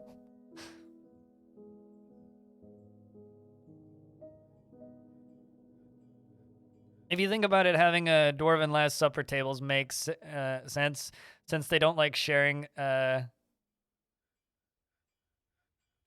Yeah, no, totally. They certainly do not like sharing tables. Dwarves sharing tables is like not something they're capable of doing. Imagine sharing tables, Chad. God. Disgusting human tradition. How dare we even begin that? Such a thing.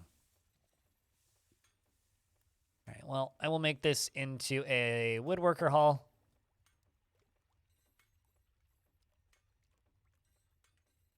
Is the only guild all made out of stone. Why, just for the irony?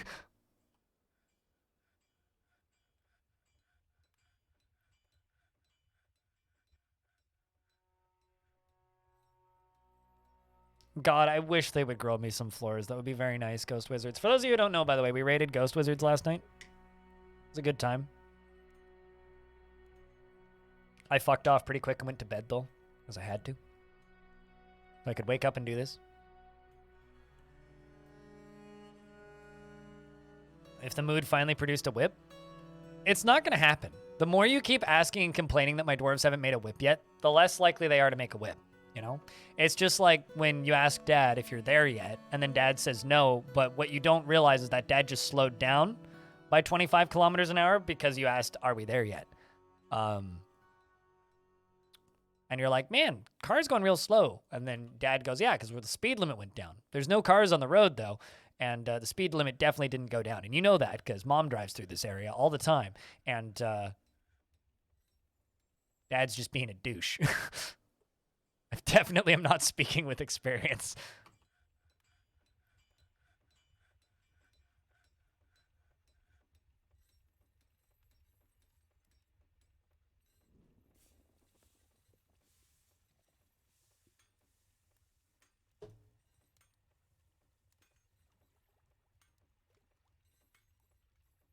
But then that Christmas, he left to go get some more milk, and, you know, he never did come back.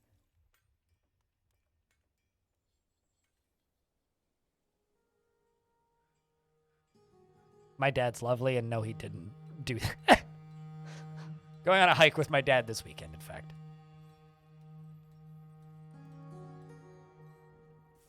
Exactly, Stone. Precisely. You've returned from getting some more milk, Nutty Wombat? Yes, axe shortage has been sorted. How the hell did I manage to make a tin wall there?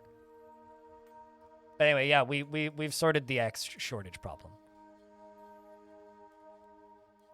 I disbanded my military, sort of, is how I ended up dealing with it. Go around the edge of this.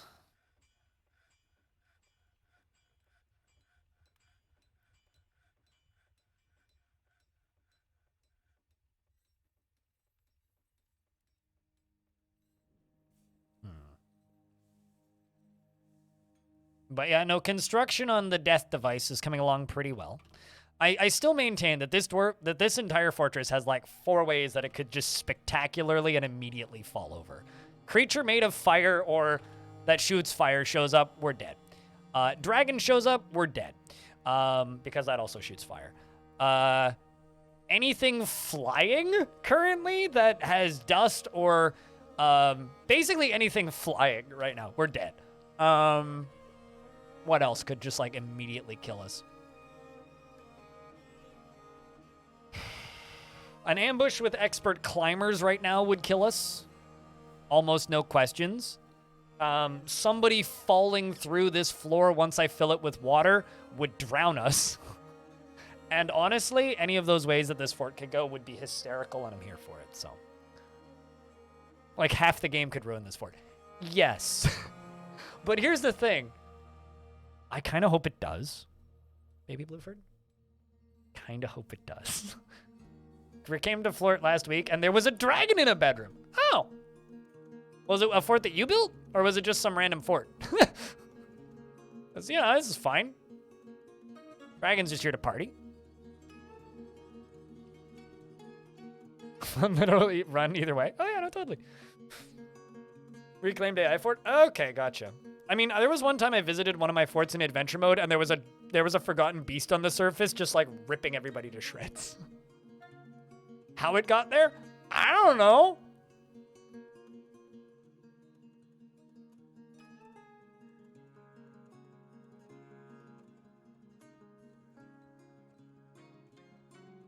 Today I learned chestnut and applewood are not, in fact, the same color. Well, that's a shame.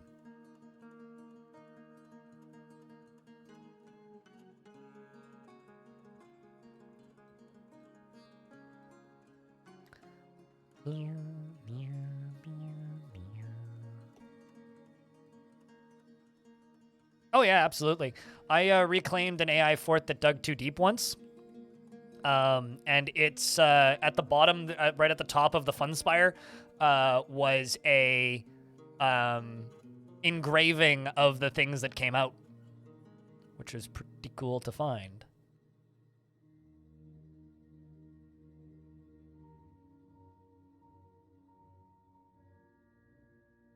It was like a built-in warning almost.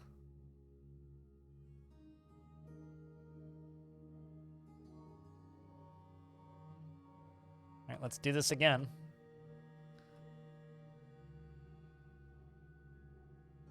Gotta say, this is probably the most clear cutting I've done in this version. God, frames. Frames are gonna be rough until we're done constructing this. There's so much pathing up and down this tiny ass stairway.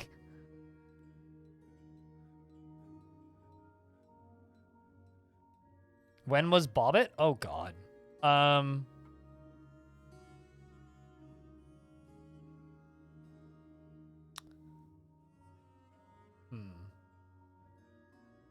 See, Slarian, what kind of dwarf would you like? I don't know. I mean, I was thinking about just going to go look it up, but then remembered it had community in the title, which would make it actually kind of hard to look up. Is there a doctor available? Actually, yeah, I think. Chief medical dwarf, but it's a lady. So if you're okay with a lady dwarf, totally give you a lady dwarf.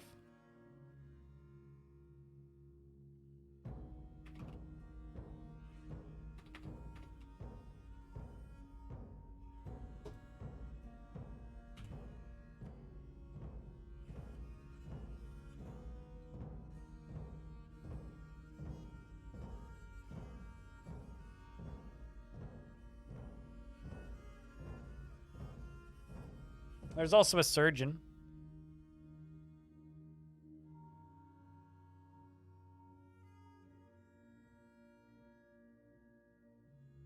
As well. All right, so let's go find...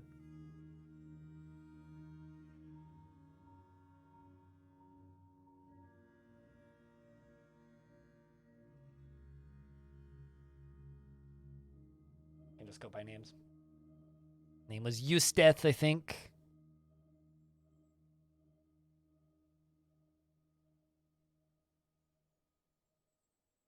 There you are. Oh no, Yushir. Close.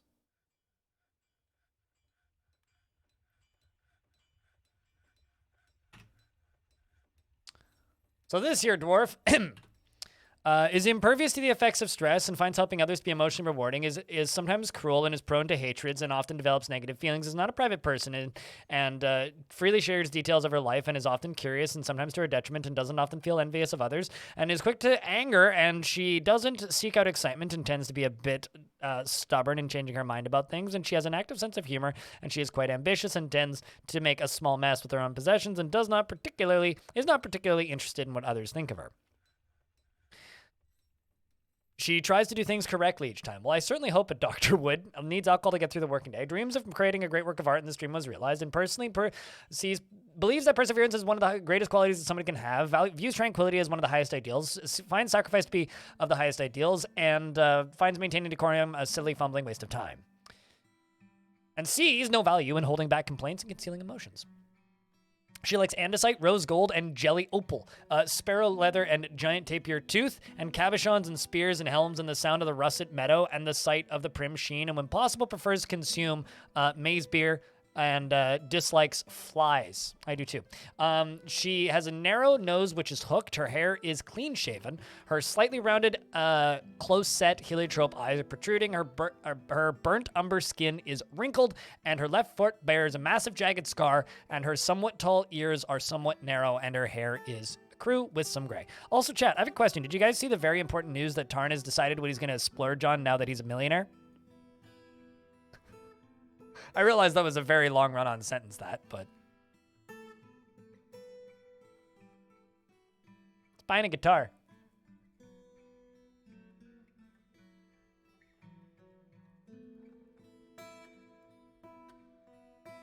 I'm not gonna lie, this is like the most not PC gaming related PC Gamer article.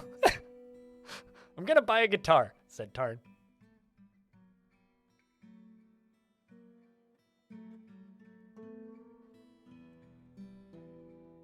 I really, really, really want Tarn to stream guitar noodling.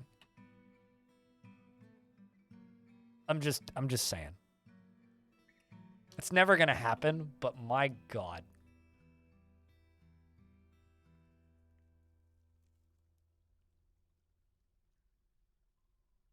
Solid gold guitar from Ferrari.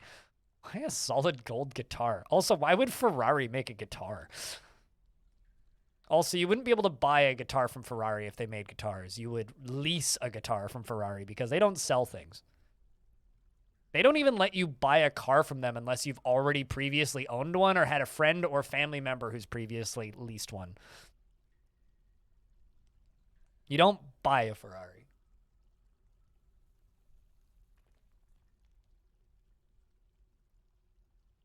Ferrari is like actually kind of a really fucking weird company.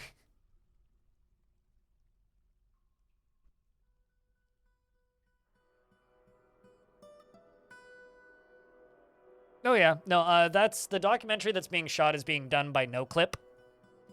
No Clip being Danny O'Dwyer and the people who put together the interview / mini doc that I wasn't super happy with, that not many people in the hardcore Dwarf Fortress community were super happy with, where Tarn just talks about cats getting drowned for like 20 minutes with a bunch of Krug Smash footage in it. They do some pretty damn good work, but they also do some poorly researched work, if that makes any sense. Like, from my perspective, I was very disappointed with that video. But a lot of people really liked it, so. I seem to remember seeing that LGR video. Yes, Kodiak. I'm pretty damn certain I saw that.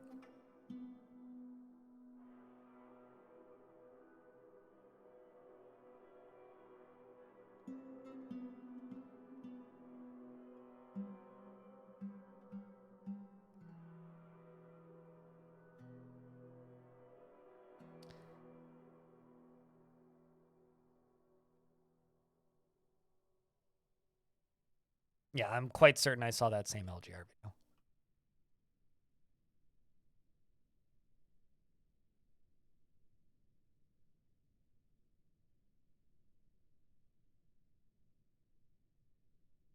Porsche made one too in the mid-2000s.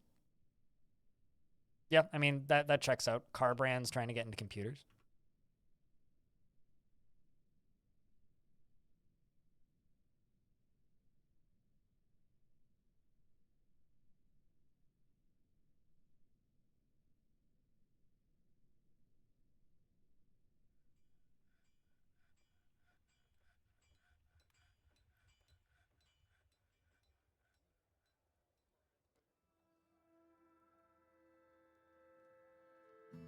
Okay, let's get that Woodworkers Guild done up here.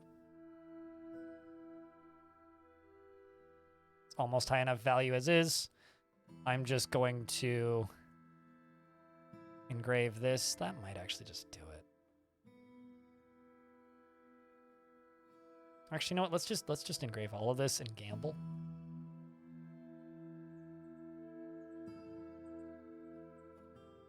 A wooden platform above a waterfall. What could possibly go wrong? New vertically challenged fortress? Yeah, well, it's more of a digging challenged fortress. I'm not allowed to dig. So it's all wood. And it's living in this big ol', what's the word? I keep forgetting the word for it because I'm smart. Canyon. I keep on wanting to say chasm because I'm so used to saying chasm in Dwarfort in relation to caverns. But no, this is in a big old canyon.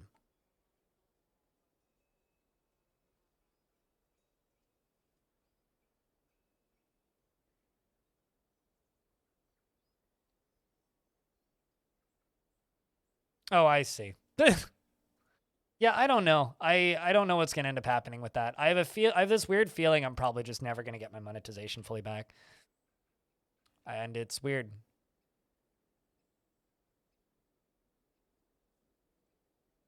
Although, like I was explaining to chat earlier, like I could make no profit from YouTube ever again and would probably still upload to YouTube. Because like my merch sales do better than my YouTube channel does financially, so. The YouTube channel is still a pretty good, you know, form of advertising. That's why I upload to YouTube, is for advertising for the stream primarily. It's kind of a loss leader. 14 pounds. Oh God, that's expensive. That's heavy, not expensive. Expensive backpack weight wise.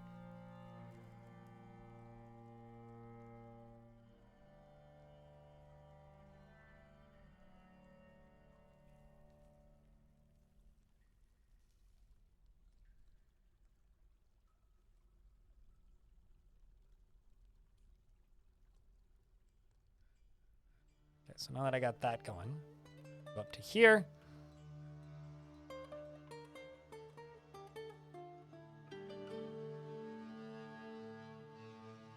I think that might be about how far we go.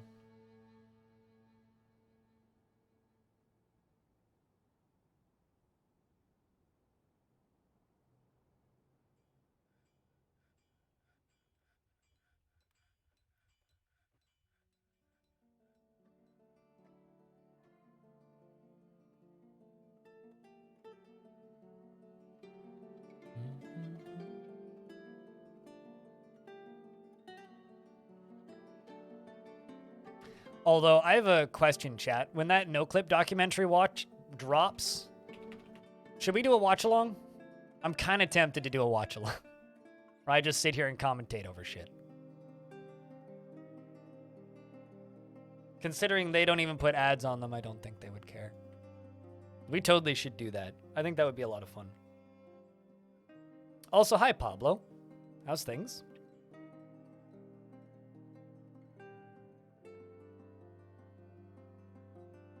Although a laptop back then might have been a bit heavier too. What, for like carbon, like are we talking about like the Ferrari laptop? I mean, laptops were extraordinarily heavy when I was growing up. They've certainly gotten smaller and lighter.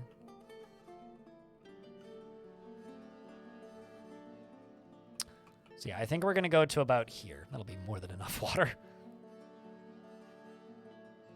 I can't wait to turn this thing on. Because I literally just need to go pull this lever, and then this is all just gonna start pumping. Like it's got all the power set up. That's all it needs. I just need to pull that lever, and this whole thing's gonna fill up with water.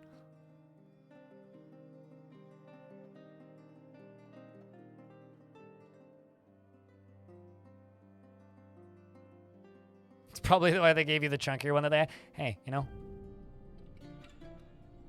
Some say that we're still in a bit of a chip shortage. On the topic of like shortages, did you guys see that article coming out of AMD's CEO where he like just straight up admitted, yeah, we are artificially inflating prices to keep profits up? It's like we are artificially restricting the amount that we're selling to keep profits up. It's like, cool, man.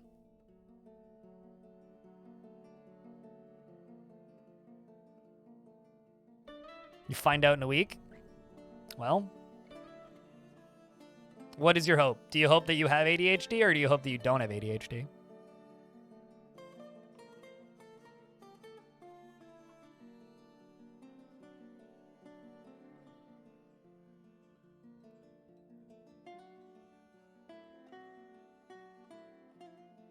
I bet Nvidia is laughing their asses off with the AI competition that's happening. Oh, totally. I mean, I feel like no matter what's going on in the world, Nvidia is just laughing because they're just getting money for existing for free. Like that's what Nvidia does, is they just get money. And they control the market. They practically have a monopoly and they just make money appear. They're just like, fuck you, we have money. That's what Nvidia does. Like no matter what is going on in the world, Nvidia has money.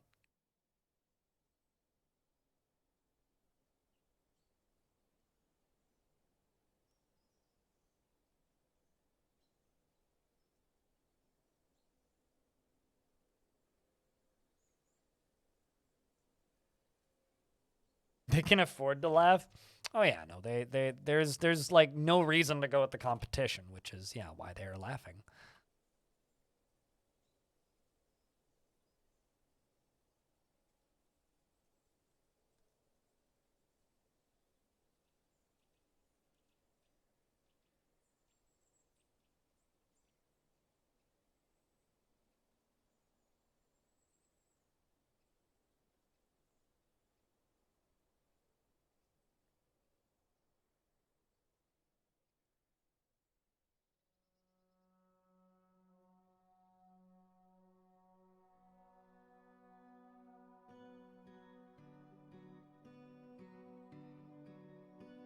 All right, that seems to be all that we need to do for the top walls.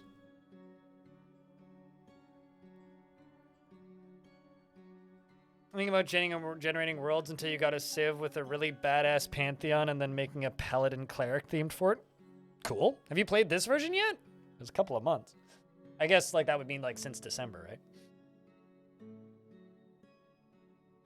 The first graphics card I ever had was an ATI Radeon something or another. Couldn't tell you what it actually was, but the first graphics card I had in a computer was an ATI Radeon.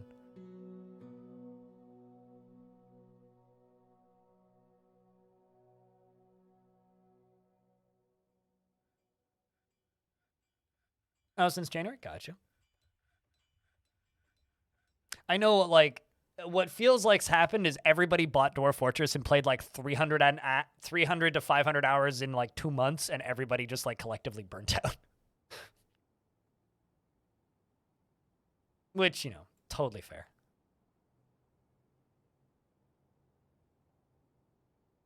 Like, that is a lot of video game.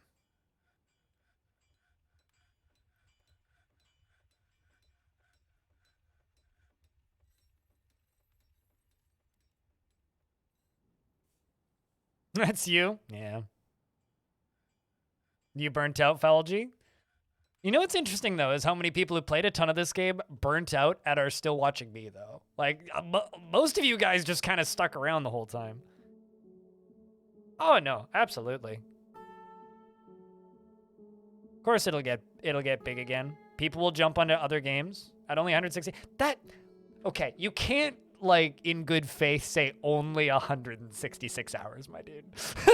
Like that is more time like than most people put into the vast majority of like I have to laugh. Like I listen to a lot of gaming podcasts, right? And one of the ones that I listen to the most and the most consistently is Jeff Gerstmann's podcast, which is just him talking about video games for an hour. He was talking about Diablo, right? And he was saying, he's like, yeah, no, Diablo is probably going to be a game that I'm going to sink a lot of time into. And I'm sitting there thinking, okay. Gamgeo stopped responding to the world. Oh, man. I thought that you completed that. God. I've fucked up way too many moods in this fort already. Gamgeo just died.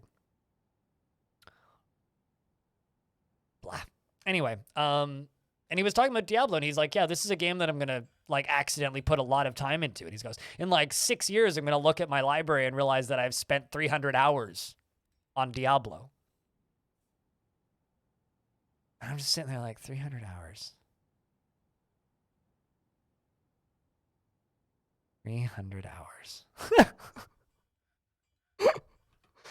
300 hours. That's a lot of time for you? Over 6 years? Granted, I think the dude's probably got like 500 hours in the most recent Call of Duty, but like still, like implying that 300 hours is a not normal amount of time to put into the average game that you play.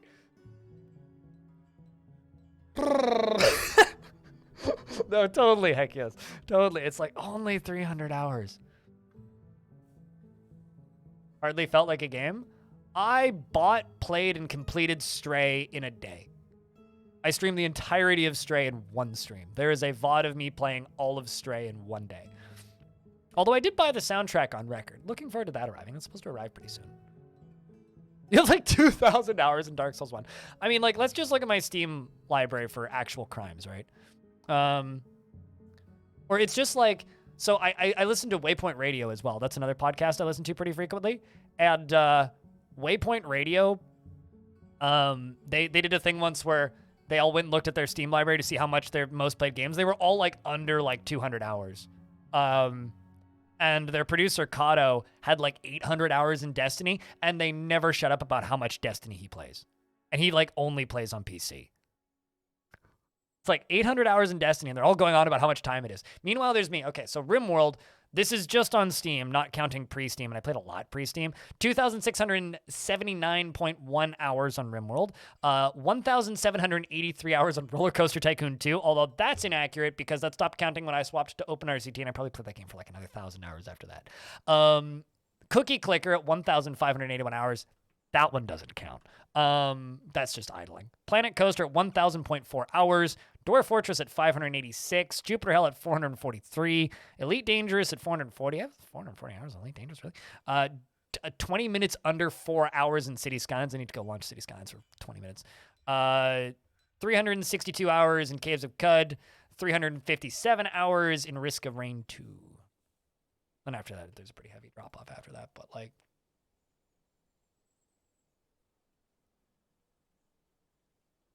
That's a lot of time in the verse. Or in the verse, Kelly. You're already at 58.3 hours in Caves of Cud? Do you have 300 hours in porn games? I mean, that's impressive that you admit that. I think we have enough performance groups in here right now.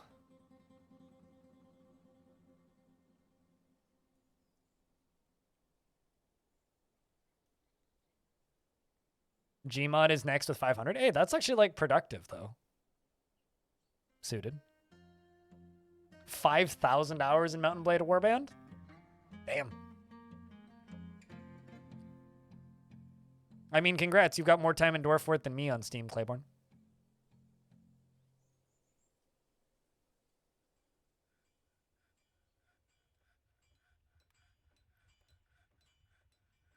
I mean, I have no idea how many times I'd have in Dwarf Fort, or how many hours I would have in Dwarf Fort if Steam had counted all of them.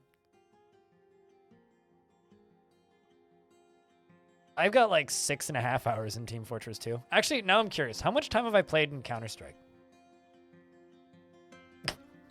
Counter-Strike Go by that. I mean, I had like, it was 1,800 hours on an old Steam account. 3.5 hours. Yeah, that seems about right. Also, this is definitely an unpopular opinion. I don't think Stray is very good. It's pretty, but it's not much of a video game. The cat is very well animated, but that's the only thing it does well.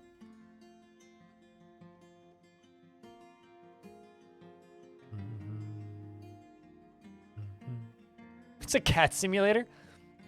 Not even, because a cat simulator would let you do cat things. There isn't that many cat things you can do.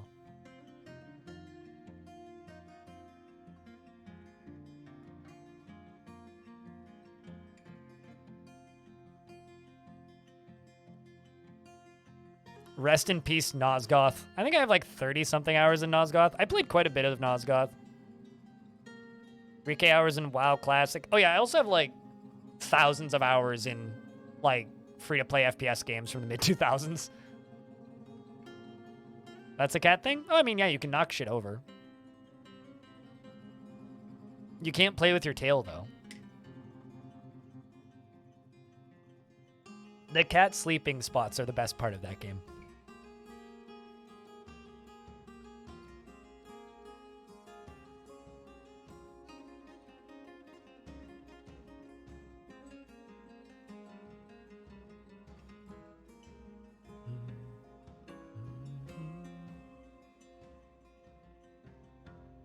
Oh, yeah. I mean, I've told this story many times, Zank. I bought the original Mountain Blade, not Warband, just the original Mountain Blade, a boxed copy for a penny. Was at Zellers in Canada, back when Zellers was still open. And I was with my mom, and my mom was doing some, like, grocery shopping and picking up a few things we needed around the house, like dishwashing detergent. And we didn't have a lot of money, so it was very rare that I could convince my mom to buy video games. I still have the box copy. It's in a Rubbermaid container over in the corner of my apartment. It was in the $1 bin. So there was a $1 discount bin for Blu-rays and old VHSs, to give you an idea what year this was. They still had VHSs in stock. Like $5 Blu-rays, and they had Ultra DVDs or DVD Ultras or whatever those were. And a couple video games. And I pulled out Mountain Blade and it had a $1 sticker on it. I was like, this looks cool. I had never heard of it. No idea what it was. But I looked at it and I'm like, ooh, this will run on my computer. Because I had a little laptop at the time. And I was like, this will work. So I go over to my mom. I'm like, can I get this? And she goes, it's $1. Okay, fine. And took it up to the front counter and they scanned it and they go, so this isn't in our system, but we have to charge you for it. So it's just going to charge you a penny for it. And my mom's just like, okay. No complaint there. And I lost a summer to that game. I have no idea how many hours I put into it. Did I ever do line battles? In what? It's kind of weird, but okay. I mean, they went out of business a couple of years later.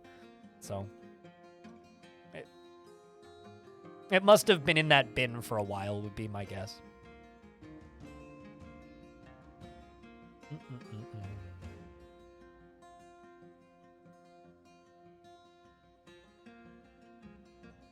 Yep. Man, remember when they had PC games in bargain bins? Remember when stores sold PC games? I know there's a Walmart that's close-ish to me that I used to go into all the time back when I was completely broke and needed groceries for cheap. And sometimes I would just, like, wander through the electronics section. And they had this copy of Aeon Online, which I squeezed the corner of the package to put a tiny little crease in the packaging so I could see that it was still there. They had that same copy there for 8 years. Yeah, that was the MMO with, like, the angel on the front.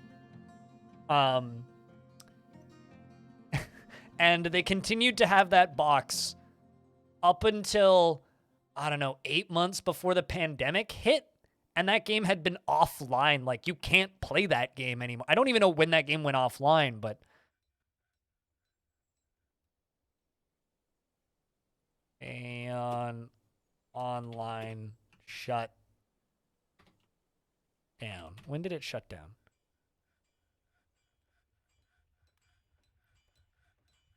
Apparently they still have a website. Oh, no, maybe it is back on. Okay, so it shut... Okay, update. It shut down in 2018 and was then bought and relaunched. So it's now free to play. You can still play it, but...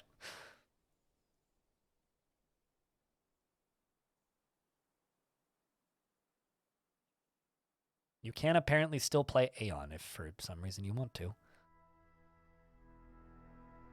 It's taking so long to construct.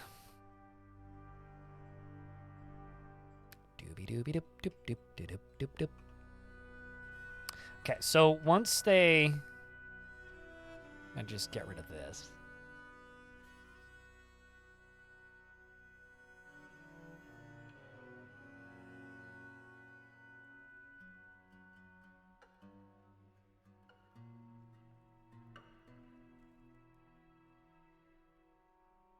So I need to build a little spout, essentially.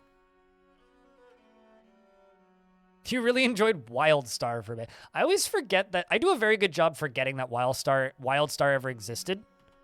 And then people remind me that Wildstar existed, and I go, oh man, yeah, Wildstar, that existed.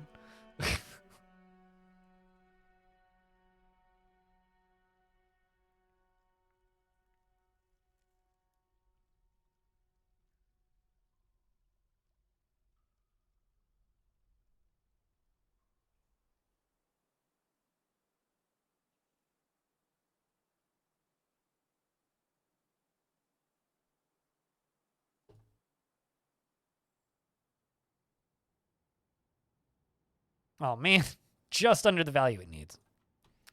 All right, well, let's see if I can just put more wiring into here.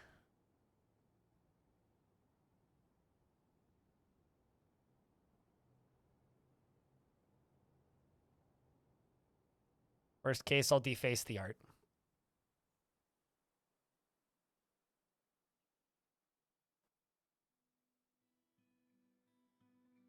Your favorite MMO was Rift? Doesn't that still exist? You can still play Rift, right?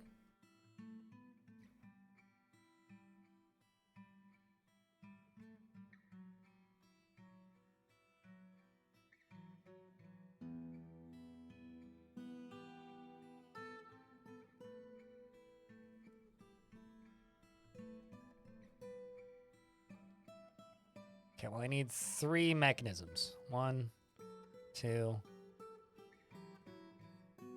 3.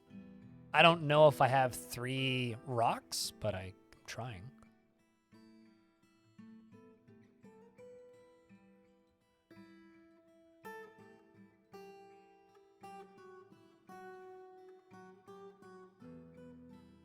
No idea, TBH, you don't got much interested in the game, what it is, and ended up being these days. Fair enough. Have I tried Mountain Blade 2? I tried the very early access version, so I don't really have an opinion.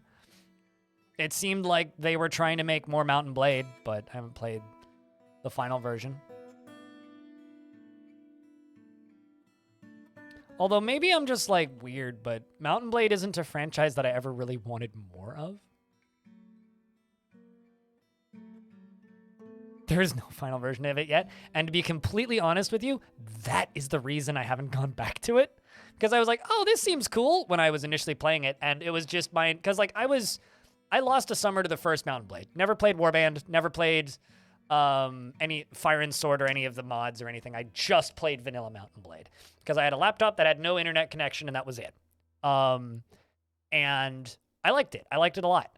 And as a casual player going into Mountain Blade 2, I was like, this seems really cool. I was super positive on it and really enjoyed it. And it was just my chat informing me about everything that was bad and wrong about it. And it really kind of dampened my desire to go back to it. And every time I've watched streams of it, it's just people complaining. And I don't know. I probably won't ever stream it again. just because like I had fun for the 12 hours I put into that super early access portion of that game, but it's not that I was a much smaller streamer at that point, but like that wasn't my audience. So like I went from like 70 viewers on Dwarf down to like 40 viewers on Mountain Blade, and the only people that were there were just bitching about why they hate the game, and it's like, yeah, I don't know.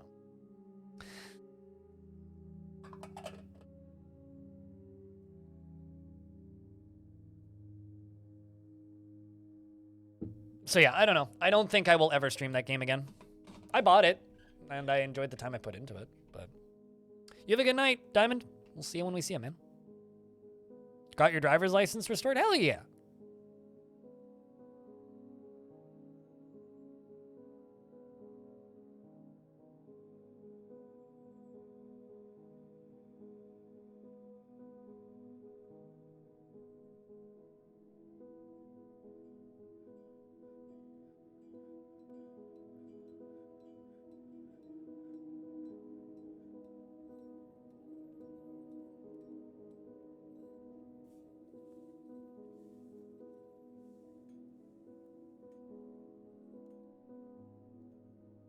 You like Drift, but they added minor attunement, which made games grind ridiculous even in MMO standards. That's why I don't like MMOs. I don't enjoy grind in video games.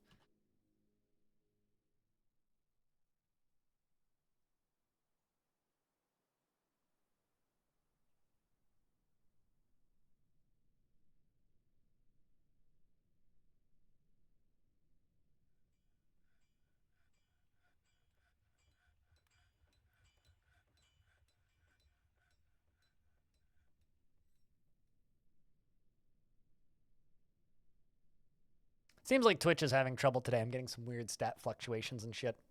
Oh.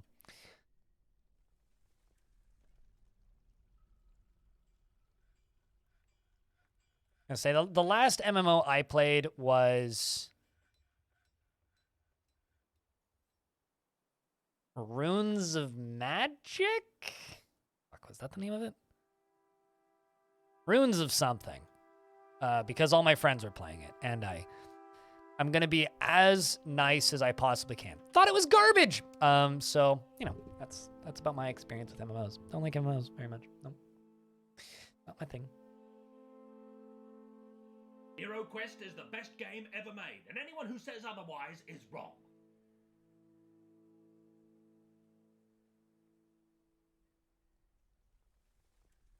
You have to distinguish between grind, keeping the player logged in to boost numbers, and grind, enjoying the activity. Yeah, I very rarely enjoy that activity.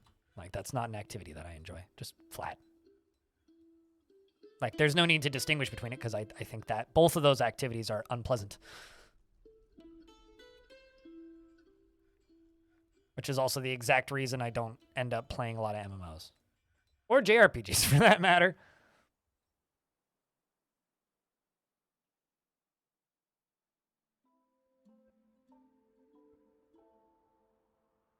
You are a different kind of person than me, Cetrix.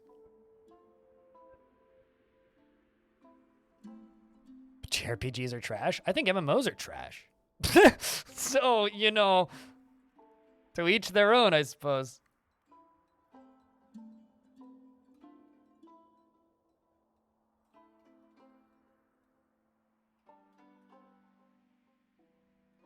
Although this is screwed up.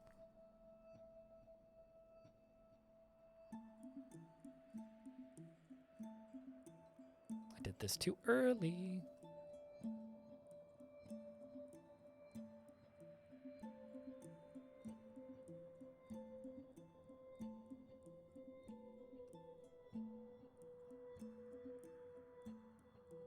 Yeah, that's the only one that I can do right now.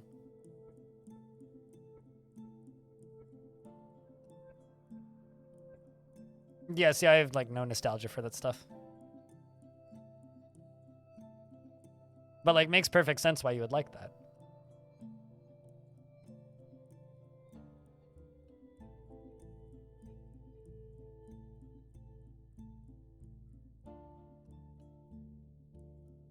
Well, Elden Ring isn't a RPG. It's an action-adventure game, so that would be a J action-adventure game.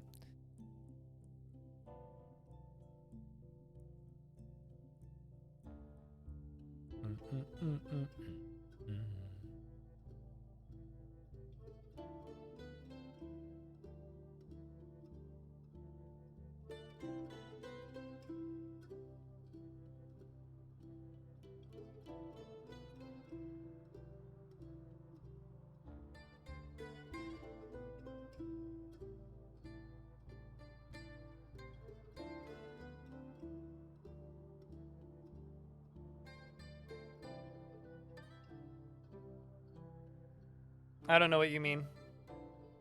Oh, Personas? Yeah, Persona's a JRPG. JRPG is like, it initially just referenced RPGs that come from Japan, but at this point it's like, it's a specific type of RPG.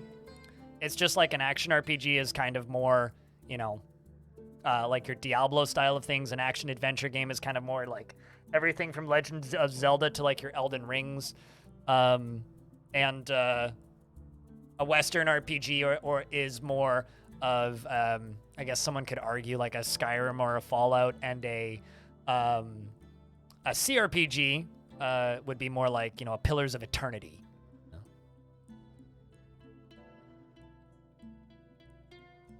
It wouldn't be a blind stream without, like, a genre discussion, would it?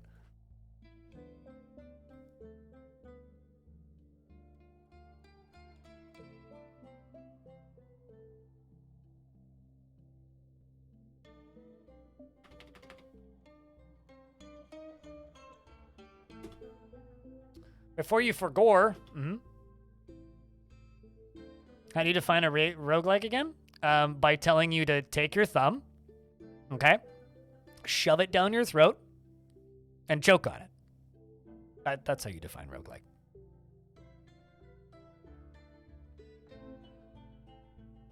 You have to spell roguelike correctly for the command to work. Suited? That's a rouge-like? Why a spoon, cousin? Why not an axe? Because it's dull, you twit. It'll hurt more. What he said.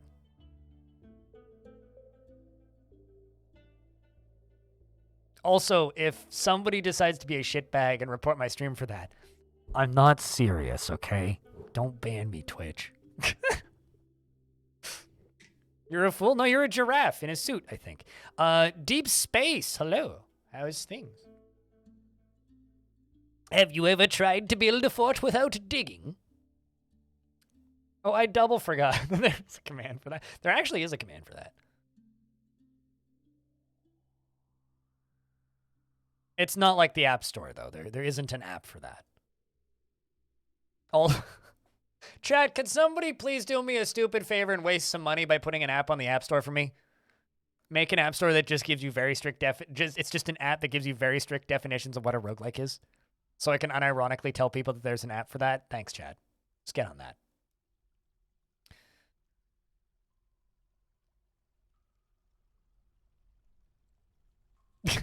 Streamer tells chat to unlive themselves. I mean, as an RPG developer, thank you for understanding the meaning of JRPG. I mean, really the way I would describe a JRPG is it's a party-based RPG. But party-based is just too many fucking letters. Too many goddamn words.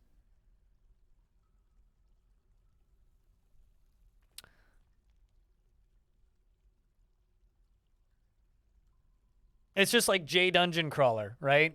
Which one of my favorite like genre bullshits things is Darkest Dungeon isn't a roguelike. It's a Japanese dungeon crawler with a Cthulhu skin to trick normies into thinking it's a cool new genre. JRPG is Dungeon Quest? Yeah, an old school Final Fantasy.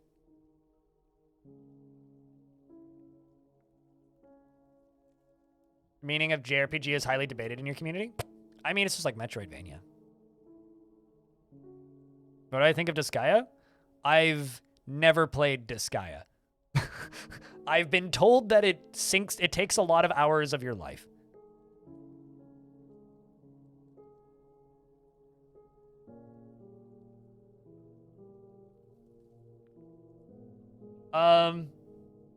If I were to unretire water lungs, it would probably be full of water. Not lava, actually. If I were to unretire water lungs, it would probably just be full of water. No, not really.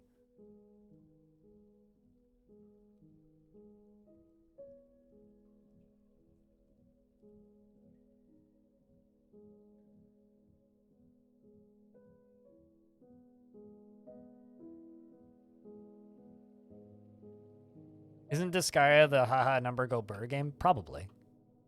Isn't Disgaea's the one where like you have the dungeons in your weapons, right? And so like you have to do you have to do all the things, right? And then once you're done doing all the things, you have to go do all of the things again for each of your weapons. I think is how Disgaea works. I have like a surface level of knowledge of Disgaea.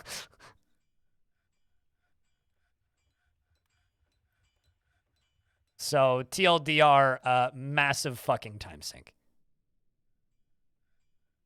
Okay, I have a problem. Where did I put that lever? Put it around here somewhere.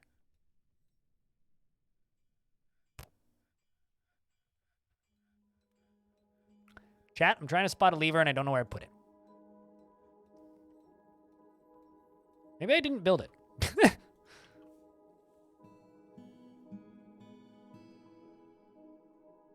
Definitely possible, I just didn't build it yet.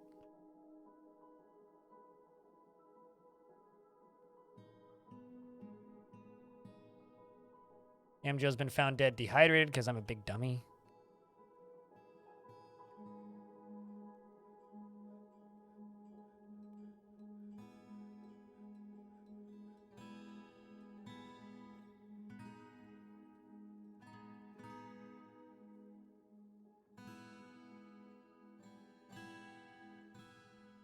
I'm just gonna make 25 charcoal.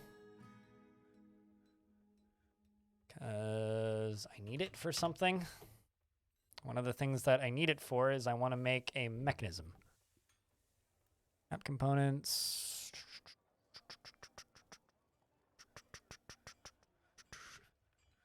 Okay, I don't have enough steel. What do I have enough of to make into a mechanism? Iron. Could do an iron mech. I could do a bronze mechanism. I do actually have enough steel. Tin? Let's make a tin mechanism.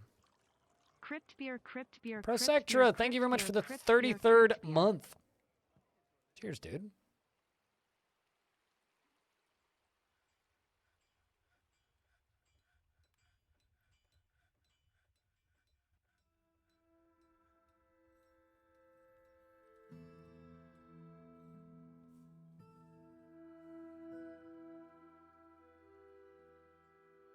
But without a major part of the game? Yeah, I mean, I play a lot of this, so we're doing, like, you know, constraints challenges, if you want to call it a challenge. I call it a theme, but... yeah, I mean, the whole point of it is, like, forcing you to build some weird way that might make things more or less interesting, depending on who you are. I don't know why there's a forbidden fish in the middle of my cloth stockpile, but I guess that's there.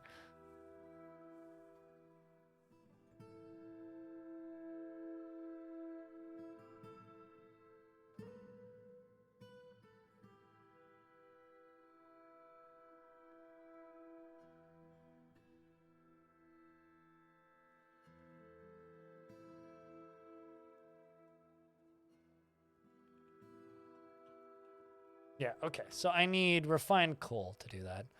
Bronze mechanisms.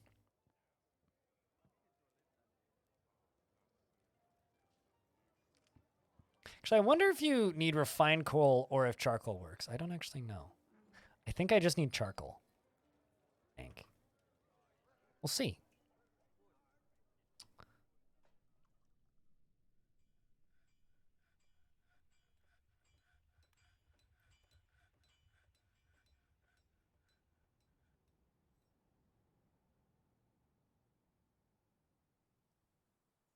We will see.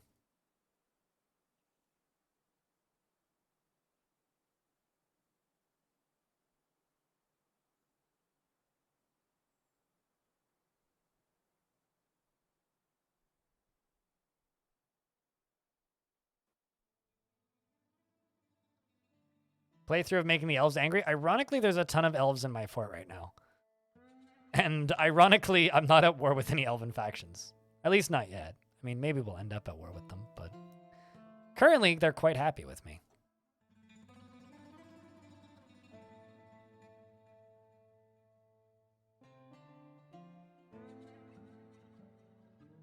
In order to make the elves angry, I would have to try and trade with them. They actually don't get that upset if you're just, like, you know, chopping down trees.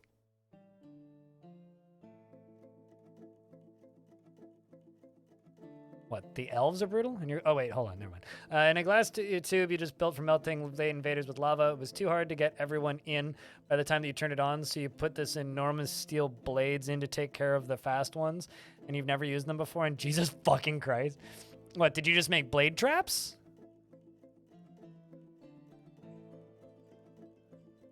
Because you should try serrated discs. If you think blades are bad, you should try serrated discs.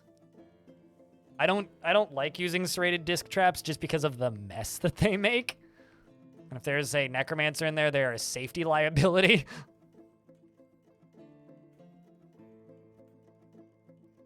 Oh yeah, okay. Serrated steel discs. Yeah, no, I mean that's about as effective as you can possibly get.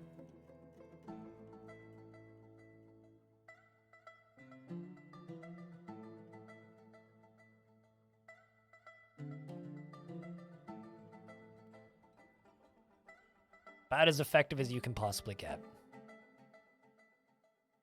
We're gonna flood it with lava anyways. Lava's the best because like it burns off all the body parts that scare the dwarves and just leaves the best parts of the armor that you really need. They're so useful.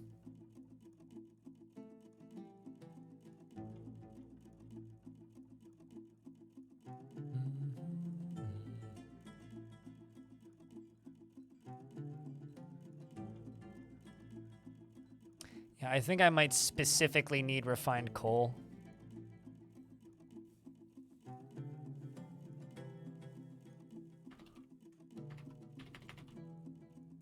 I don't actually know what those are classified as. I was assuming boulders, but guess not. Okay, well, bad news is, oh, hold on. No, okay. We don't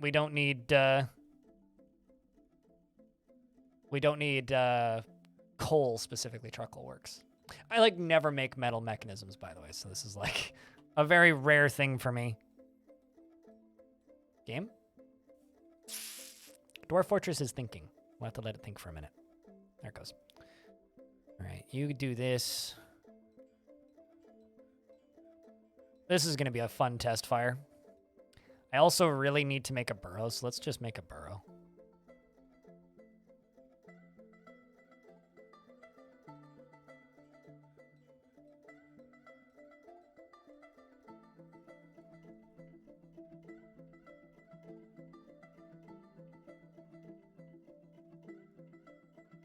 I can't wait until the day that we can do multi-level burrows again. With just one click.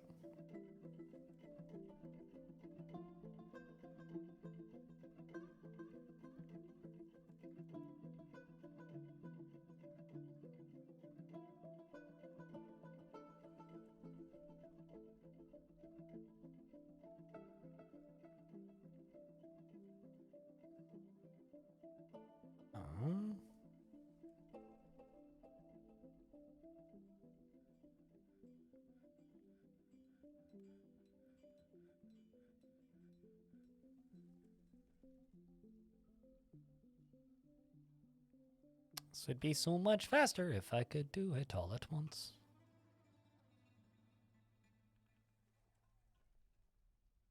All right, fine, everybody. And just, no, shush you. And leave it paused.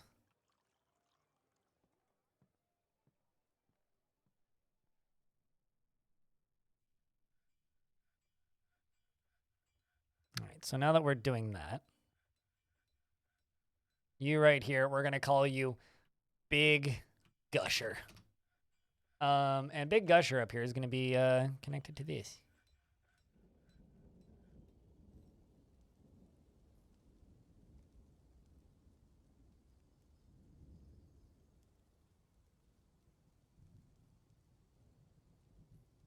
You like gushers, right, chat? Well, this is all going to be filled with water, so it looks like we're good all the way around. Sweet. So literally, I just need them to attach this, and we can start this thing filling. Literally, all I need is a dwarf to attach that. So let's see who's linking building to trigger. You are? Oh, look, do it. Do it's doing it.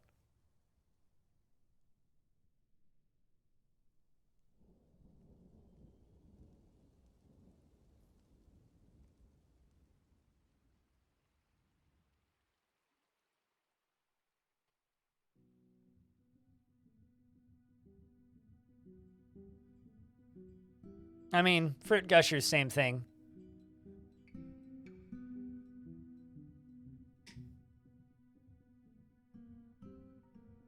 That's kind of the thing that I was implying here.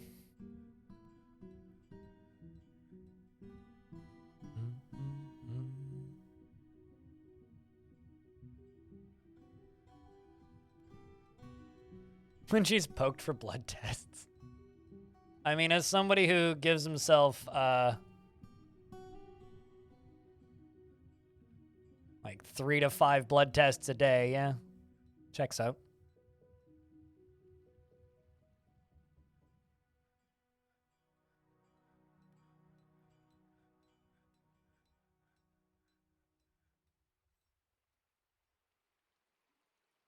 Why are you getting...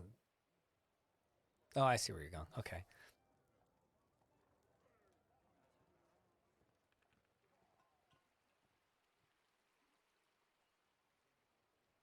Well, I mean, if they're steel, it's going to destroy their armor. Yeah, you're going to need to melt it down.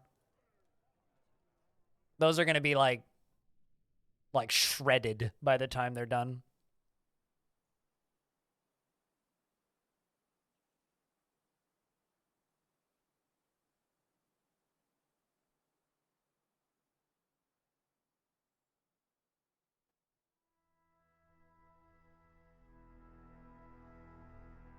I like that this dwarf's last name is Rock Swatches. I like to think that they're a big fan of Swiss watches.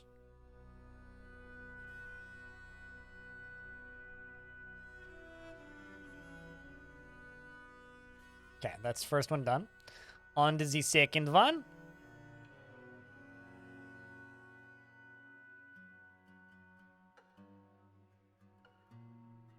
Also, I can forbid this upper layer.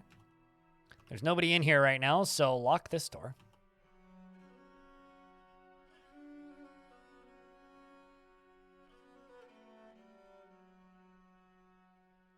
I can't wait to see this thing fill up.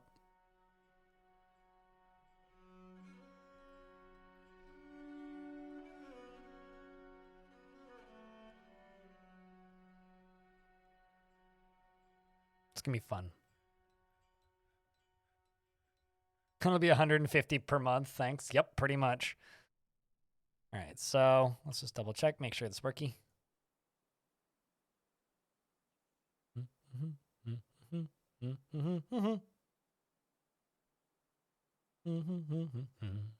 you go. Sweet, it working. All right, so since that working, we can go up here and pull this lever.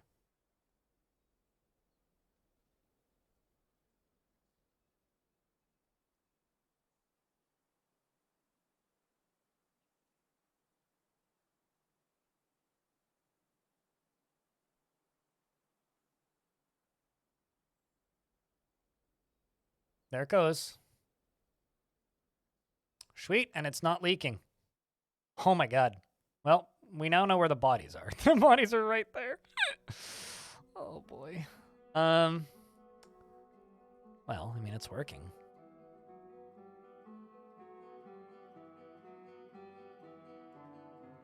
Clean. I like it.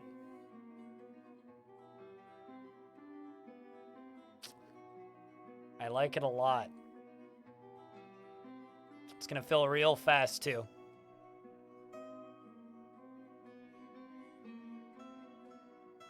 We'll cut them in half with the water deep. Literally, we'll glide through them like butter.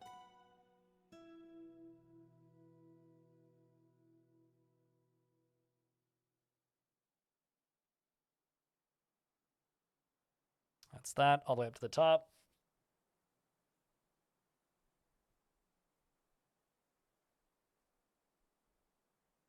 It's a pretty fun little bit of machinery here.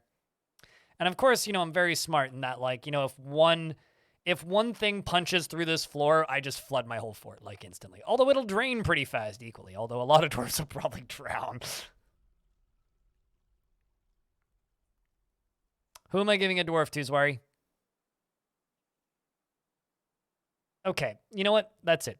Not to be mean, Zwari, but I'm refunding one of those. And the reason I'm refunding one of those is I don't want those popping off at the exact same time. So I will give you another dwarf, but I'm refunding the gifted dwarf because I'm tired of those going off at the same time. I'm going to suspend the gifted dwarf for like 40 minutes and then unsuspend it in like 2 hours because I'm just tired of those going off at exactly the same time.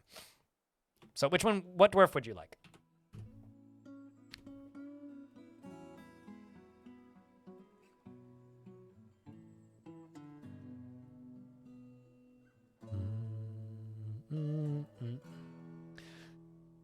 I mean, I personally feel like I should refund both of those now that I think about it, because you had a dwarf earlier today who died, and I don't generally like it when people have two dwarves in the same day. But I already refunded the other one, so. What kind of dwarf would you like, dude?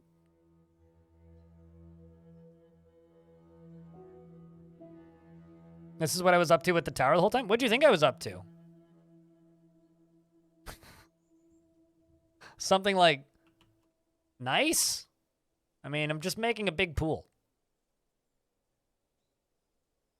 Most upset dwarf that's not insane.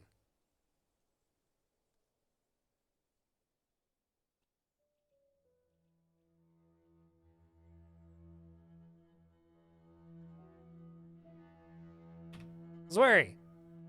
Don't worry about it. I'm surprised you didn't claim the mayor.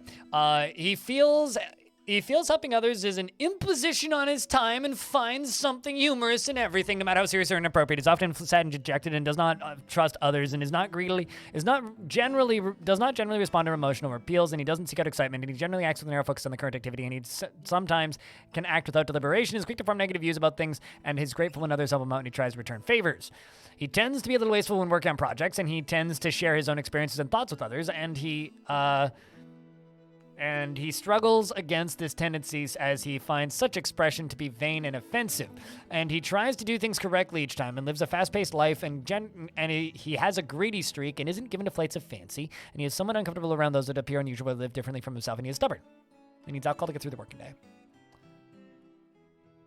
He personally views any show of emotion as offensive and dislikes cooperation and finds those that deny their impulses somewhat stiff, and he has a negative view of those who exercise power over others and finds maintaining decorum a silly and fumbling waste of time and values peace over war and does not particularly respect commerce and needs and doesn't see the attainment of knowledge as important and dreams of crafting a masterwork someday, and this dream was realized.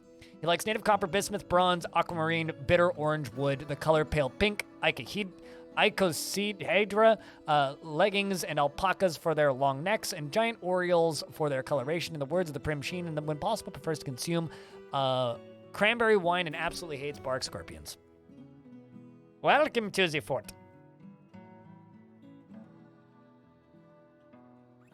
He has a very long beard, which is braided. His sideburns are clean shaven. His very long mustache is neatly combed, and his hair is arranged in double braids, and his nose is extraordinarily broad, and his slightly rounded aquamarine eyes are protruding, and his somewhat broad ears are tall, and his dark brown skin is wrinkled, and his hair is accrued with some gray. Awesome. Let's go keep an eye on this water. So then level 2 goes up. Then we're going to do a test fire of this thing.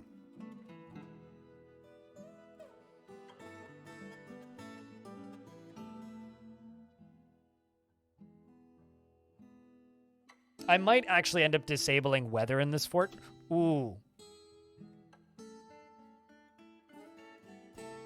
No, that's fine, actually. It's just going to leak back. Okay, yeah, that's fine. Yeah, that's fine. This is just going to fill up with water, which is okay. Looks so cool. It's kind of laggy, but...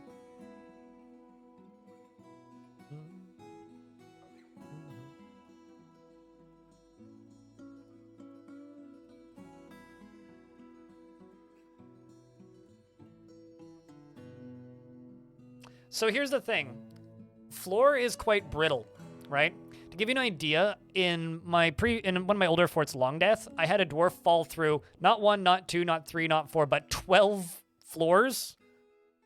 A floor that consisted entirely of walls, wood, but floors, no. I don't know if I want to do that, though. Like, yeah, I mean, would it increase safety? But, like, where's the fun in that? Ah, shit, that dwarf finished that artifact.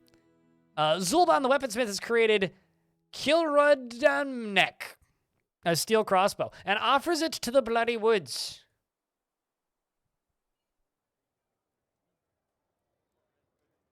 This is a 13,000 Zethal valued steel crossbow. All craft worship is of the highest quality. It is encrusted with bands of steel.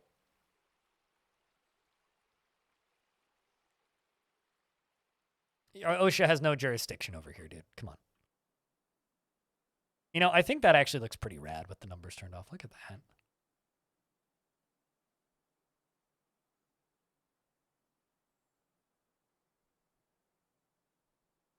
It's a nicer shooter.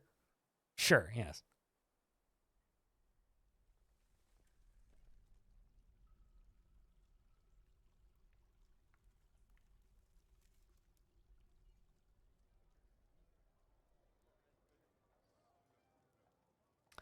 So the idea is the water just shoots out of this and just goes poof out this way. That's the idea. And hopefully doesn't hit this.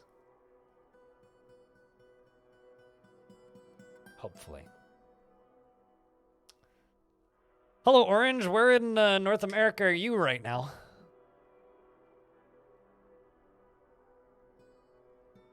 But good day, sir. You know DF is open to anything. Is it feasible to make small forts with a population? Yeah, just set your population limit down. Literally just that. Just set your population down. The default is 200, but you can just like go into your settings and just go to, I think it's game settings. Where is it? Yeah, this strict population cap. Just set that to like, I don't know, population cap and strict. You go like population 50 and strict 60. Done.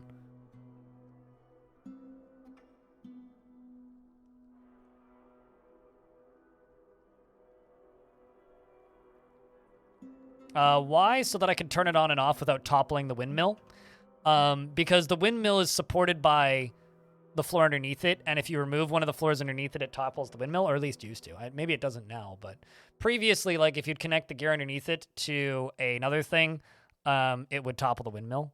I wasn't sure if it would do that, so I just kind of didn't bother finding out. We're in Montana. I'll say hi to Hannah.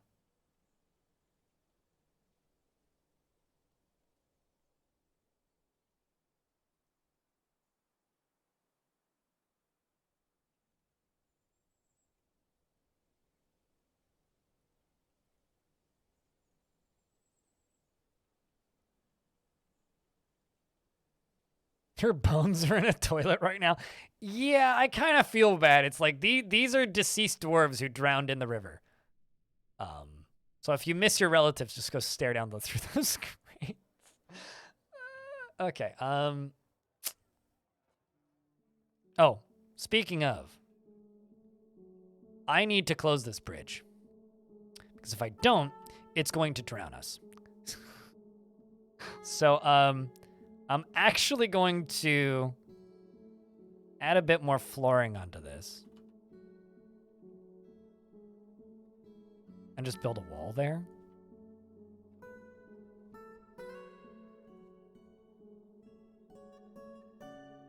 It's a good thing I noticed that. Otherwise, this would have just fired this way into my fort.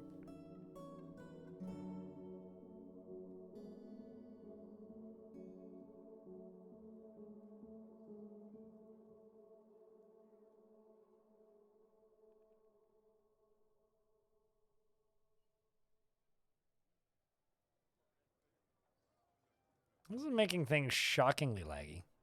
Although, it appears to have filled. Yep, it is certainly full. Damn right.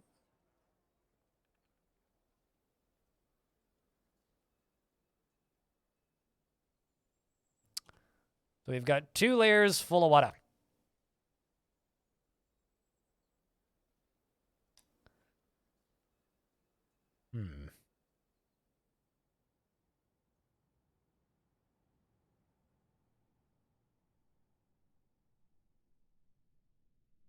Oh, apparently this layer isn't in the burrow at all. Well, let's fix that.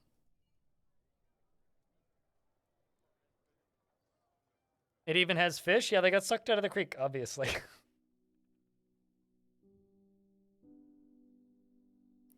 My favorite image is, I think, a guy in a port in somewhere in China.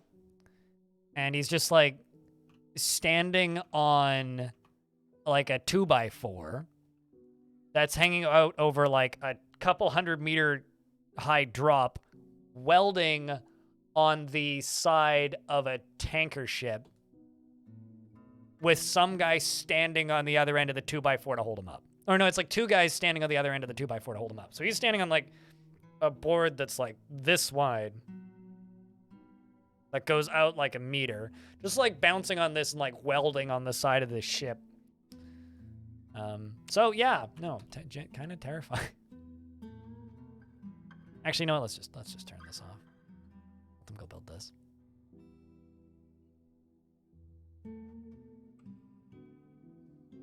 It's a normal day. Yeah, it's a normal day at the office, you know.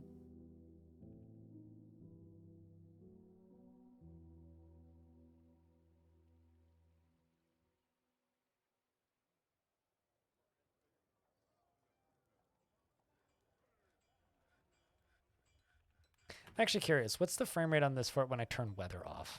Just weather. The amount of contaminants that's going on in here is like kind of bonkers.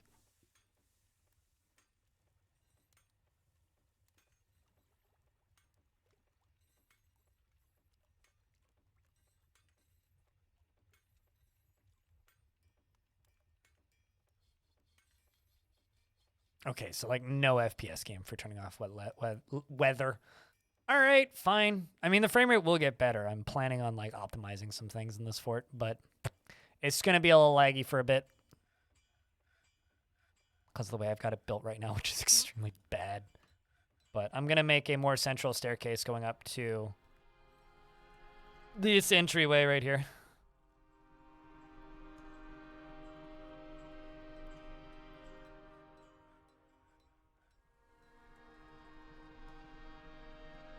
I use partial for like everything. I don't care if they have perfect uniforms. I mean, right now my squads are literally using whatever they've picked up from the goblins. So I do not care about perfect uniforms at all. Not something that matters to me.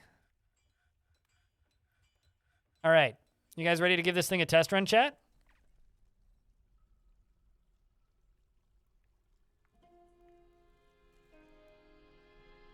Let's give this thing a test run. Oh. No test run. I lied. We're going to wait for it to save, and then we'll do a test run. God fucking damn. Thanks, game. Good timing. That's fucking balls.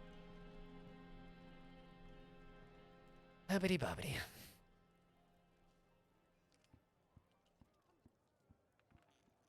That's mildly frustrating. Mildly. Not particularly, but mildly. Timely save, I suppose. I mean, if I flood my whole fort, I have a save scum now.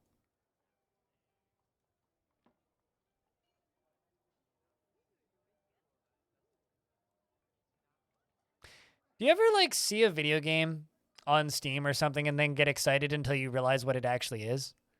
I see this coming from Paradox Art. I'm like, oh, this looks cool. Big robots attacking big robots. I'm in. And then I realize it's an auto battler. Ah, man. Fucking damn it. Eh. This reminds you of Super Soakers. Yeah, sure, why not? Although, oddly enough, I might actually try that. I do like big robots.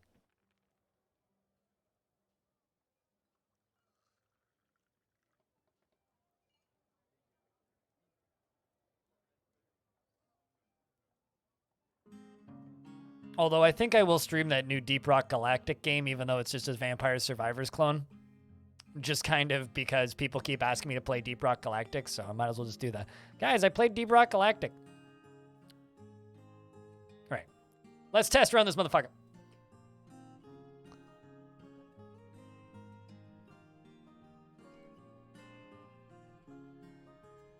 All right. Let's just prioritize this.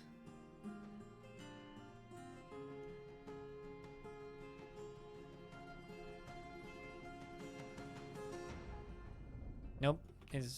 Come on. Oh, never mind. This layer isn't in the burrow. Good Lord. Like, literally, they can't pull it right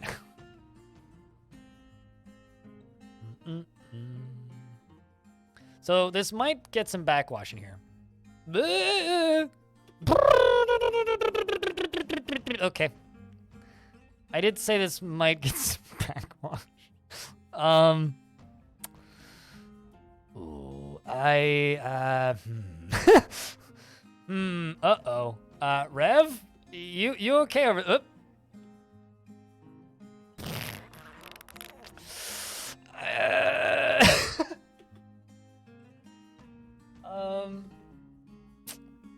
Yeah. Well, reload.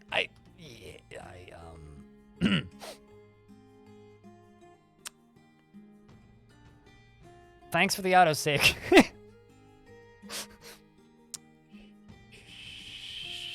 The test was very successful.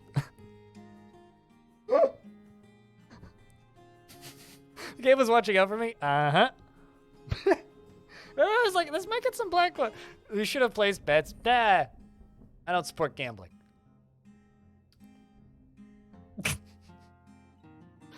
Okay, so I think it's safe to say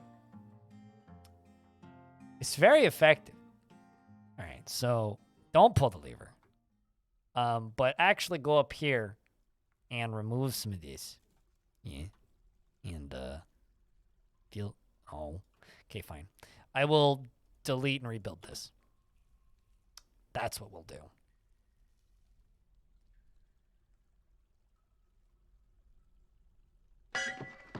Bring out your dead! Yeah, no. I'm not bringing out any of my dead. They're gonna stay right where they were.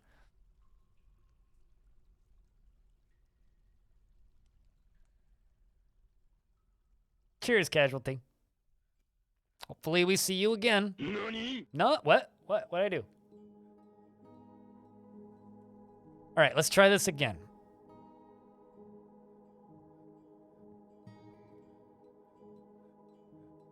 All right. Test 2 definitely does not imply that the first test failed. I don't know what you're talking about. Fire. And fire. There we go. Nice. Nice. Perfect. Fucking fantastic. Look at that. Oh man. Okay. That is gorgeous. That is beautiful. That is wonderful.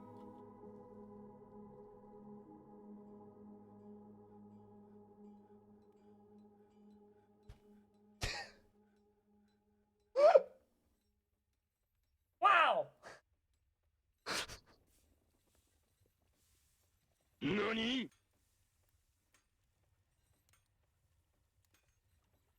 Well, on the bright side, I'm getting shorts content.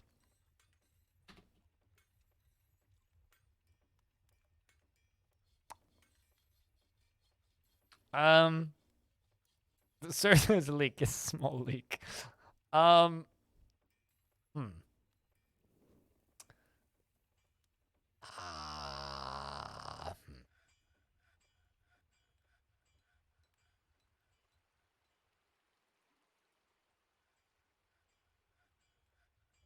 Well, there goes Talon Artho.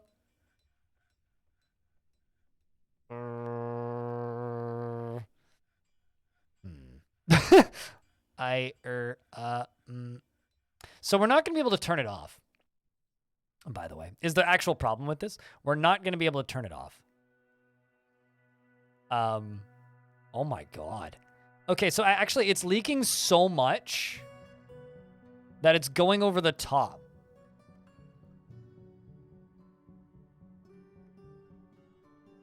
Why are you the second person to ask me that today? Okay, we need some redesigns.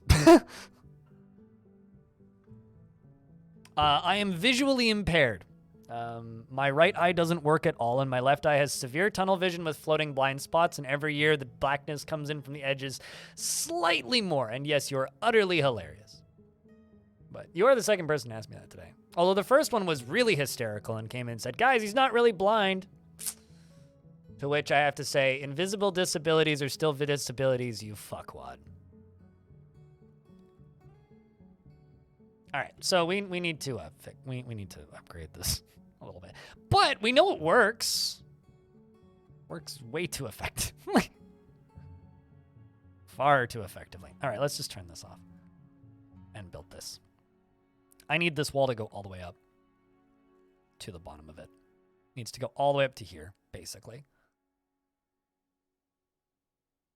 Let's use peach, I suppose.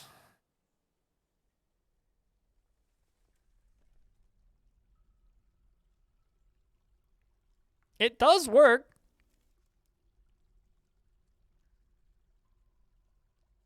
You can't tell me it doesn't work.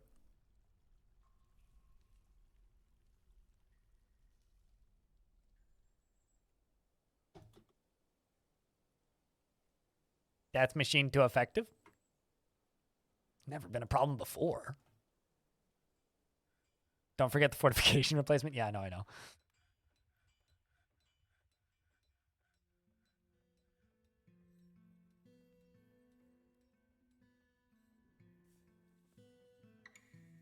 Speaking of hysterical person, I mean, you must be hysterical because your username certainly checks out.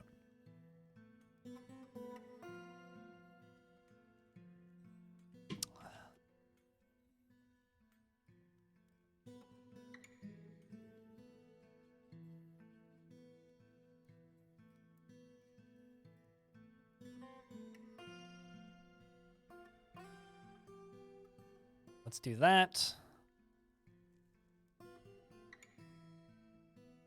Go all the way up to there with willow blocks. We'll do just fine. Can remove all this because I don't actually need them on this side.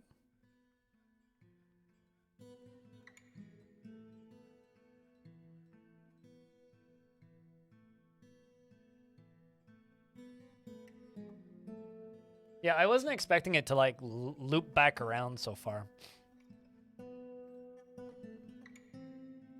At least we know it works effectively. That part is certain.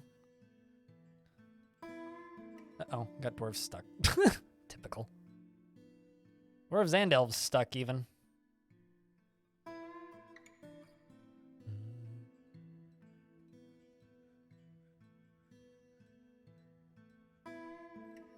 Should have done the flooring first. Ah, well. Oh, yeah, what? Snatchers?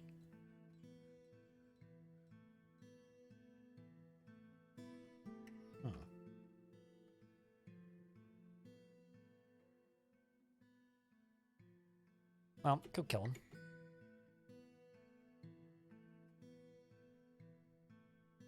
Flush him out? Nah, it's not ready.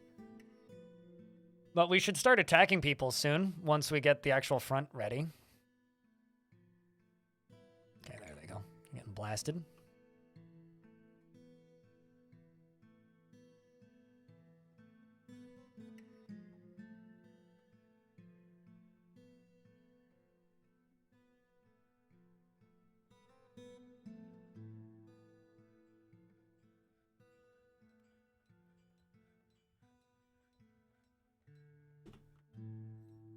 Also, something that I haven't mentioned on this stream in forever. Type in !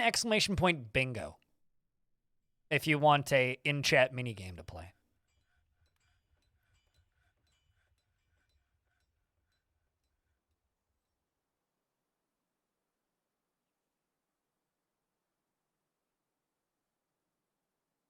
Let's do that, and that.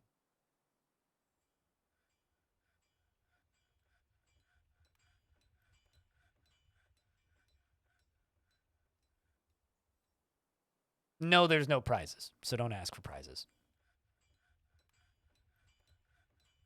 Oh, I can leave that. Don't actually need that there.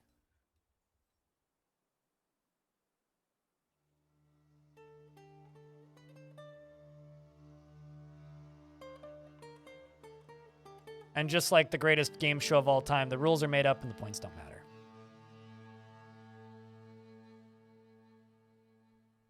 You already got one?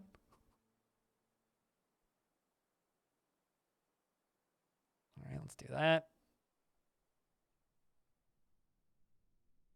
All right, sweet. So now, this is like tests I lost count. Test number, I lost count. Let's see how this goes, chat.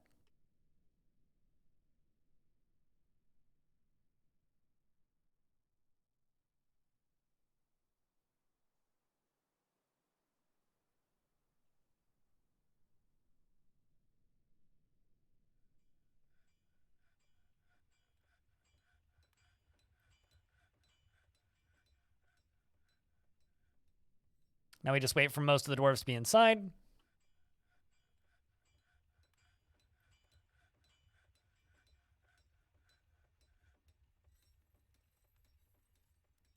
Well, it's funny because like that bingo chart was made like a year and a half ago and it's still accurate. Maybe even further.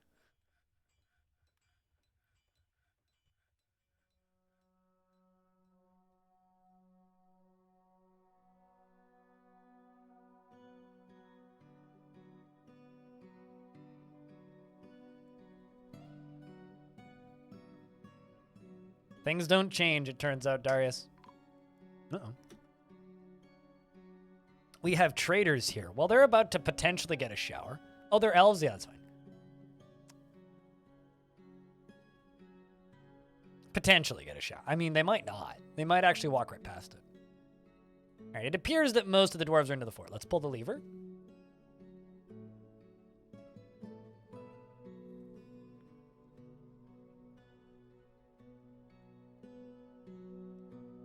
Bonk. All right, there we go. It's actually kind of beautiful. Like just this big ol' spray. It does, wow, it only drains like one layer out. That's only the top layer.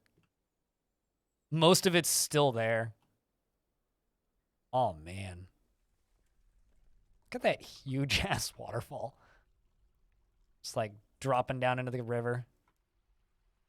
Oh, an ASCII? Sure, you can see an ASCII.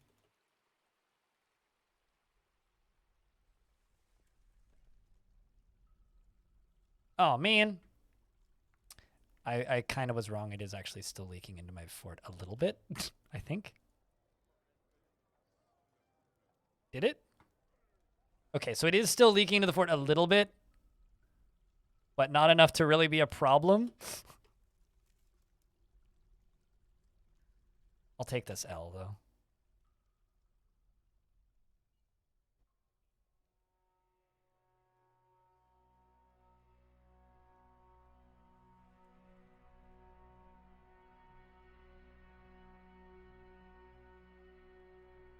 It's fine. We can fix this.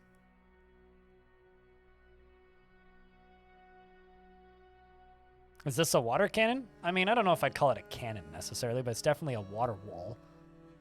It's like a firewall, but water. All right. Next time we don't accidentally flood this layer. But hey, maybe it's more... Ugh, maybe it's a little bit more farming space.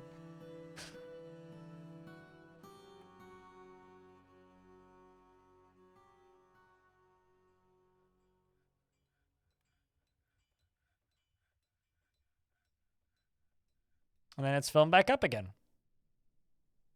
And then I can reflood it like momentarily and it just drains. Okay, well, pretty good. Pretty good. I think they'll just clean this mud up because they've been doing that. I've been noticing them cleaning mud up recently. So we'll see actually if they just clean this mud up. Yeah, see, this dwarf's just running around cleaning. Or was.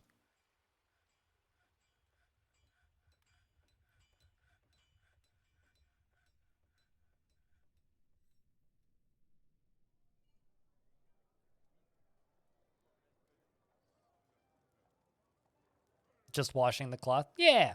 Let's see if I can sell clothing to them.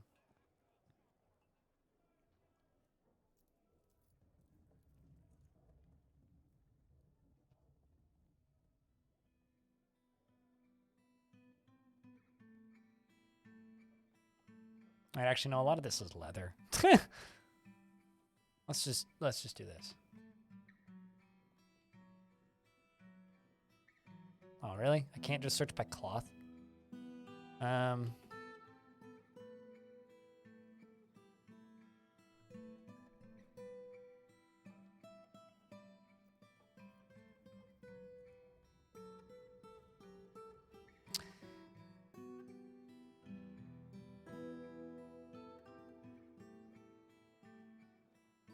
Moist maker. Yeah, pretty much. Moist maker. Meet your moist maker. It moist be a good time. And we moistly successful.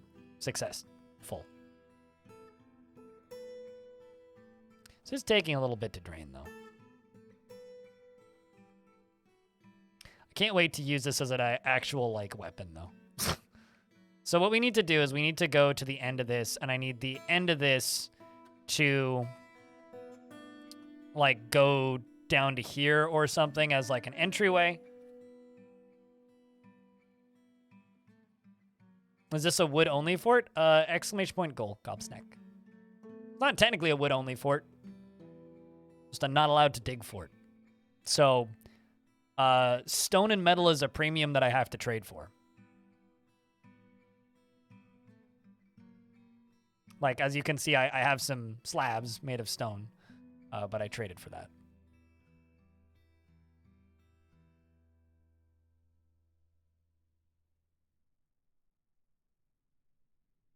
So, short answer, yeah, kind of is.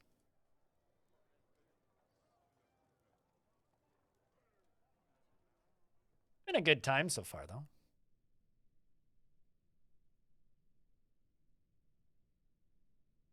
Uh-oh.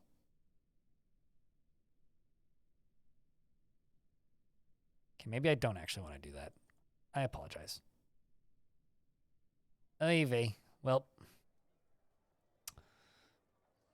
that's a little gnarly. I didn't even think about it falling straight down through the floor. I kind of hoped that the flooring would stay there, but we'll see. Maybe they can go replace it. Come on, guys, get over there. Now we call ocean. Now we call ocean and cry, mostly. Can we get that done? Can we get that done? Can we get that done? Can we get that done? Can we get that done? It's just a little bit of flooding, okay? A little bit of flooding never hurt anybody. It only drowned a few people.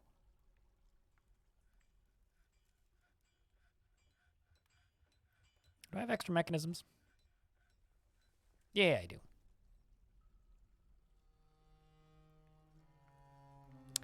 They do need... I mean, look at all this cat and, like, badger blood everywhere. The dwarves do definitely need the showers.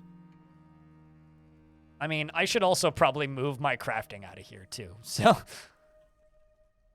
Coffins, oh, that's just unfortunate. Although, like I said, I've seen them cleaning mud off of floors. So, we'll see how this goes.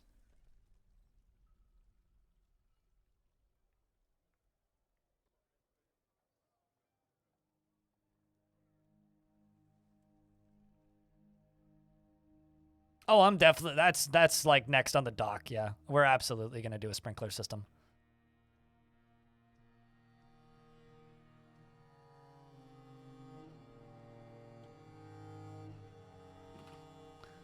I need, well, actually, what kind of metal do I have lying around? I do 2 tin mechanisms.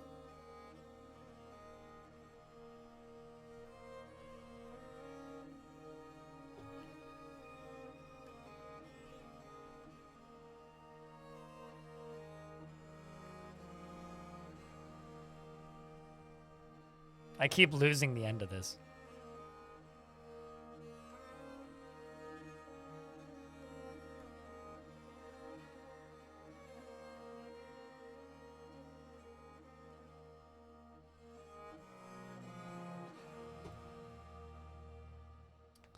Let's get more of this constructed. You know, I saved scummed enough oopsies at this point that, like, kind of more going forward are just kind of on me.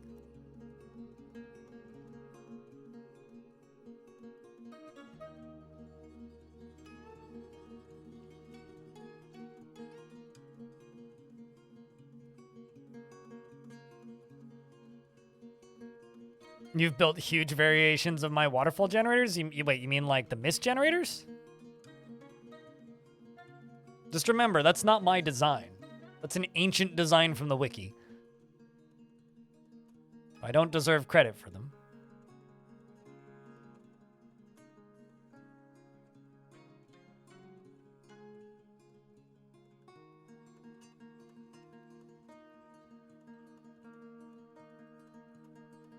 Just know that I don't deserve credit for the design. Yeah, this is going to be the main entry layer. Yeah, there you go. That I can live with. The one that I showed. Because I did certainly expose a new generation of the community to it, but I didn't design that.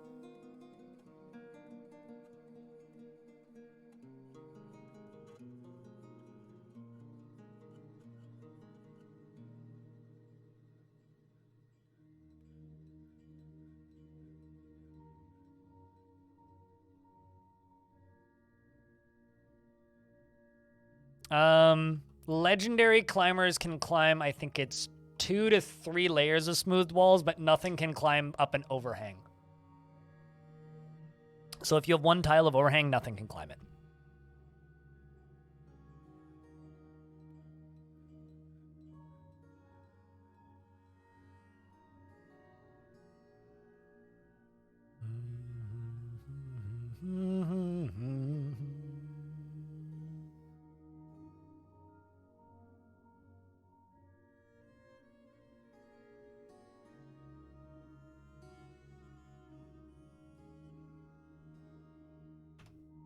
But the thing is, if you're constructing walls, do not, if you're constructing walls, do not, words. If you're constructing walls, do not use boulders because then they're considered rough constructed walls, which makes them significantly easier to climb. How many menacing spikes? The more spikes you have, the better. I just use the maximum number, which is 10. If I'm using spike traps, which I don't generally use.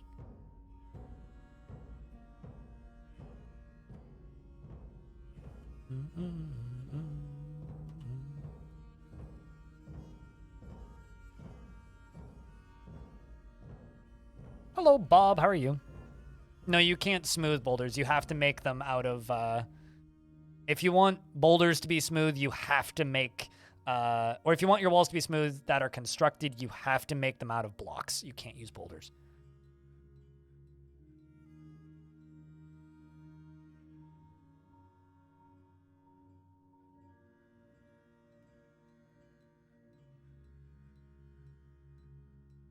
How many spikes? As many as you spikes. The more the merrier. Where is this blood coming from? What the fuck? Like, genuinely. It's just appearing. It's a busy fort. I like this fort. It was a fun fort so far. Lots of fun little experiments.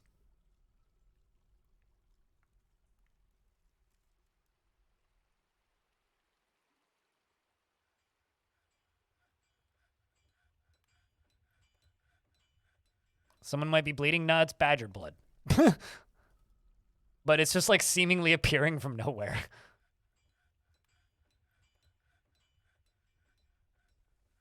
Yeah, no, they're like going through the water and they're like getting washed, but there was nobody standing where the blood appeared at the time that the blood appeared.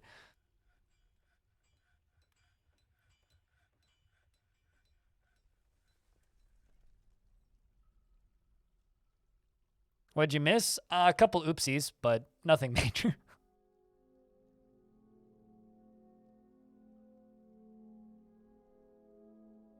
Gobsnack stuck in an ad. Well, it is what it is.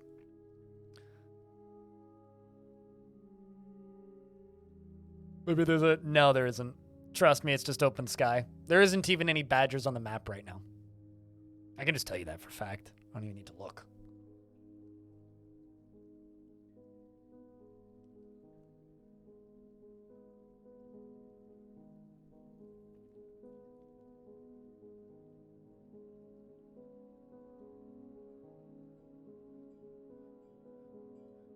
A fun little experiment. Sounds like something my mom would have called me.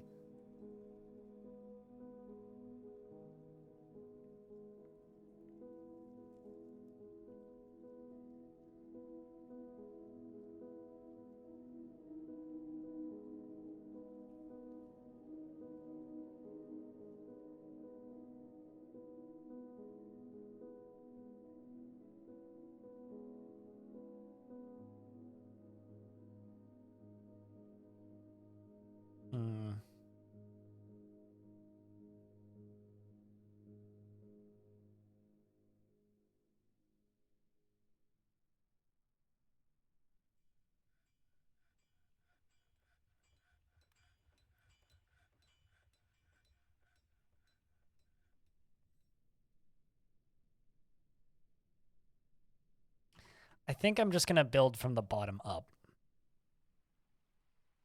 So I think I'm going to start the way up to this from down here. Just gonna get these chopped down first. Oh no! A ghost. Being a doofus. The fuck's this?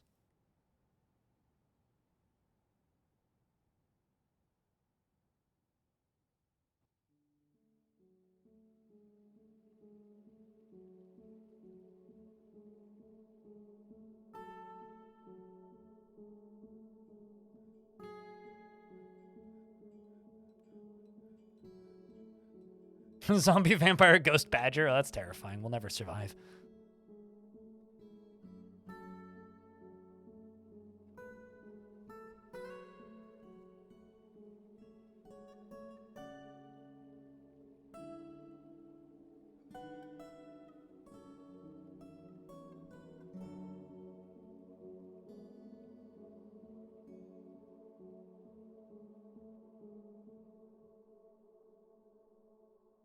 Because there was badgers in this map. We've had badgers show up a handful of times already.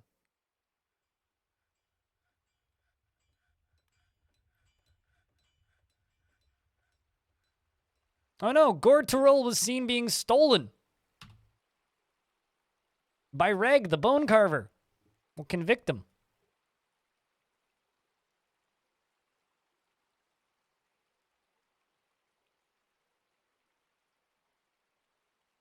He's gonna get a beating for it.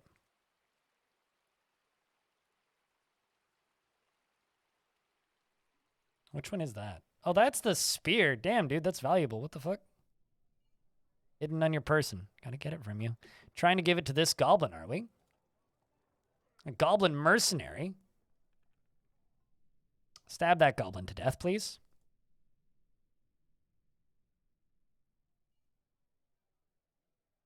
What goblin? I don't see no goblin.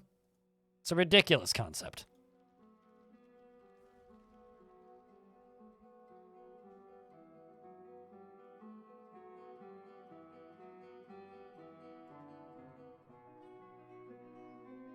What the fuck, Greg? I know, right?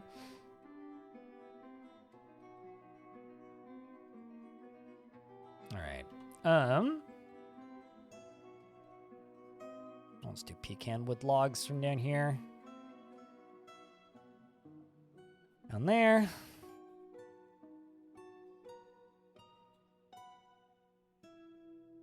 Persimmon down at the bottom.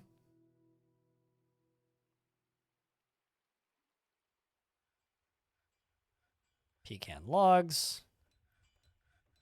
Ramp pecan logs.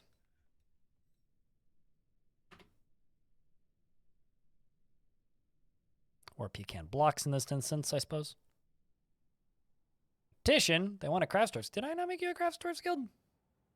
Oh. I swear that I already made them one. Guess I didn't. No, I didn't. Whoops.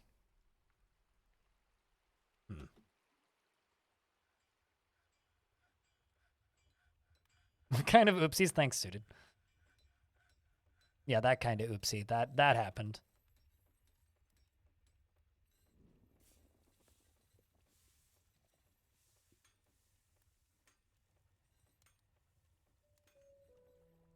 Gobsnack, what kind of dwarf am I giving you?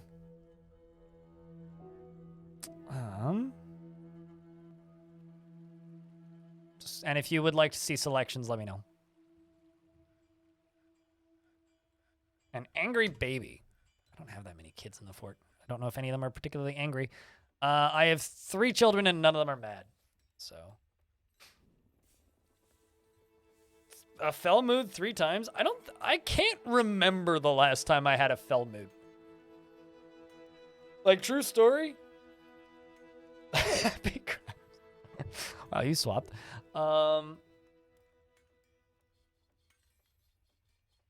I mean, Goden's pretty happy. He's quite happy.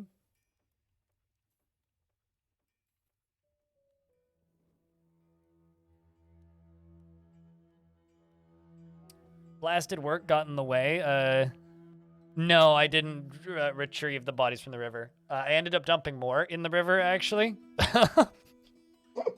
I think we ended with like 6 in the river, and I kind of gave up. Yeah, how does Godin here seem to you? You'll take Godin? Okay.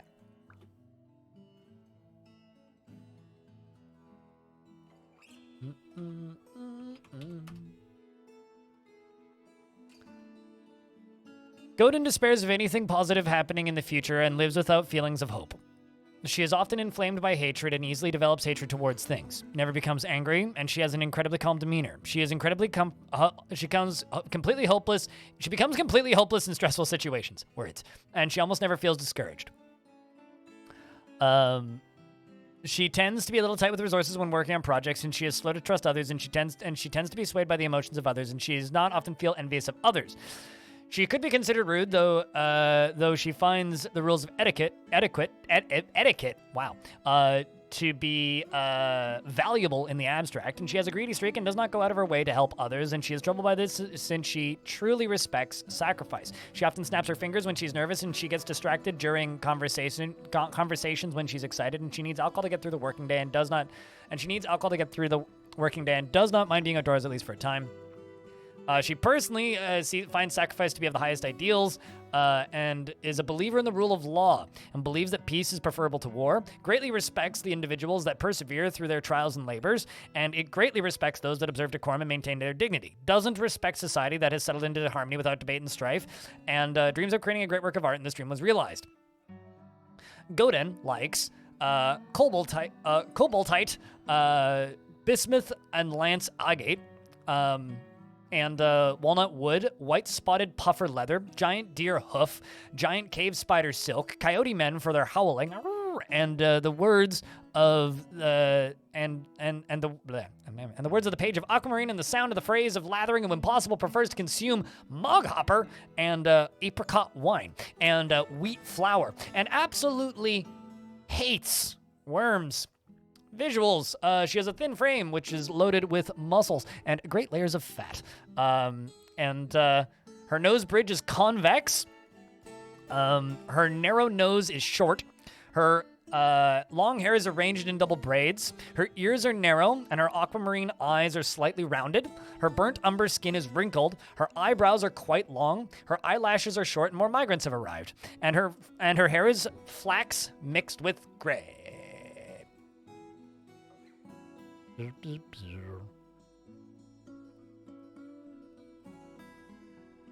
Did you see someone die? Probably not. Why? Did someone just get killed in the background?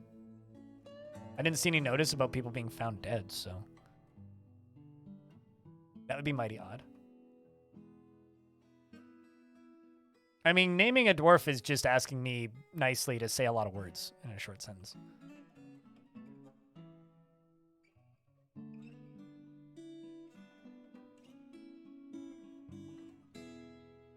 I'm sorry, what the fuck did I do? That was supposed to be floors. Well, oops. Oopsies.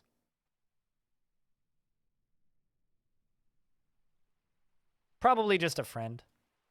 Or no, you were just in the room when, oh, did you say you saw somebody die? You probably saw somebody die because you were in the tavern when the goblin died.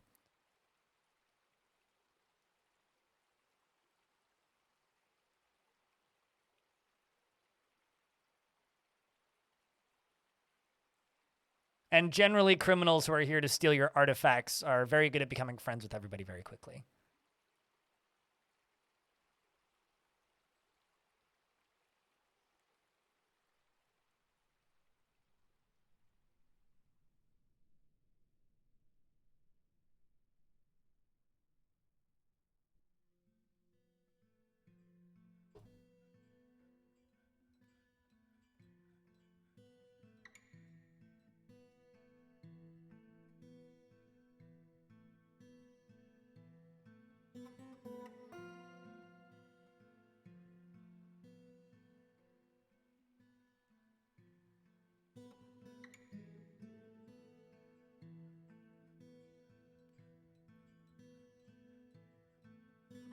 Wait, what about not making enough blocks?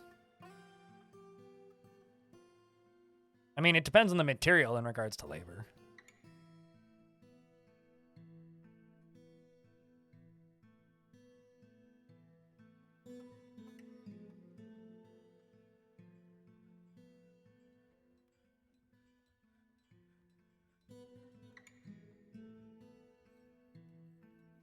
Actually need to go up quite a bit.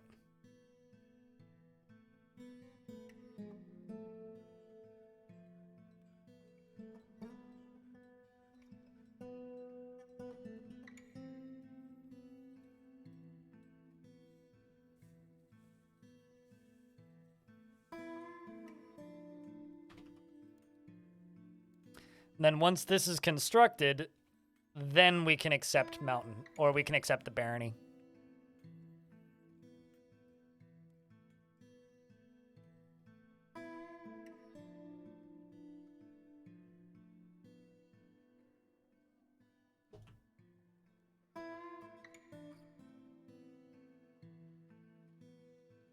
Apparently I got a bunch of stuff that keeps getting forbidden, so let's fix that.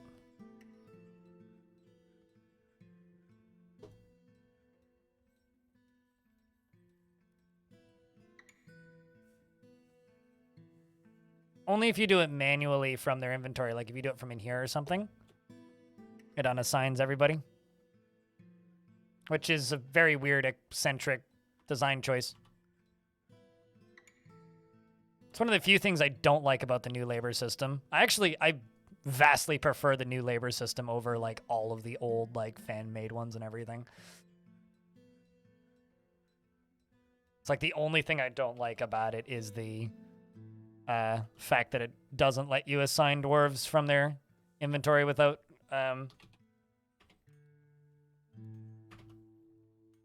without unassigning everybody else. That's the only part of it that I don't like. Everything else about it is superior.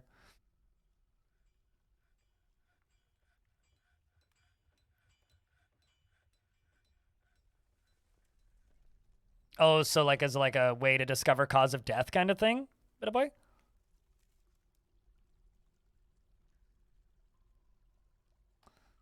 Fortunately, there isn't much I can do about these ghosts. Drinks, though, that there's something I can do about.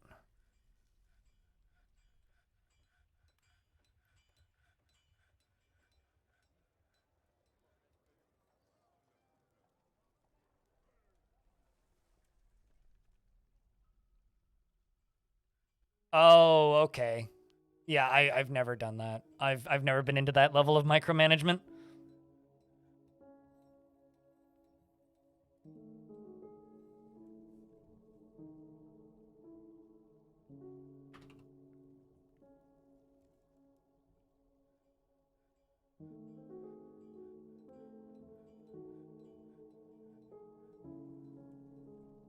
You get little icons? Yeah, no, that makes sense.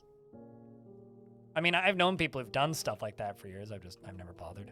Okay, I only need to go up 2 more.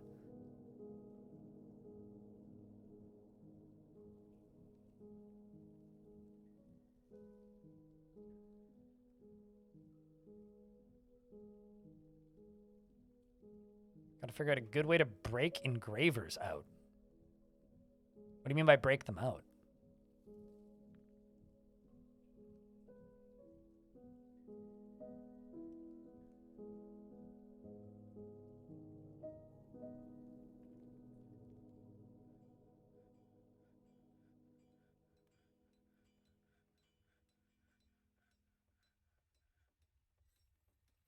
Zwari has slipped into depression. I mean, you did ask for a depressed dwarf. Oh, the engraving job specifically? Yeah, I mean, I don't care about quality of things.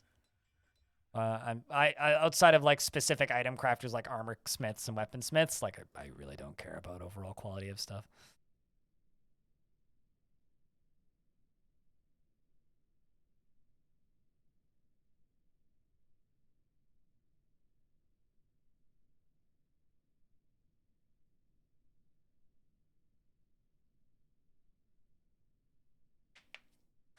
But I guess I don't, and I don't think I ever will fully understand the visceral hatred of this system. Because there's definitely some people in the old guard of the Dwarf Fortress community that viscerally hate this system. They stated from the beginning throughout development to this version of the game that they were not going to just implement Dwarf Therapist. And for some people just got it into their head that that's what they were going to do. They were going to just build Dwarf Therapist in Dwarf Fortress. They said from the beginning that they were never going to do that, so. Flappy Turd! What's up, dude? Thanks for the 4th month. Welcome back. Thanks for sticking around since December. It feels like I just got a sub button again because there's so many people from December. Like, you got to remember, like, pre-December, we had, like, 350 subs, maybe? Like, literally at 1,000 now. But good evening, Flappy Turd. How's things, dude?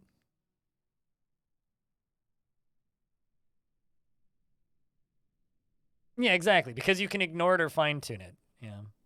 I mean, it definitely needs some tweaks, and I certainly agree with that. But there's some people who are just like, you broke the game, game's unplayable, never playing again, bye.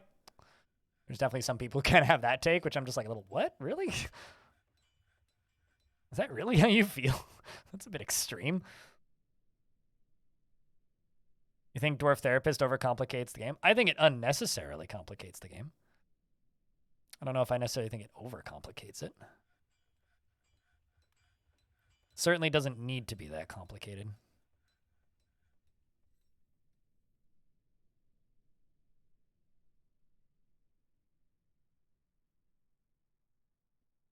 Okay, so I just need to go up one more layer.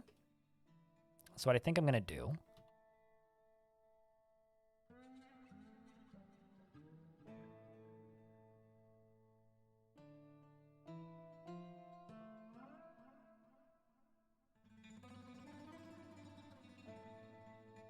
makes the labor worse than RimWorld. I don't like the way RimWorld does its labor. I'm going to put walls on this. This is going to need safety walls.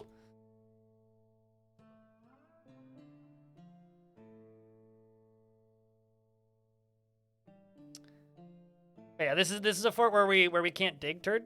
So thus the only picks only exist to deconstruct buildings because apparently you need picks to deconstruct buildings, which I've just learned in this fort.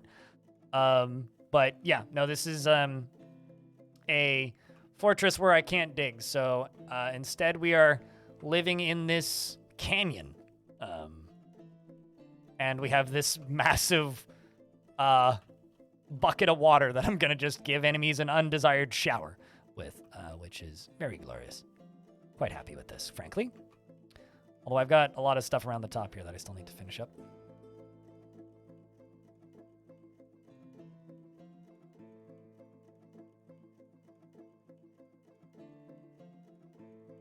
Are we not making wooden blocks currently? Nope, we are still making wooden blocks. Good. Good, good, good. I'm just using them real quick.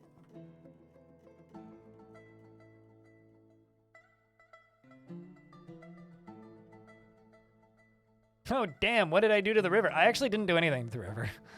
The river's still there. I mean, I should dam it so that I can get these bodies out of here. But no, it's flowing from up here, I think, and then down here. So if I block these two sides, it'll drain. But yeah, no, we've definitely weaponized the river. This is my river defense.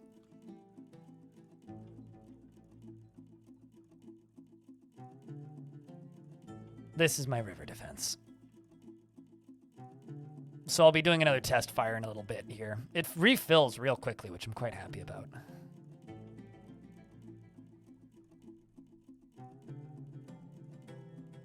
I think what I'm actually going to do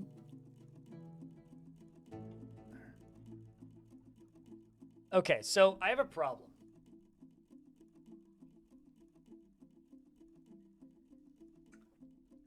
I need a way of draining this that doesn't dump all of the water into the river. Because if it dumps it all into the river, we're not going to get any of the armor. And the bodies are just going to sit there for forever.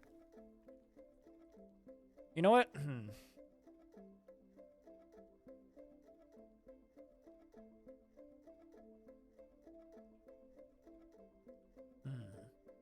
Interesting puzzle.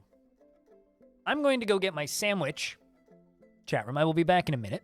I'm going to let them work on this. I'm going to go get my sandwich. I will be back in a moment.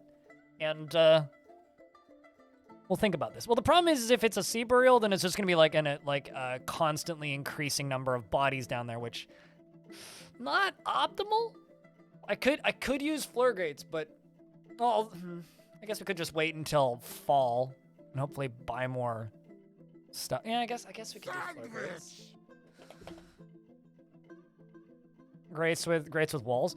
Okay, so here's kind of my idea: is we build like a trough underneath this bottom bit, right? Like, let's say we build out a little ways. We build a trough down there that has like catching nets, basically.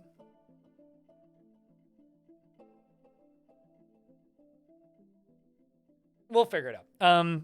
I need to go get lunch because I'm hungry. My tummy's grumble. So I'm gonna let you guys follow a dwarf that is constructing things. And when I get back, we will continue. I will be RB.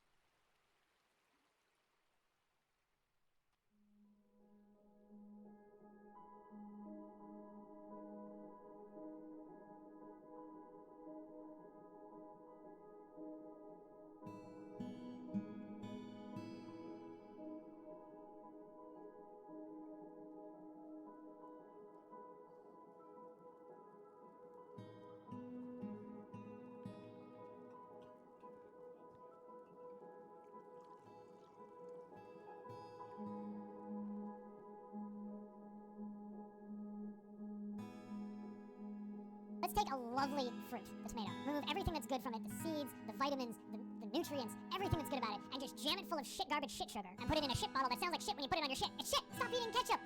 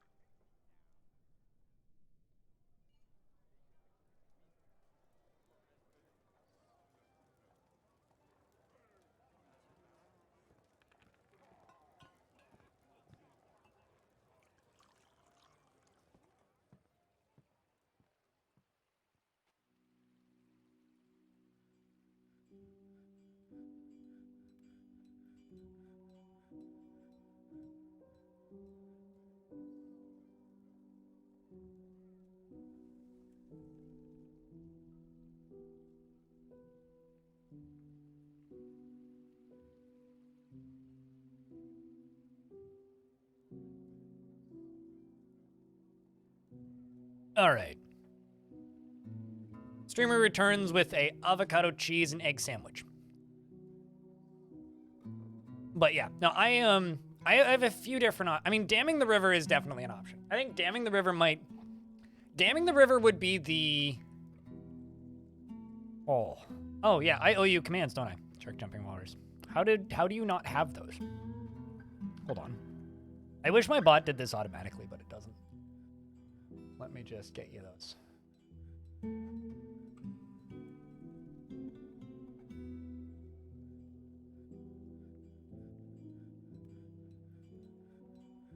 Try it again. Should work now.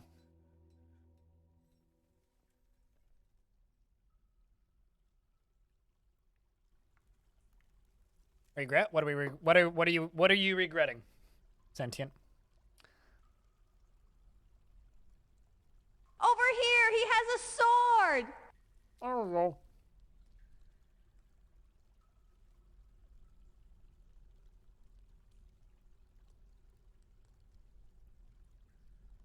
Which life choices?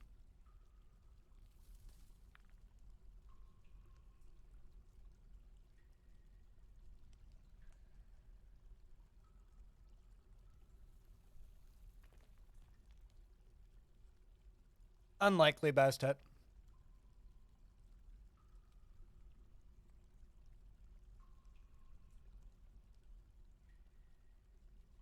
I mean, I certainly regret certain things.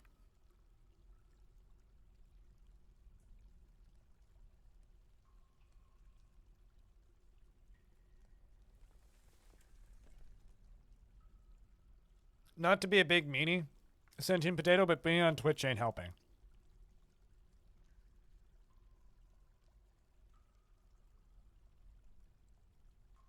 But I know what you mean. The other day, it was Monday night, I basically didn't sleep. So yesterday I was streaming on like maybe 2 hours of sleep.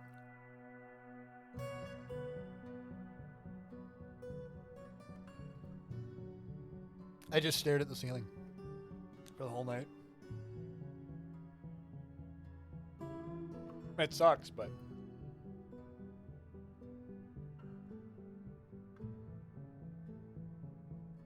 I got a solid 6 hours last night, which was good.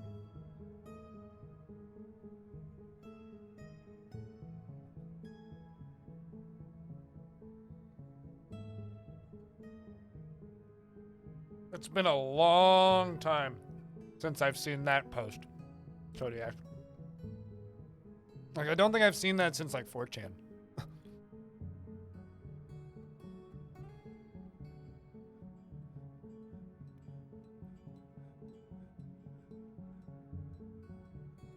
Maybe you should pass out?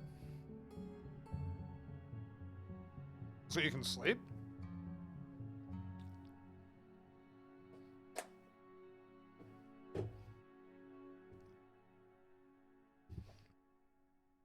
I agree with that, Bit of Boy. Old Zwari is risen and haunting the fortress. Well, that's great.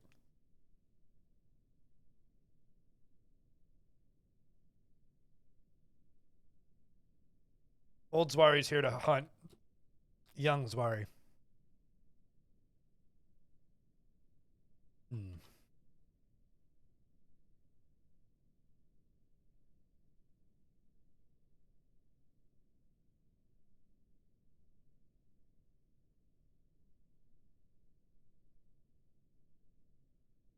Honestly, the only thing I really regret of the last 2 years, like genuine regret, is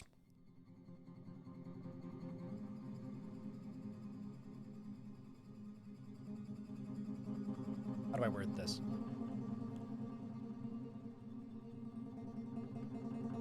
Not saying yes to enough things. Should have just gone and done more shit. And then when I do go and do stuff, getting my hopes up unnecessarily about things without being too specific. I've set myself up for absurd amounts of disappointment way too many times in the past 2 years.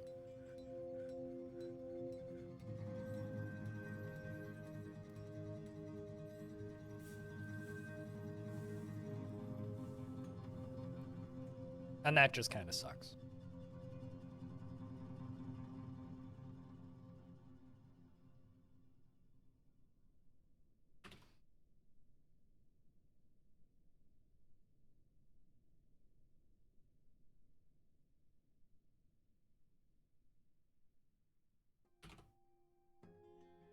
Whether it's like, you know, dating related, career related, old friends related, all kinds of things.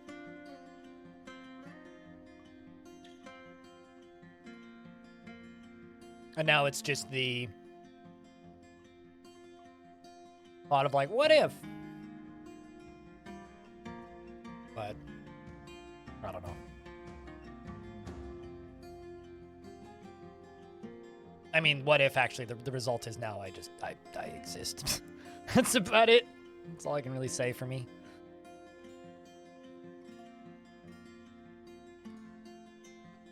It's a lonely industry, this.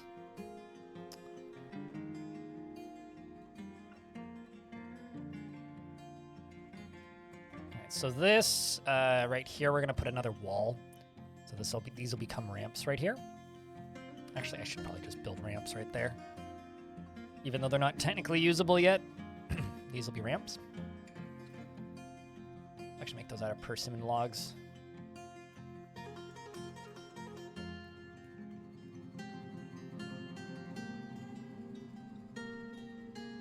You regret not quitting art school when you got accepted for computer science degree?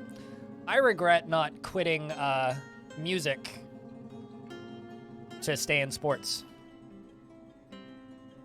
That's something I regret.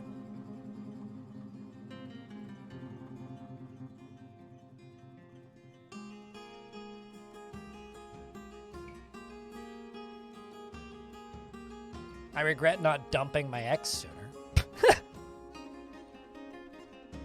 But, you know, hindsight, right?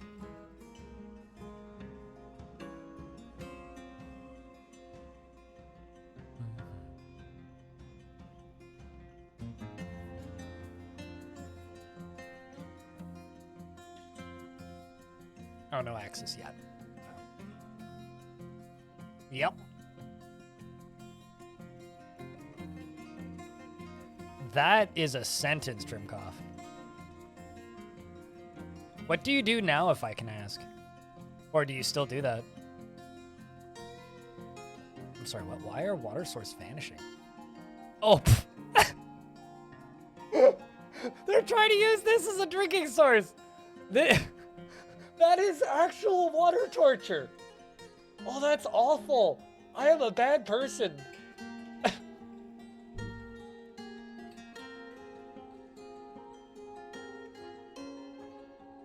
They're trying to drink the water as it falls past.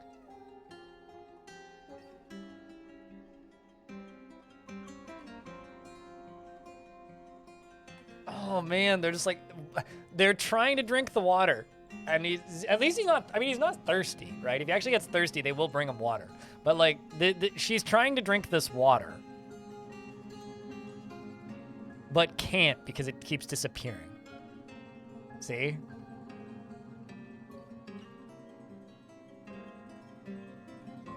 Wow.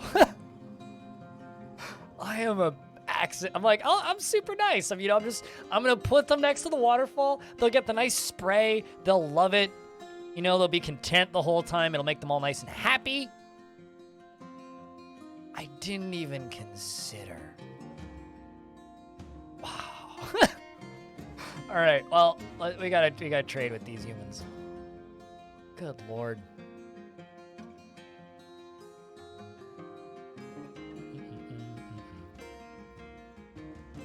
Do.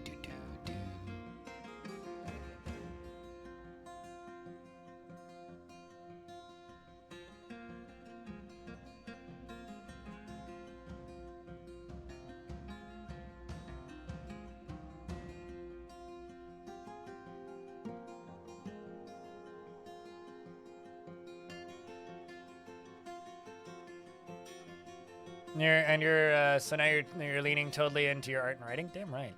Jeez. Yeah, no, I mean, that's... So, I'm not religious at all, right? But one of my favorite quotes ever from a very religious person was from my pastor, who said, pastors are just extremely underpaid therapists who aren't allowed to give everybody they want to give therapy.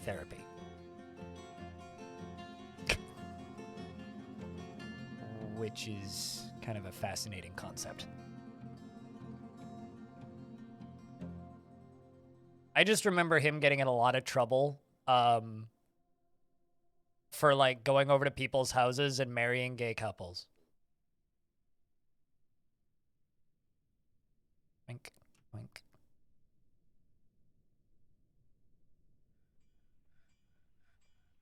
I go all the way out to here. He was a good dude.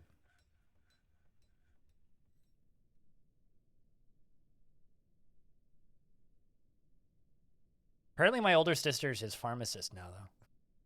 Which is kind of funny.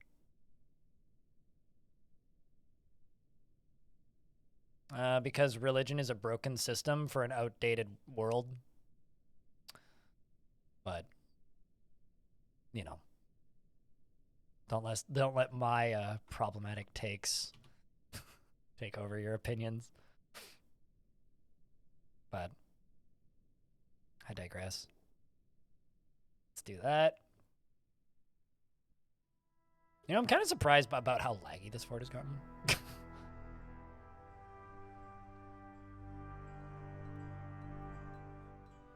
Also, outdated system for a broken world is my new EP. My new punk rock EP, actually.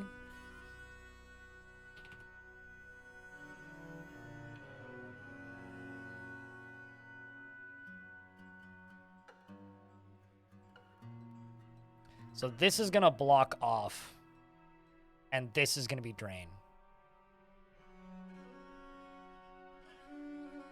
I mean, I could use this system this setup right now, but in order to use it right now, wow, that's laggy. Oh boy, frames just went bye-bye. I'm actually not totally sure why either.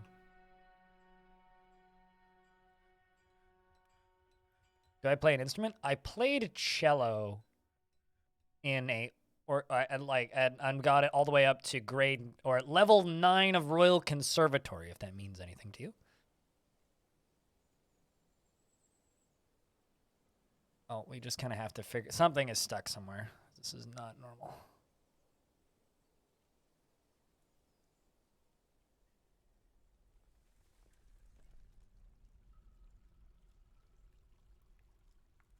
This is not normal.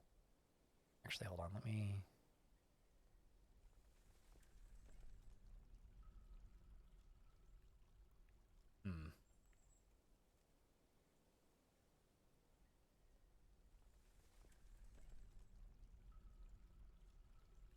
Early summer. Worst case, I jump back a season. Oh, we've got crimes being reported? Oh, that's probably got something to do with it. Wait, are all these dwarves reporting a crime? What the fuck happened?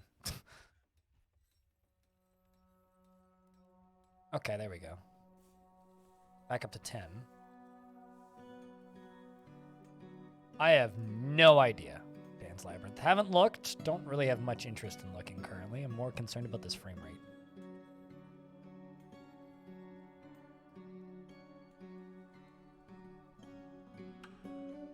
Artifact was seen being stolen.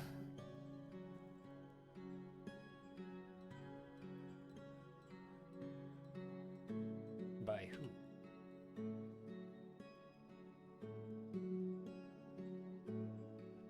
I cut the weaponsmith.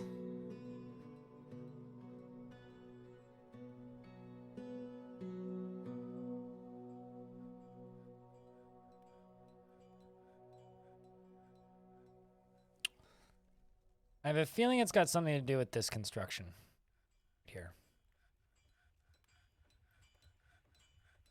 So, I mean, frame rate is improving. We're back up to 20. We'll just let it do its thing and see if it figures itself out. And if it doesn't in like 10 minutes or in like by mid-summer, I'll just jump back. There we go. We're back up to 30.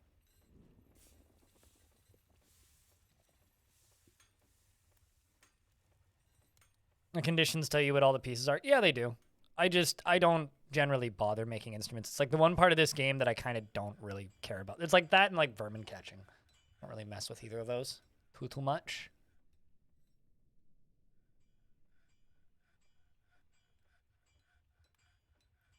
Okay. Yeah, I don't know what that was. Something was not happy there for a minute.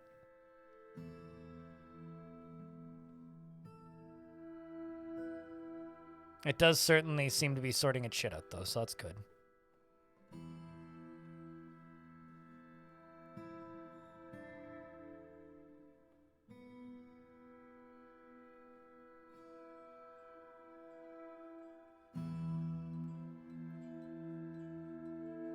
It reflects how they get along with other dwarves and how they interact and whether or not they enjoy jobs. So, like, a dwarf that hates... a dwarf that loves... Or a dwarf that holds craftsmanship to the highest standard, basically, is a dwarf that's going to enjoy crafting, right? A dwarf that only really cares about art and doesn't care about the material world would be good in a library kind of deal. It's surface level, so it doesn't matter that much, but if you want, like, if you put a dwarf that's easily stressed and doesn't have, doesn't care about martial prowess and isn't particularly knowledgeable about, I don't know, let's just say, any kind of combat stuff, they're going to have a much harder time than, in the military than a dwarf that has interest in being the... Why is... Oh, that's a ghost. Okay. There's, what, 2 ghosts in below the water right now? That's vile. All right. Oh, man. Didn't bring any bars. Well, at the very least, I can do zinc. Can I make... I guess... Man, I'm just sitting here, like, dreaming about mining. Chat, you don't even know. I want to mine so bad.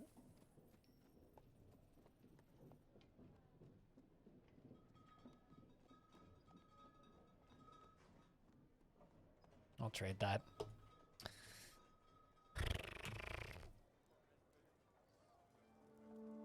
Yeah, slabs are just rock. Slabs are just rock.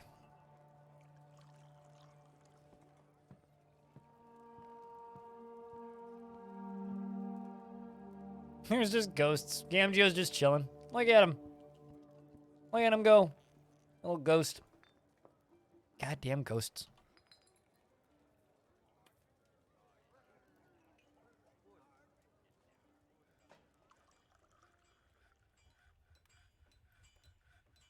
They are just kind of hanging out, though.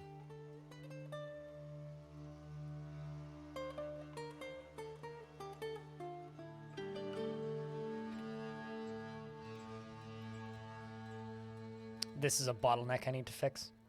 Fuck off, ghosts. They're just kind of funny. They're kind of everywhere.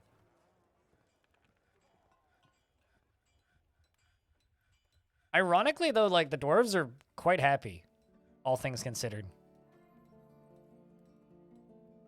Like, they don't seem to mind the fact that there's just ghosts everywhere.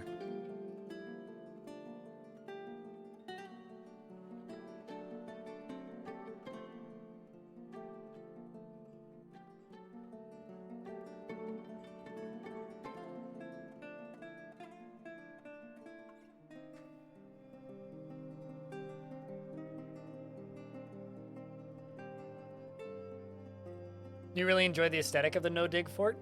You know, it's funny. Somebody in chat early on in this fort was like, oh, this is just going to be like RimWorld. It's like, well, not really, because RimWorld is still 2D, right? Like, it's still 3D.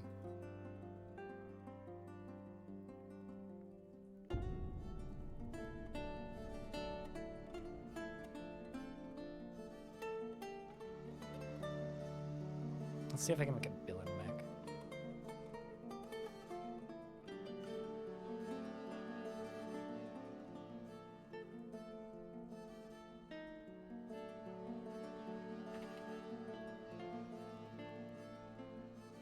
I'll make one of those and an iron mechanism. That'll at the very least let me hook this bridge up.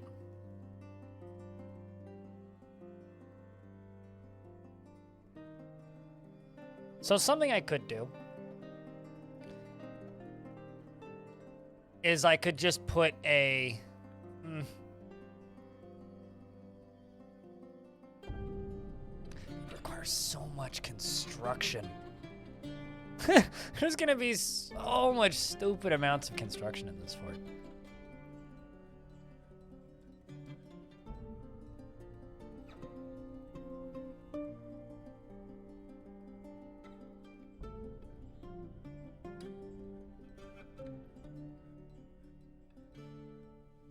I guess what I'm going to do is I'm just going to build out to here, and I'm just going to put floor grates in. And just hope that that's enough.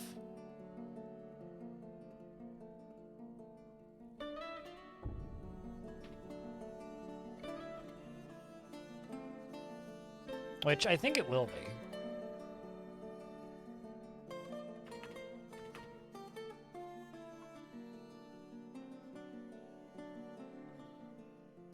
We'll do a line of floor grates.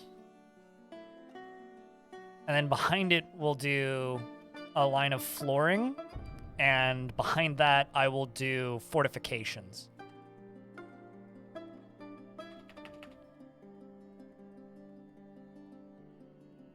So this will be wall. We'll do grates. So 1, 2, 3, 4, 5, 6, 7 grates. 8, 9, 10, 11, 12, 13, 14 grates. Let's just do 15. Wooden grate. 15. Oh, whatever. We'll make them out of Alpha wood. Matter that much.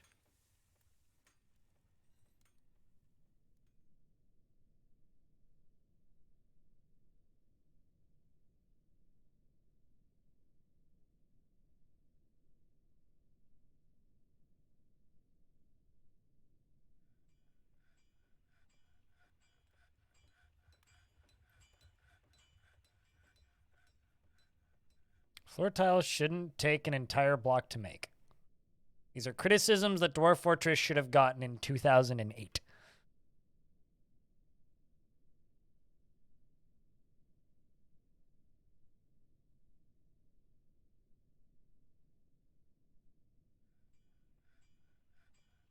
Also, fun fact, mining used to create more boulders, and it's very easy to mod the game so that mining creates more boulders. You know, it's funny because like you'll see people like sometimes complaining about how many boulders they get from mining out an area. In this version of the game, you should go back to version 47 and mine out anything. You'll get like 3 times the boulders.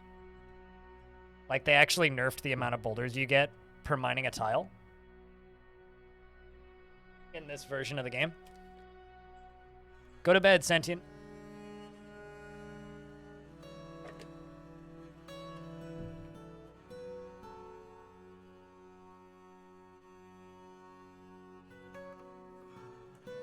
So just keep an eye, just keep that in mind when like you're talking about those sorts of things. The boulder has strong feelings about this, does it now?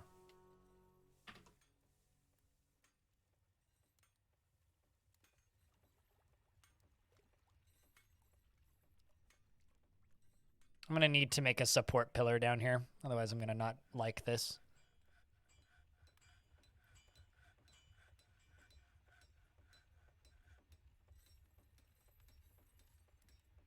There is no issue there. It's the way the game is, and it's not going to change, so I disagree with you that there's an issue there.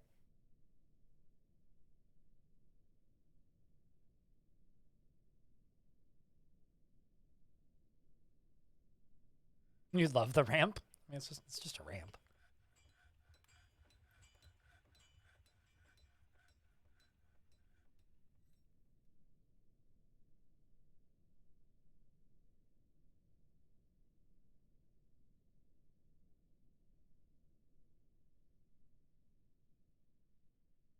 You love ramp and lamp. Sounds like a Dr. Seuss book.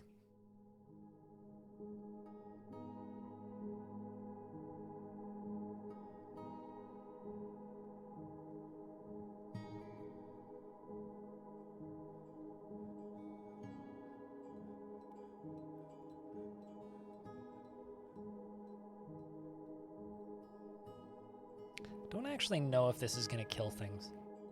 There is actually a chance that they can just swim out. Gotta cross our fingers a little bit.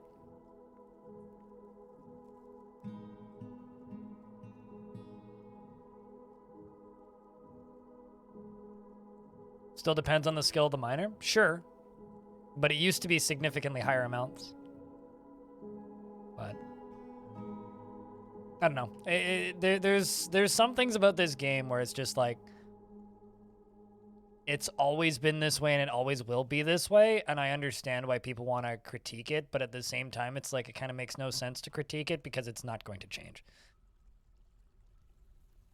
You know, it's the same people who get bent out of shape. It's the same thing when people get bent out of shape over the fact that, like, the dwarves don't walk from tile to tile like they do in RimWorld, as an example. They slide. Some people really hate that for some reason, and I don't fully get it. Giraffe, what kind of dwarf would you like? You know the rules.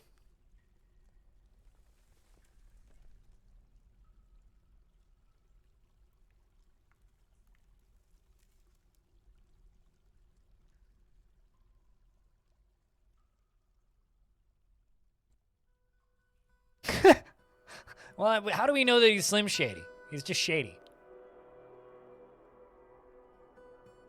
Of non-dwarf flavor? Yeah, I got several.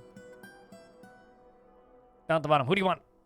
We got Pilly, Eslomi, of Aweri, Lebiu, Nikalo, Omo, Tiara, Iwu, and Nefolia. You want Tara? Where is Tara? There's Tara. Tara. She is now a suited giraffe. Free old Boreas, thanks for gifting a sub to Slim Shady, because he's the real Shady, and all the other Slim Shadys are just imitating. Somebody, something, please stand up. All right, she is greatly moved by her natural beauty, and she is stingy with resources when working on projects, and she refuses to spend any extra effort. She often feels discouraged and doesn't handle stress well, and she does not often feel lustful, and she is quite polite. She is slow to anger, and she occasionally overindulges, and is quite ambitious, and doesn't mind wearing something special now and again, and she is, shit, I lost my spot. She is curious and eager to learn, and she lives a fast-paced life, and she is pleased by her own appearance and talents, and she has little interest in joking around and doesn't seek out excitement. Is currently more fearless. Scratches her head when she's bored and and doesn't really care about anything anymore. Personally believes that those who sacrifice for others should be deeply respected, and values peace over war, and respects fair dealing and fair play, and doesn't personally see the value in merrymaking. Neither do I. That's not true. I definitely do. She likes tin glaze and rose gold and dandruff agate and naff paper and color green and shields and wild carrot plants for their edible roots and the sight of the prim sheen, and when possible prefers to consume walrus, moghopper, and foxtail mullet beer and sorghum flour and fisherberry wine. You know, it's weird. It's funny to me when elves like to consume walrus. Don't hurt animals. Her hair is extremely long. Her jade eyes are slit, and her somewhat tall ears are free-lobed. Her head is somewhat short, and her hair is goldenrod. Her skin is dark peach. Well, you got a whole big old family. Interesting. Your apprentice lives here. You're friends with a zombie dancer. And cold-blooded. And Wicta. And wow, you're friends with a lot of people.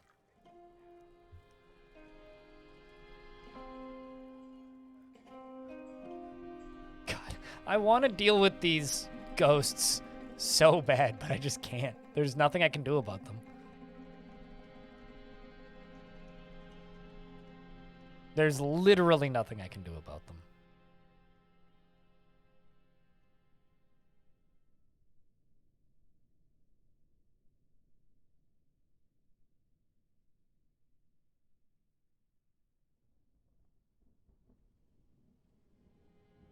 Oh, I know why that's not getting done. Oh, no, never mind. Storing items in stockpiles now, are we? All right, Rev, I'm going to find you real quick here. Real quickie like. Remove you from all other jobs. Man, you are a happy dwarf. Dwarf is ecstatic with their life. Delighted after watching performance. Saw an elf recite that it must have been vipers at the Silent Alliance. Is that the name of my tavern? That's great. I feel some delight. Impervious to the effects of stress after experiencing trauma in 277.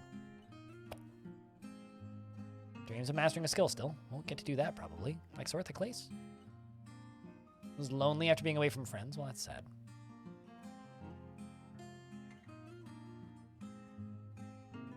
They're in the bottom of the river. I haven't dammed it yet. That's the next project. Current project is just simply get my defensive stuff set up. Next project is have the set up the river to be revertible or divertible. Divertible. It's like a convertible, but divertible. Foul G, thank you very much for gifting a sub to Space Goose. Cheers.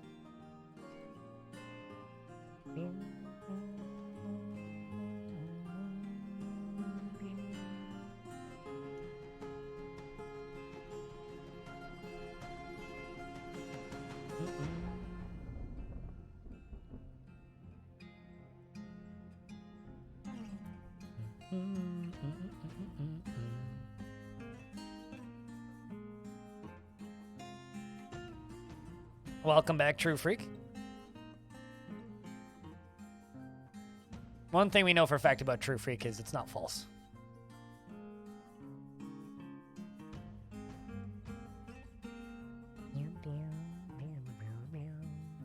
You know, honestly, one of the reasons I haven't been butchering my livestock as much is because I keep on forgetting that I'm in a biome where they're not just going to come back to life.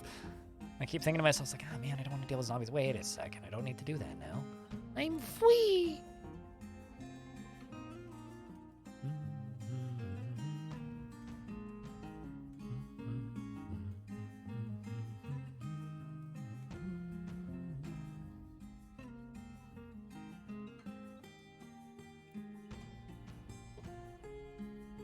Such a good little tune, isn't it?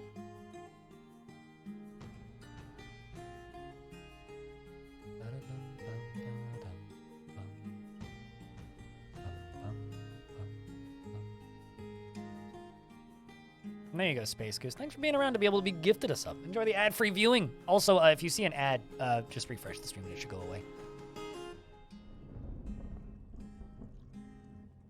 Undead biomes can mess you up. Damn fucking right they can. Pigfinite, what up, dude?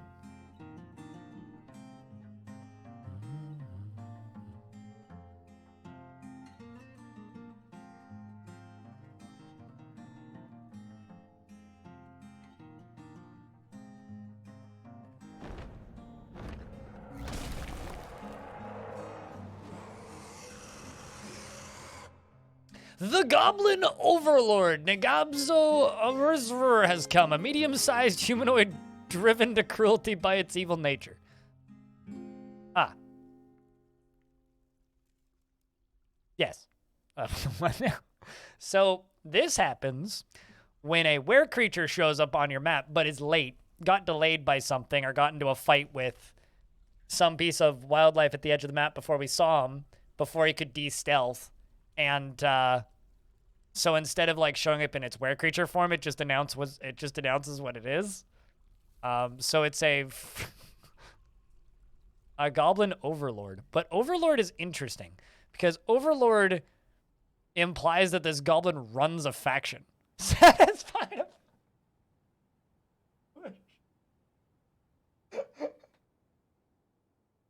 Oh my Christ.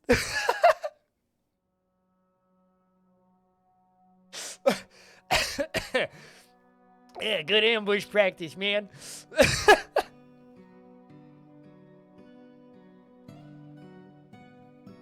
Oy vey. Oh, that's too funny.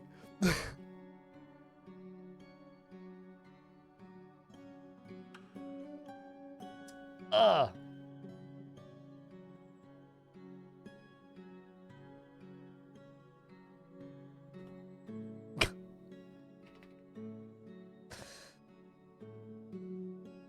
That is way too fun. Okay, so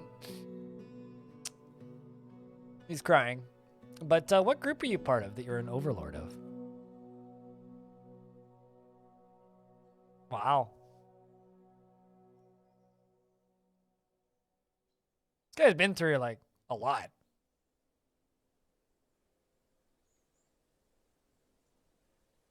Yeah, that's what I mean. Overlord of the Tenacious Famines, and he's an outcast group, I guess. But Overlord implies that's like that's the rank that demons get.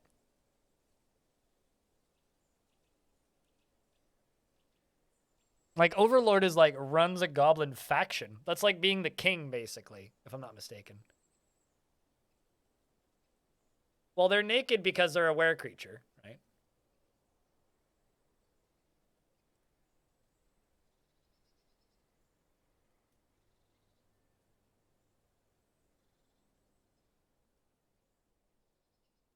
It's weird that he's former representative, former representative, former representative, former representative, former representative, former representative, former lieutenant, Overlord. Murdering about to happen? Nah, he'll get off the map before I can get to him, probably. Or she, maybe? Yeah, she will get off the map before I can get to her.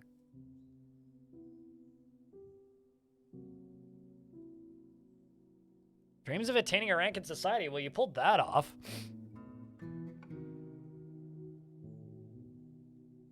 It's an outcast group? Okay, so it's an is it an outcast group of 1? Stone? It's like overlord of me and 3 friends. It's because werebeasts can't hold office? Well, they can. They just don't stay in office very long.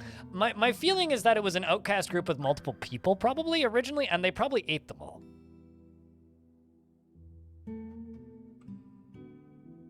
Also, notice how he's like the enemy of a lot of these groups? How many kills do you have? Killed Shortast Witchkin.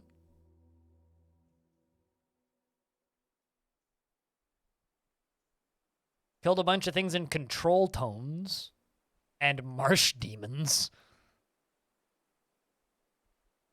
So can we keep him? No. No, he's going to leave. Or she's going to leave, rather.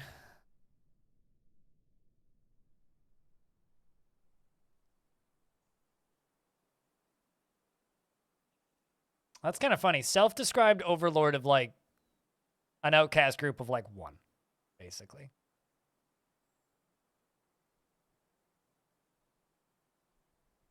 Yes, but they would also have to theoretically kill a demon of a goblin faction. But because it's a goblin outcast group, basically like goblin refugees, they're all, or even if it's a group of 1, then that 1 character would be the overlord. Basically, they're overlord by default.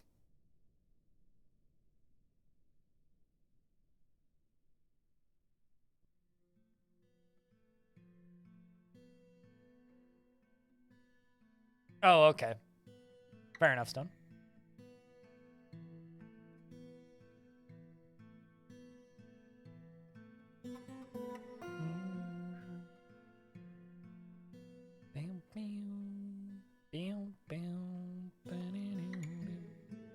Live your life, sweet angel. Live your life, sweet little overlord.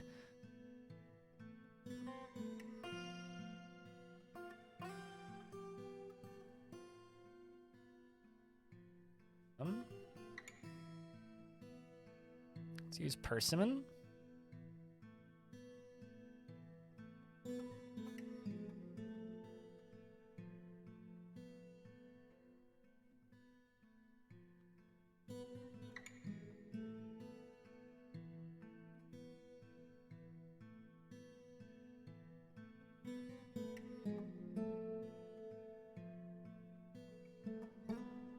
Of how a certain pirate would always insist on being called captain despite not having a ship. Oh, Captain Jack Sparrow. You know what I learned recently, chat? Pirates of the Caribbean, that franchise turns 20 this year.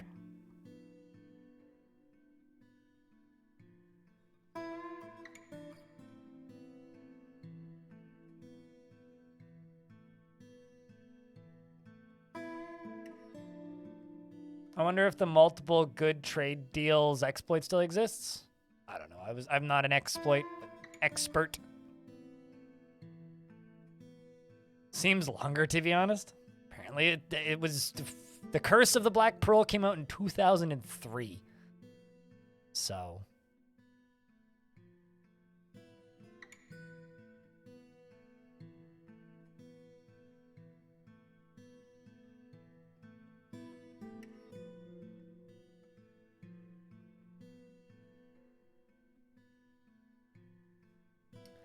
I guess I should just put a drawbridge here that I can raise.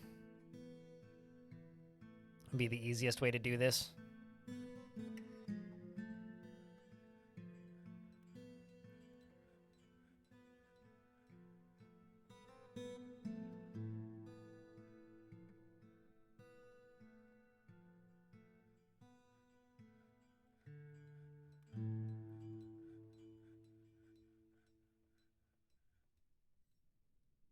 Just out of mechanisms, I guess.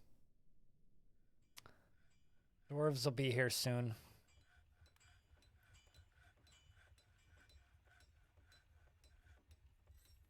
Not gonna lie, this whole like waiting for boulders thing right now is kind of killing me. Mechanisms are the biggest pain in the ass about this entire gimmick.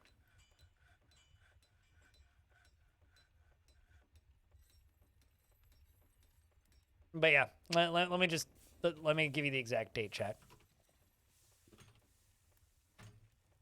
Pirates of the Caribbean and Curse of the Black Pearl was released July 9th, 2003.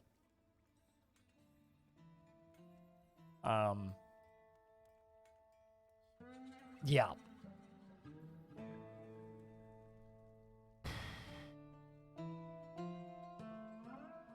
Dibs on my stuff. You don't want my stuff. I don't have much of value. Honestly, my Steam library is the most valuable thing that I own.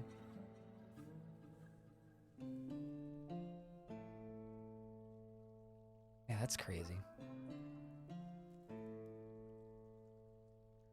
I'm going to schedule a tweet for July 9th that says Pirates of the Caribbean Curse of the Black Pearl is 20 years old today. And get some sweet, sweet, I hate you, karma.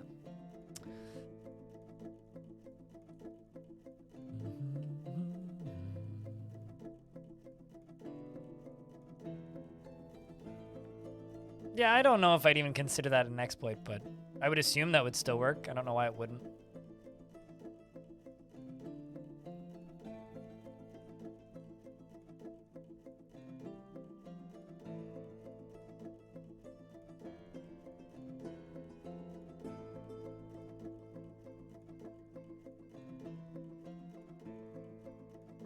We'll see you later, Nutty. Take care of yourself, dude.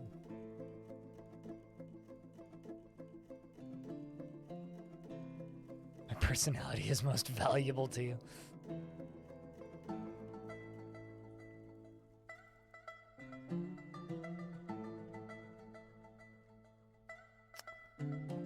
All right.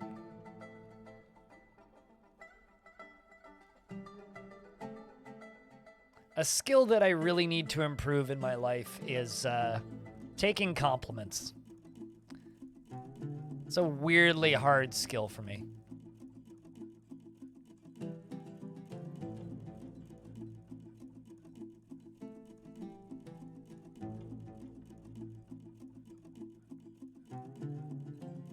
I'm extraordinarily bad at it. It's probably the thing that I'm worst at in life, actually. Is taking compliments.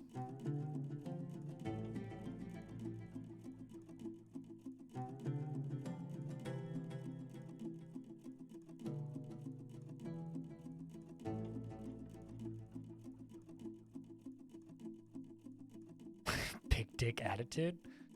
Not really. I don't believe people when they say nice things to me.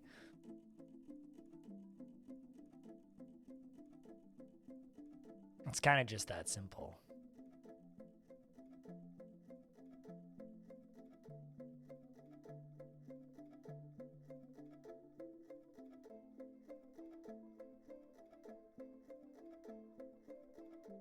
Okay, so I'm going to do a second test fire. And I'm not going to have... what's the word? I'm not going to have any mechanisms to hook this up for a minute. So what we're going to do is we're just going to put a wall here. We'll do a test fire with a wall here to see how that goes, to see if this works.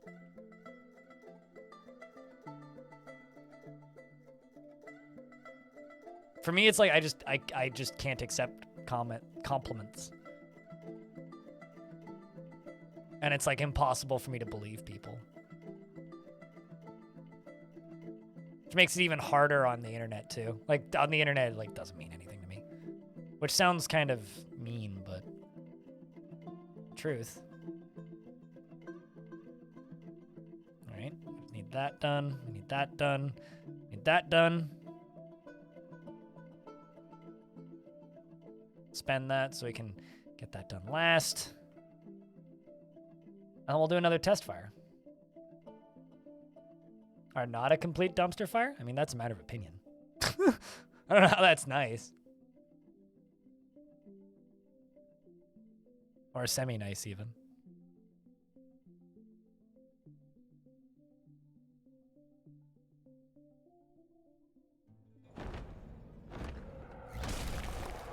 Oh, that's kind of terrifying. The Hill Titan Besputin has come. A towering, feathered scarab beetle. It has large mandibles and an austere look about it. Its sepia feathers are patchy. Beware its webs.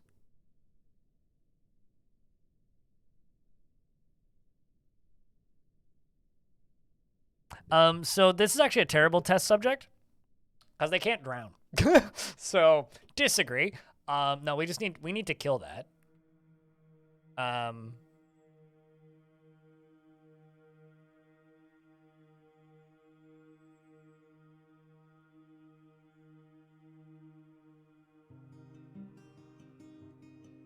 Let's just tell the squads to go get their stuff. Holy shit, that moves quick. Well, somebody's dead. Atir's dead.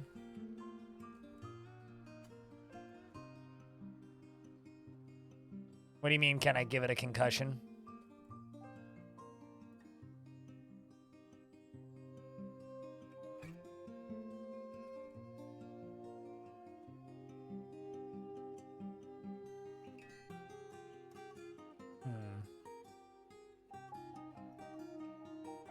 Thing is, it's a beetle, so we basically just need to punch it.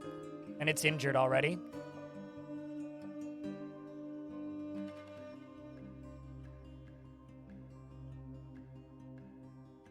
Beetles are really weak. Insects in general are really weak in Dwarf.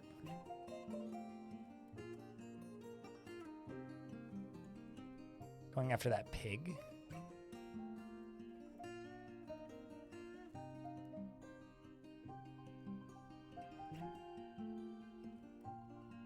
Where did it go? What the fuck?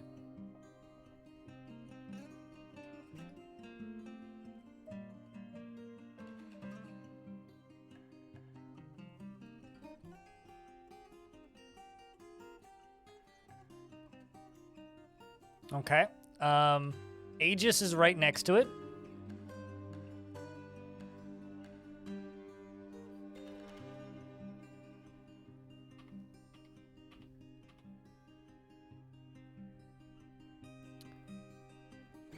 Aegis grabs the... Okay, no, that's from a while ago. Slaps it. Aegis strikes... No, it's a swordman. What the fuck? Come on, Aegis. Aegis slaps the Hill Titan in the left third leg with the flat of his sword, fracturing the chitin. So he's fractured it.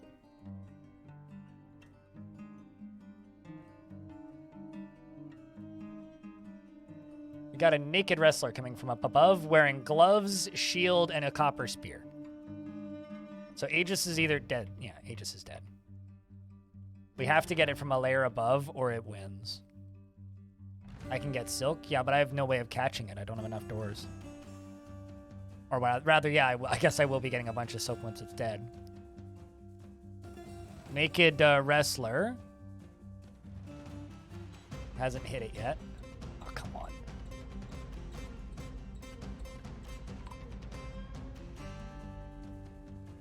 It's the second one dead. But it's bleeding. Hammer Polly's in the fight now.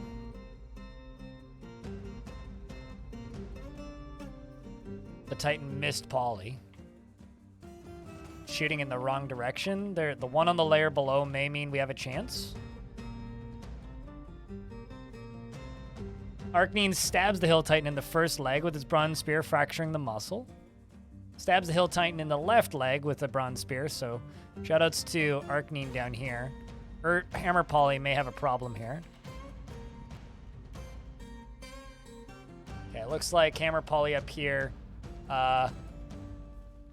isn't bleeding, then whose blood is that? That's blood. Okay, that's badger blood. It's goddamn badger blood. Okay, Polly, keep punching it. Yeah, she's kicking it, tearing the fat and bruising the muscle. It is injured. It's on top of Polly now. Arcnine is fat or Polly's on top of it, which is hard to tell. It is heavy bleeding and injured.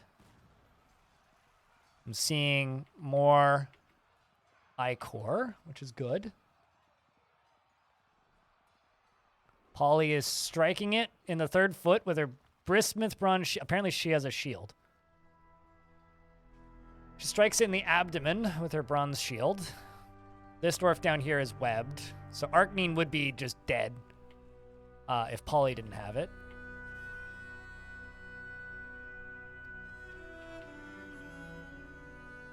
Arcnine has jumped up, and the creature is dead. And I think Polly got the kill. Oh, nope. Maybe Vacker got it. Yeah, Vacker got it. Well, shoutouts to Vacker, who was Arcnine.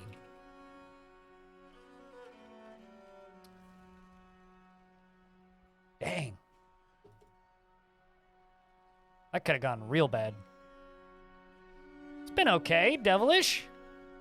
Had some oopsies, but, you know, lost some dwarvesies, which is also, you know, but pretty good. The no digging fort is popping, although actually expanding the living quarters is kind of a challenge.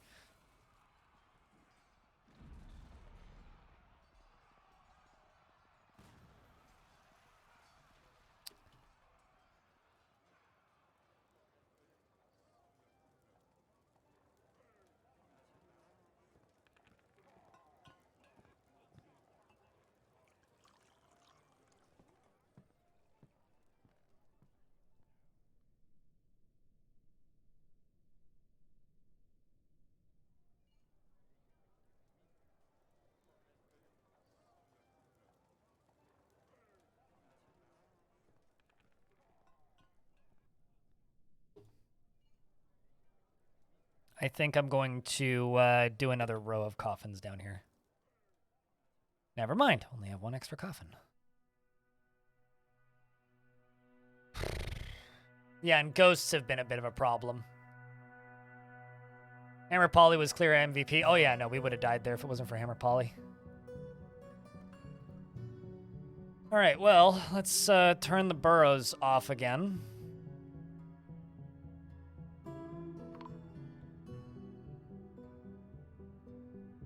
A dwarven child's been found dead. Oh no, the thing killed a kid.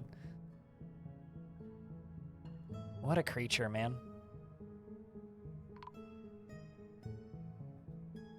Weaponsmith has been found dead?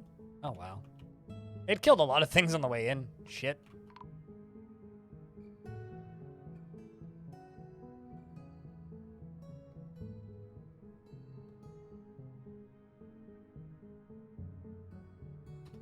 Maybe not 254.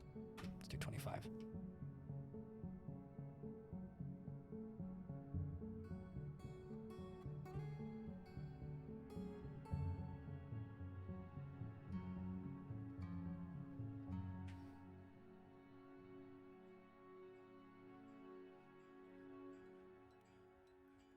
Dwarves can walk over furniture, yes, and dwarves can walk over coffins.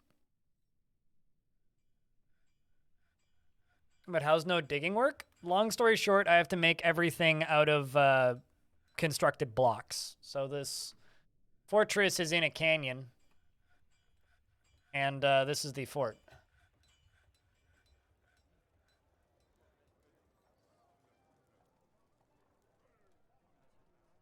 Which obviously takes forever to build anything. And most of the time in construction was put into this, up here on the top.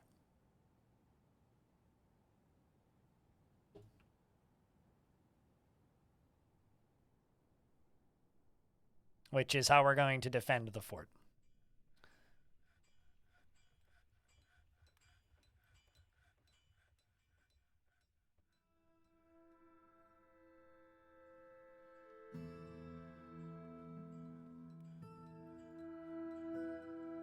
Is it possible to become the mountain home?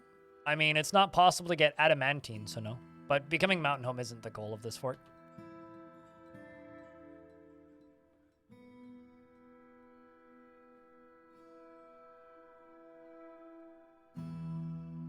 Ironically, in older versions, yes.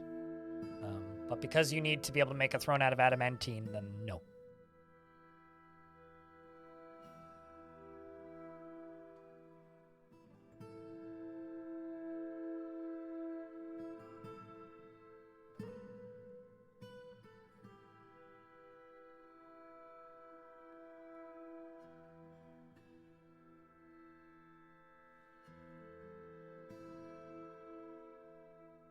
It's natural. I would have had to dig if I'd made it.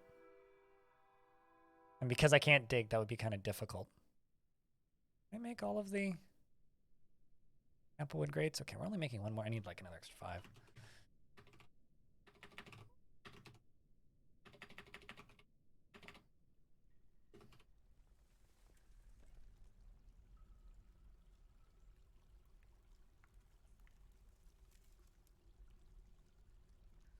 Also, we need more drinks in other news.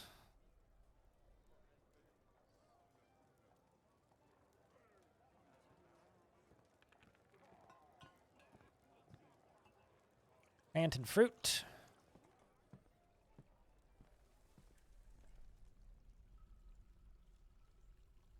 You can't plant trees, and no, I can't use their root systems to excavate.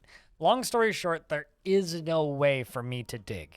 Like, that is the whole point of this gimmick. There is no way for me to gimmick it and dig. I can't dig. And asking about, like, can you, like, number one, you can't plant trees, and you can't automate the root systems. So no, I'm not excavating in any way.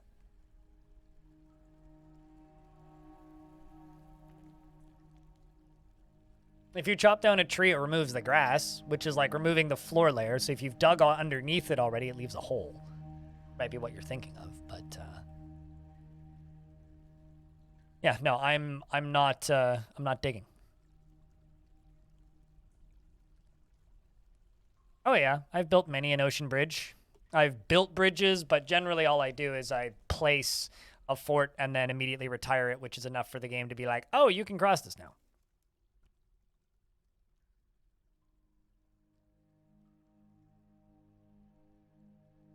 Well, it's because dwarves don't behave or think the way the majority of the Dwarf Fortress player base thinks they do. People seem to think that they're permanently underground creatures. They're not. People seem to think that they hate everything that isn't a dwarf. They don't.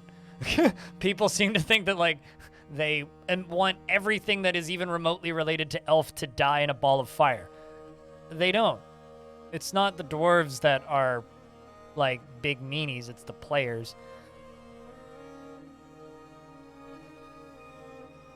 The dwarves are quite tolerant, like, logical little critters.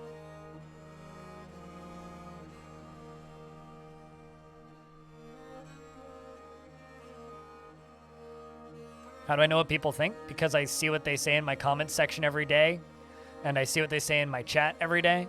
It's a pretty big pool of player base.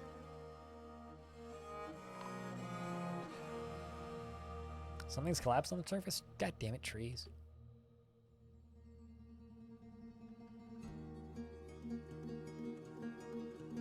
It's okay, though.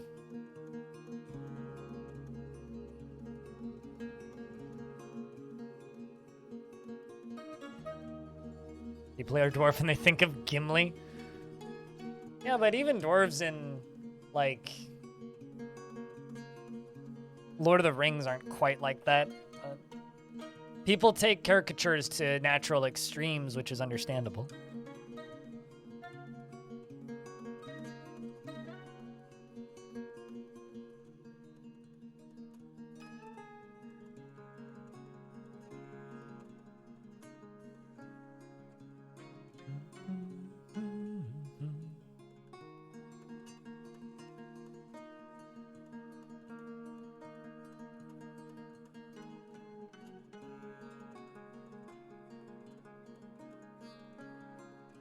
So I'm in a Discord, and somebody in that Discord just posted a picture in the, like, basically, like, tech support help channel which is just a picture of the inside of a computer with the side removed, and they have a default CPU cooler, and there's just like an MS Paint arrow pointed at the default CPU cooler. I didn't even know they still made those, in fact. Might even be an old one. And it just says, doesn't work. How fix? Buy a new CPU cooler. That's how you fix that.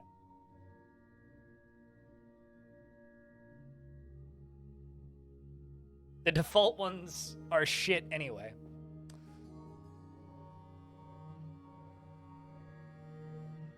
Stereotypes are boring, though, which is why it's good writing.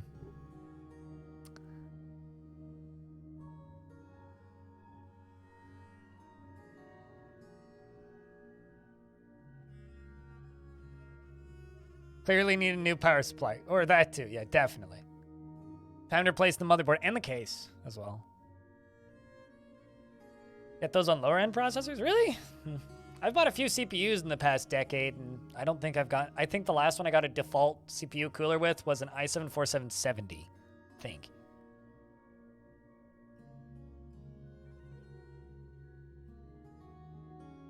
I need 3 more grates to be made. And then we can test fire this again. We'll see how it drains. I'm also curious to see if it's going to overflow. It might.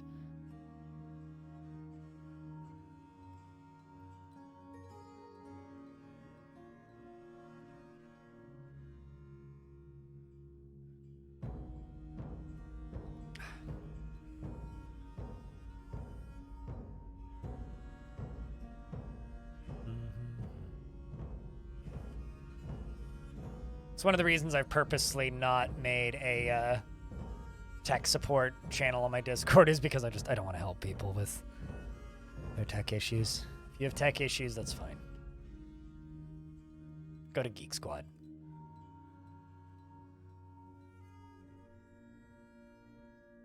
I already have to help my grandma out. I don't need to help more people. Neither do you, and you do it for a living. Yeah, that's fair.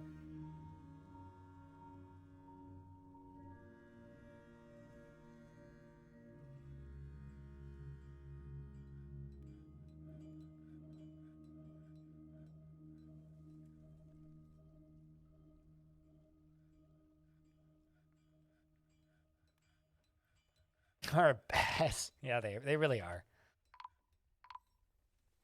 Snatchers.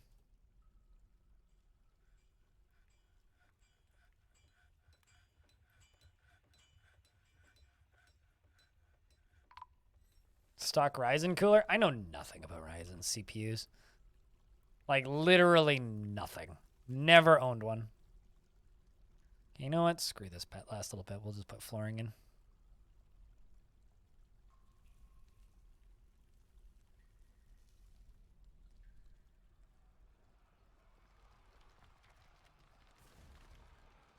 Fighting with those little thieves, are we?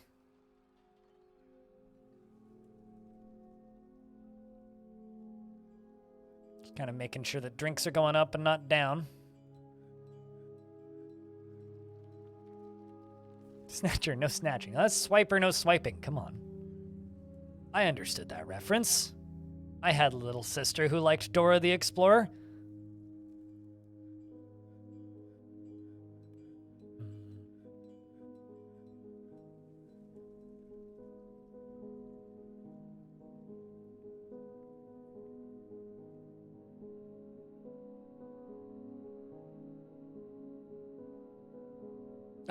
Not really, no. I wanted to go back to watching Blue's Clues. That I'll admit. I always found Dora the Explorer to be a bit mind-numbing. Like, even as a little kid, I found that show to be kind of dumb. Like, as a little kid, I felt that show kind of insulted my intelligence.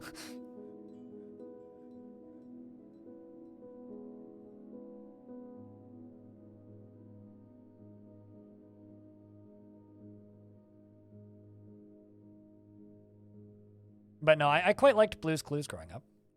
That's a little kid show I liked.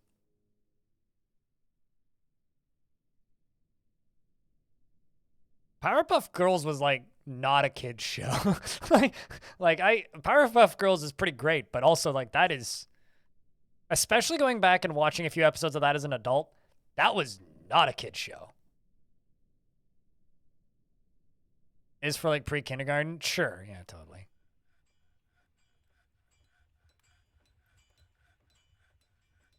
But I think the kids in pre-kindergarten are smarter than that. You still watch it when you can. Yeah, no, Powerpuff Girls was something, that show. Castlevania's pretty good for the children too. I mean, Netflix's Castlevania, I beg your pardon. That first episode though, pretty violent. Lots of burning of people.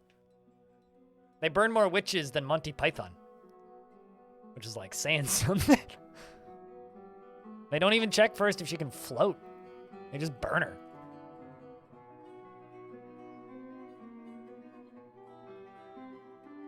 It's like rude. All right, well, we've got a lot of stuff to sell to these dwarves, so let's get to trading.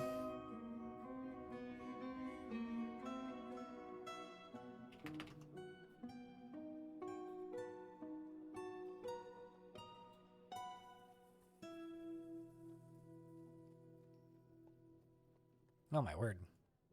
We got a lot of cruddy, shitty clothing that needs to be tossed. Lord almighty. I'm thinking we're going to finish this last test here, and then we're going to go play some Songs of Six. What do you think, chat?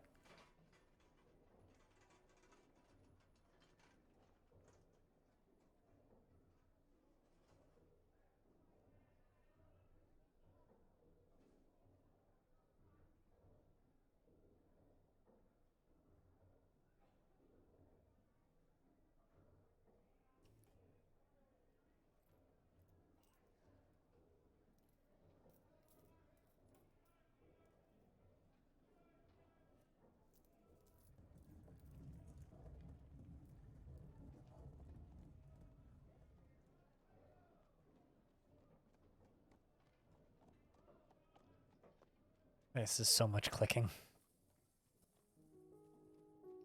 Yeah, this is one thing where, like, the new UI actively just, like, slows you down and gives you carpal tunnel.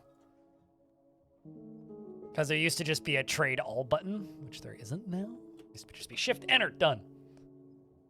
Don't even need to look at it. Just shift, enter, boom. I've not watched Hellsing, no. I watched the live-action movie Hellsing, and it was terrible.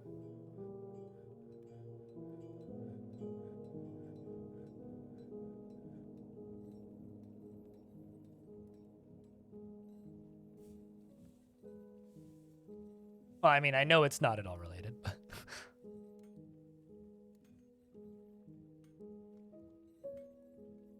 did have some decent imagery in it, that Hellsing movie.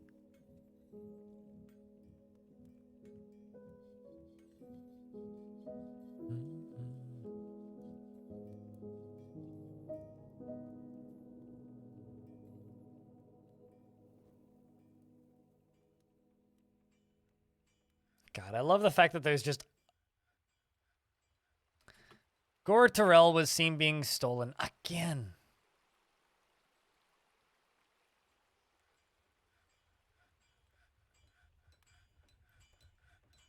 Like at the weaponsmith.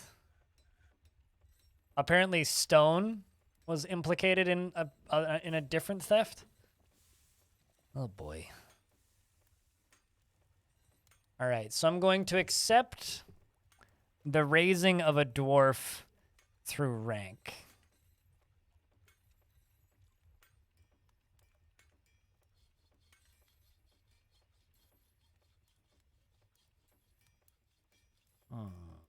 Somebody Do you have too many bones and not enough cash? Cash bone. Sell your extra bones for cash. The hip bone is connected to the cash bone. Uh-huh. Thanks for the first bits in 6 hours, apparently. Cheers, Giraffe.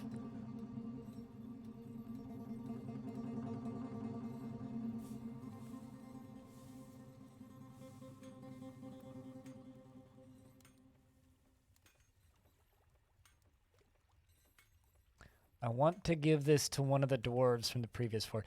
You know, I'm gonna give it to Pie Jamming. I'm gonna give it to this dwarf because this dwarf is a legendary lasher from the previous fort, I think. Actually, hold on. Let me check what they like. Pigish, thank you very much for that brand new Prime subscription.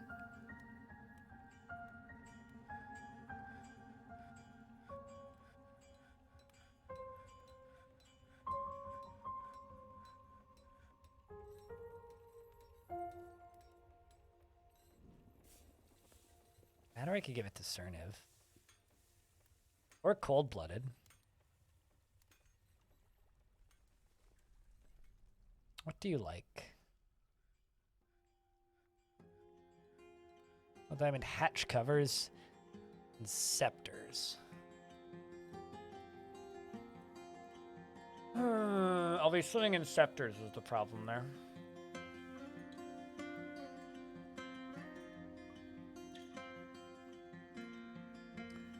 But I really need to get rid of items, not increase in numbers of items.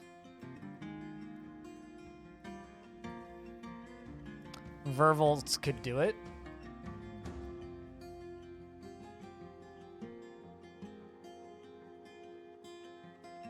Blueberry wood. Gauntlets and track. Nope. Definitely not. Not traction benches.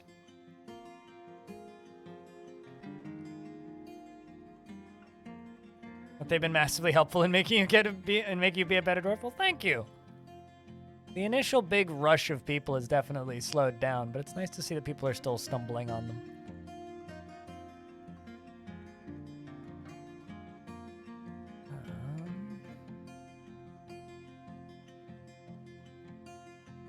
Rooney Ben could be one. The scholar who migrated over from the previous fort. What do you like? Crundlebone, the color cream. Mail shirts.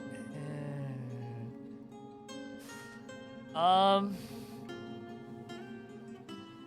think I'm going to give it to Cold-Blooded. I think I'm going to go with Cold-Blooded. The reason I'm going to go with Cold-Blooded is they're a military dwarf from the previous fort, which is what I wanted to do. Actually, let's check Broccoli. Let's see what Broccoli likes. Bushmaster, linen fabric, the color moss green, gauntlets, and manta rays. The problem with gauntlets is I won't be able to reliably make gauntlets. So yeah, we'll go with Cold-Blooded.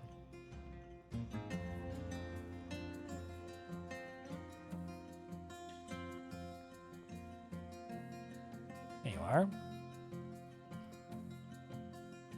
I want them to keep bringing me as many different types of stone as they possibly can. I'm also going to need to move my trading depot.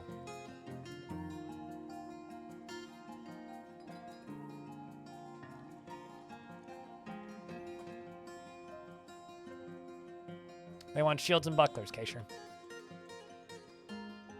Leather gauntlets? I don't want to make leather gauntlets. I'm just going to state that.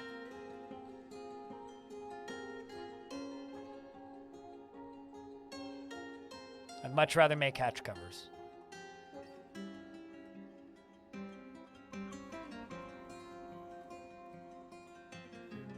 This fort appears to be going rather well. Yeah, definitely don't look at all the ghosts that are everywhere.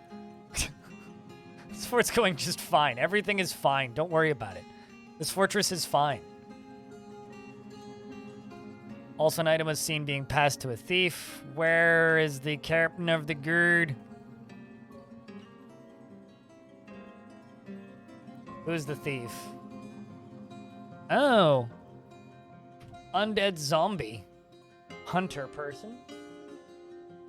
You.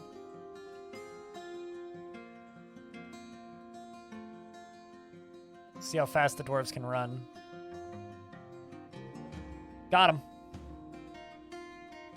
Got the thing back.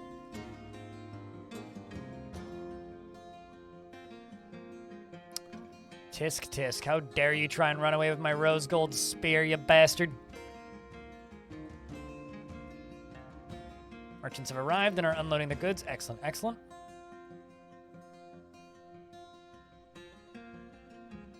No stone equals no slabs, yep.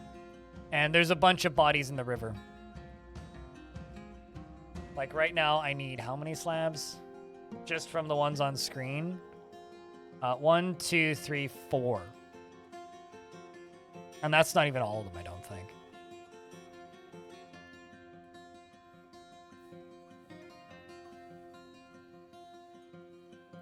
You don't look in the river. Don't look in the river. Whatever you do, don't look in the river.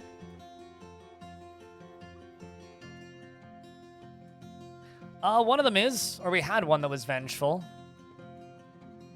Yeah, and they also didn't bring any stone this time because I wasn't able to trade with them last time. Another whole year of dealing with ghosts. But no, seriously. Bigish, thank you very much. It means a lot. Thanks for the kind words, and thank you very much for the Prime sub.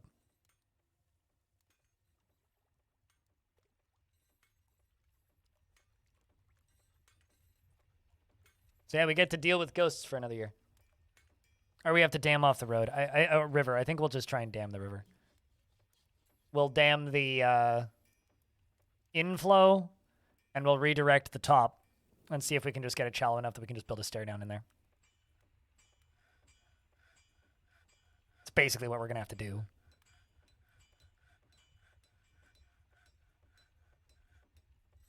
Can automate it with a couple of windmills and hope it just works.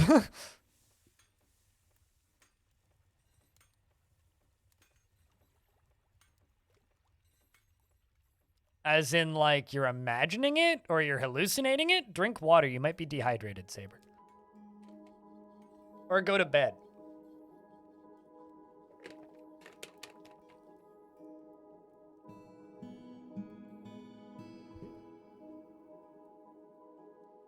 I was going to say, I literally have a craft store skill, don't I?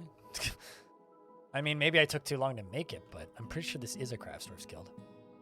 Oh, no, it's a woodworker's guild. Duh. Okay. Do I not have it? Is one of these not a craft store skill? The Dr. Guild Hall?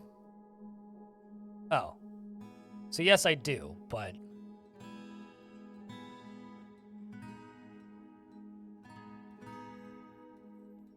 somebody stole the thingy off of it. Which is suboptimal.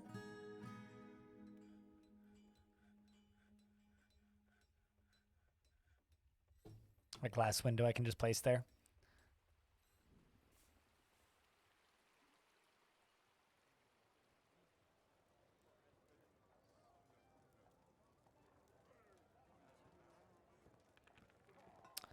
The surrounding lands have been made into a barony.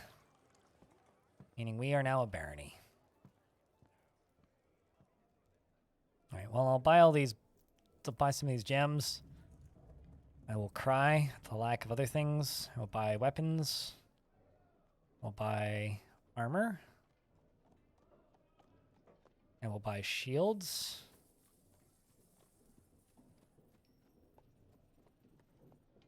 Actually, you know what? I'm just going to mark all. Yeah, we'll just mark all. We'll just take it all. We'll take everything.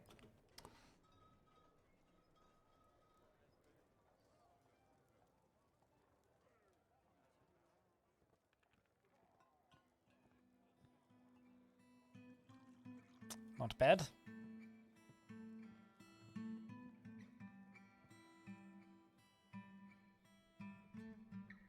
I'm gonna place more chains and whips up here. I mean, chains up here. This is the crappiest prison I've ever made.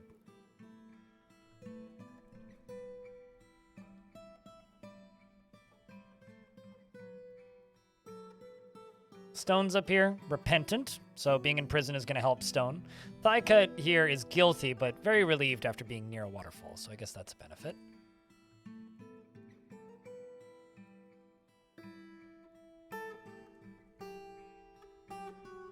No, I mean barony, because cold-blooded up here is a baron, so I don't mean a county. Devilish Potato, what kind of dwarf would you like? You know the rules, I'm sure.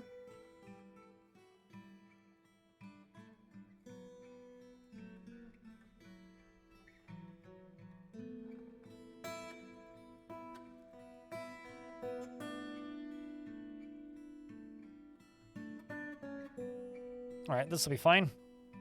Let's test fire this thing. This is Big Gusher test number 2.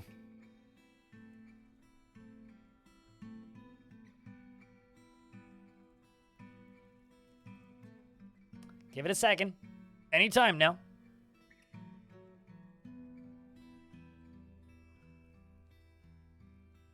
There it goes.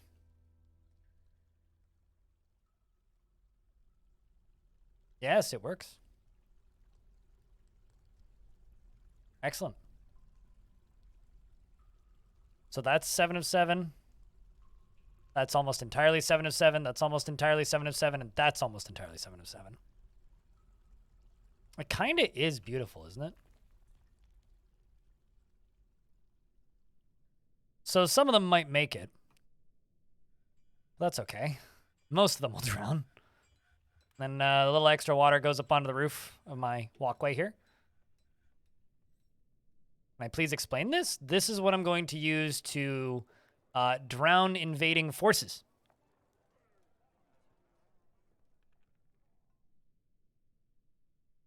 I don't want to hear anything about ChatGPT, to be completely honest with you. Devilish Potato, you want an unnamed woodcutter bearded if I have one?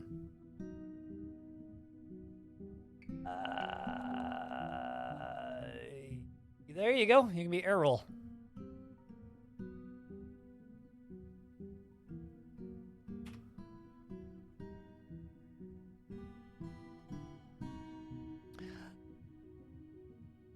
He easily changes his mind and will generally go with the prevailing view on anything. He very rarely develops a negative view towards things and could be considered rude.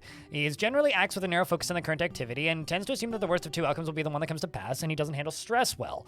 Laughs in a unique way when he's nervous, and he tends to stare unwaveringly when he's speaking to somebody. He needs alcohol to get through the working day and doesn't mind being outdoors at least for a time and doesn't really care about anything anymore.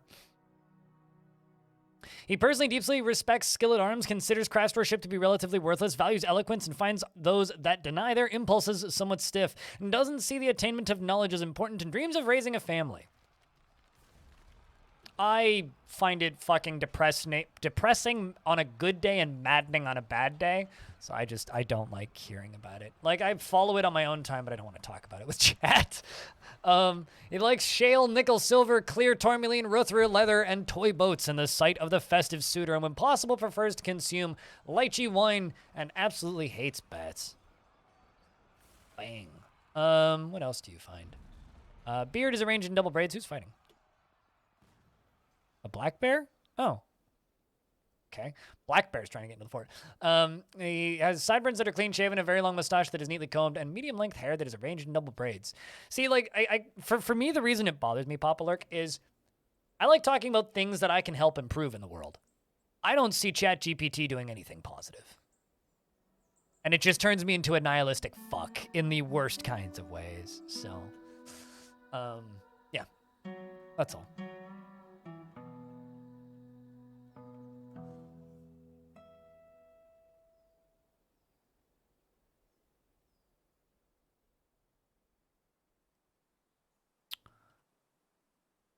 All right, well, now we pull this lever.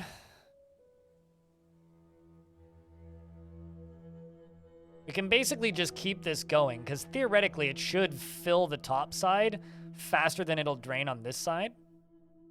So it should just keep filling.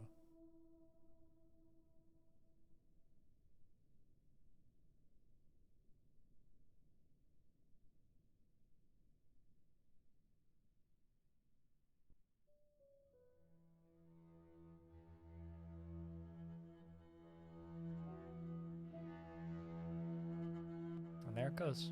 Down into there. Just a big old wall of water.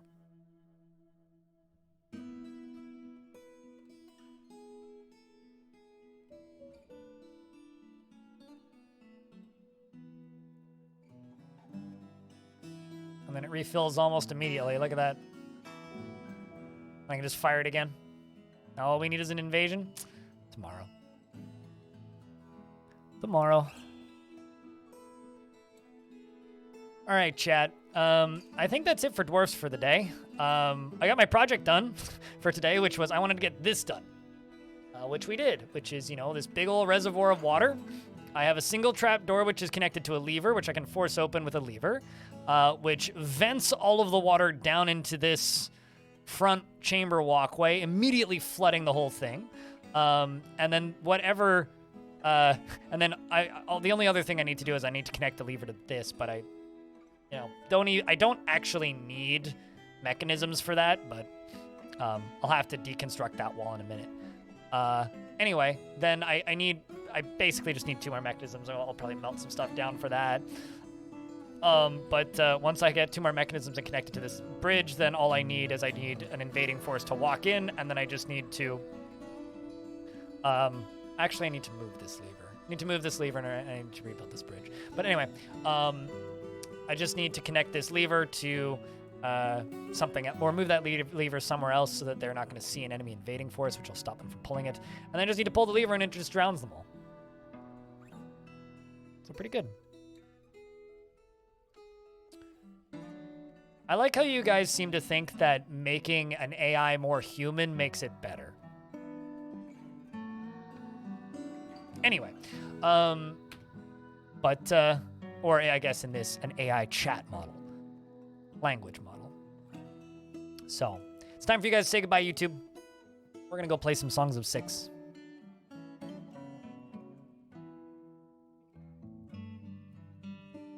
Or the frame by, it used to be period. It used to be period. I have it rebound. I actually couldn't tell you what the default is, because I rebounded the literal second they added it. It used to be period on the keyboard, and 5 on the numpad. I don't know what it is now. I have it bound to equals. But if you say that it doesn't work by default, it only works when all menu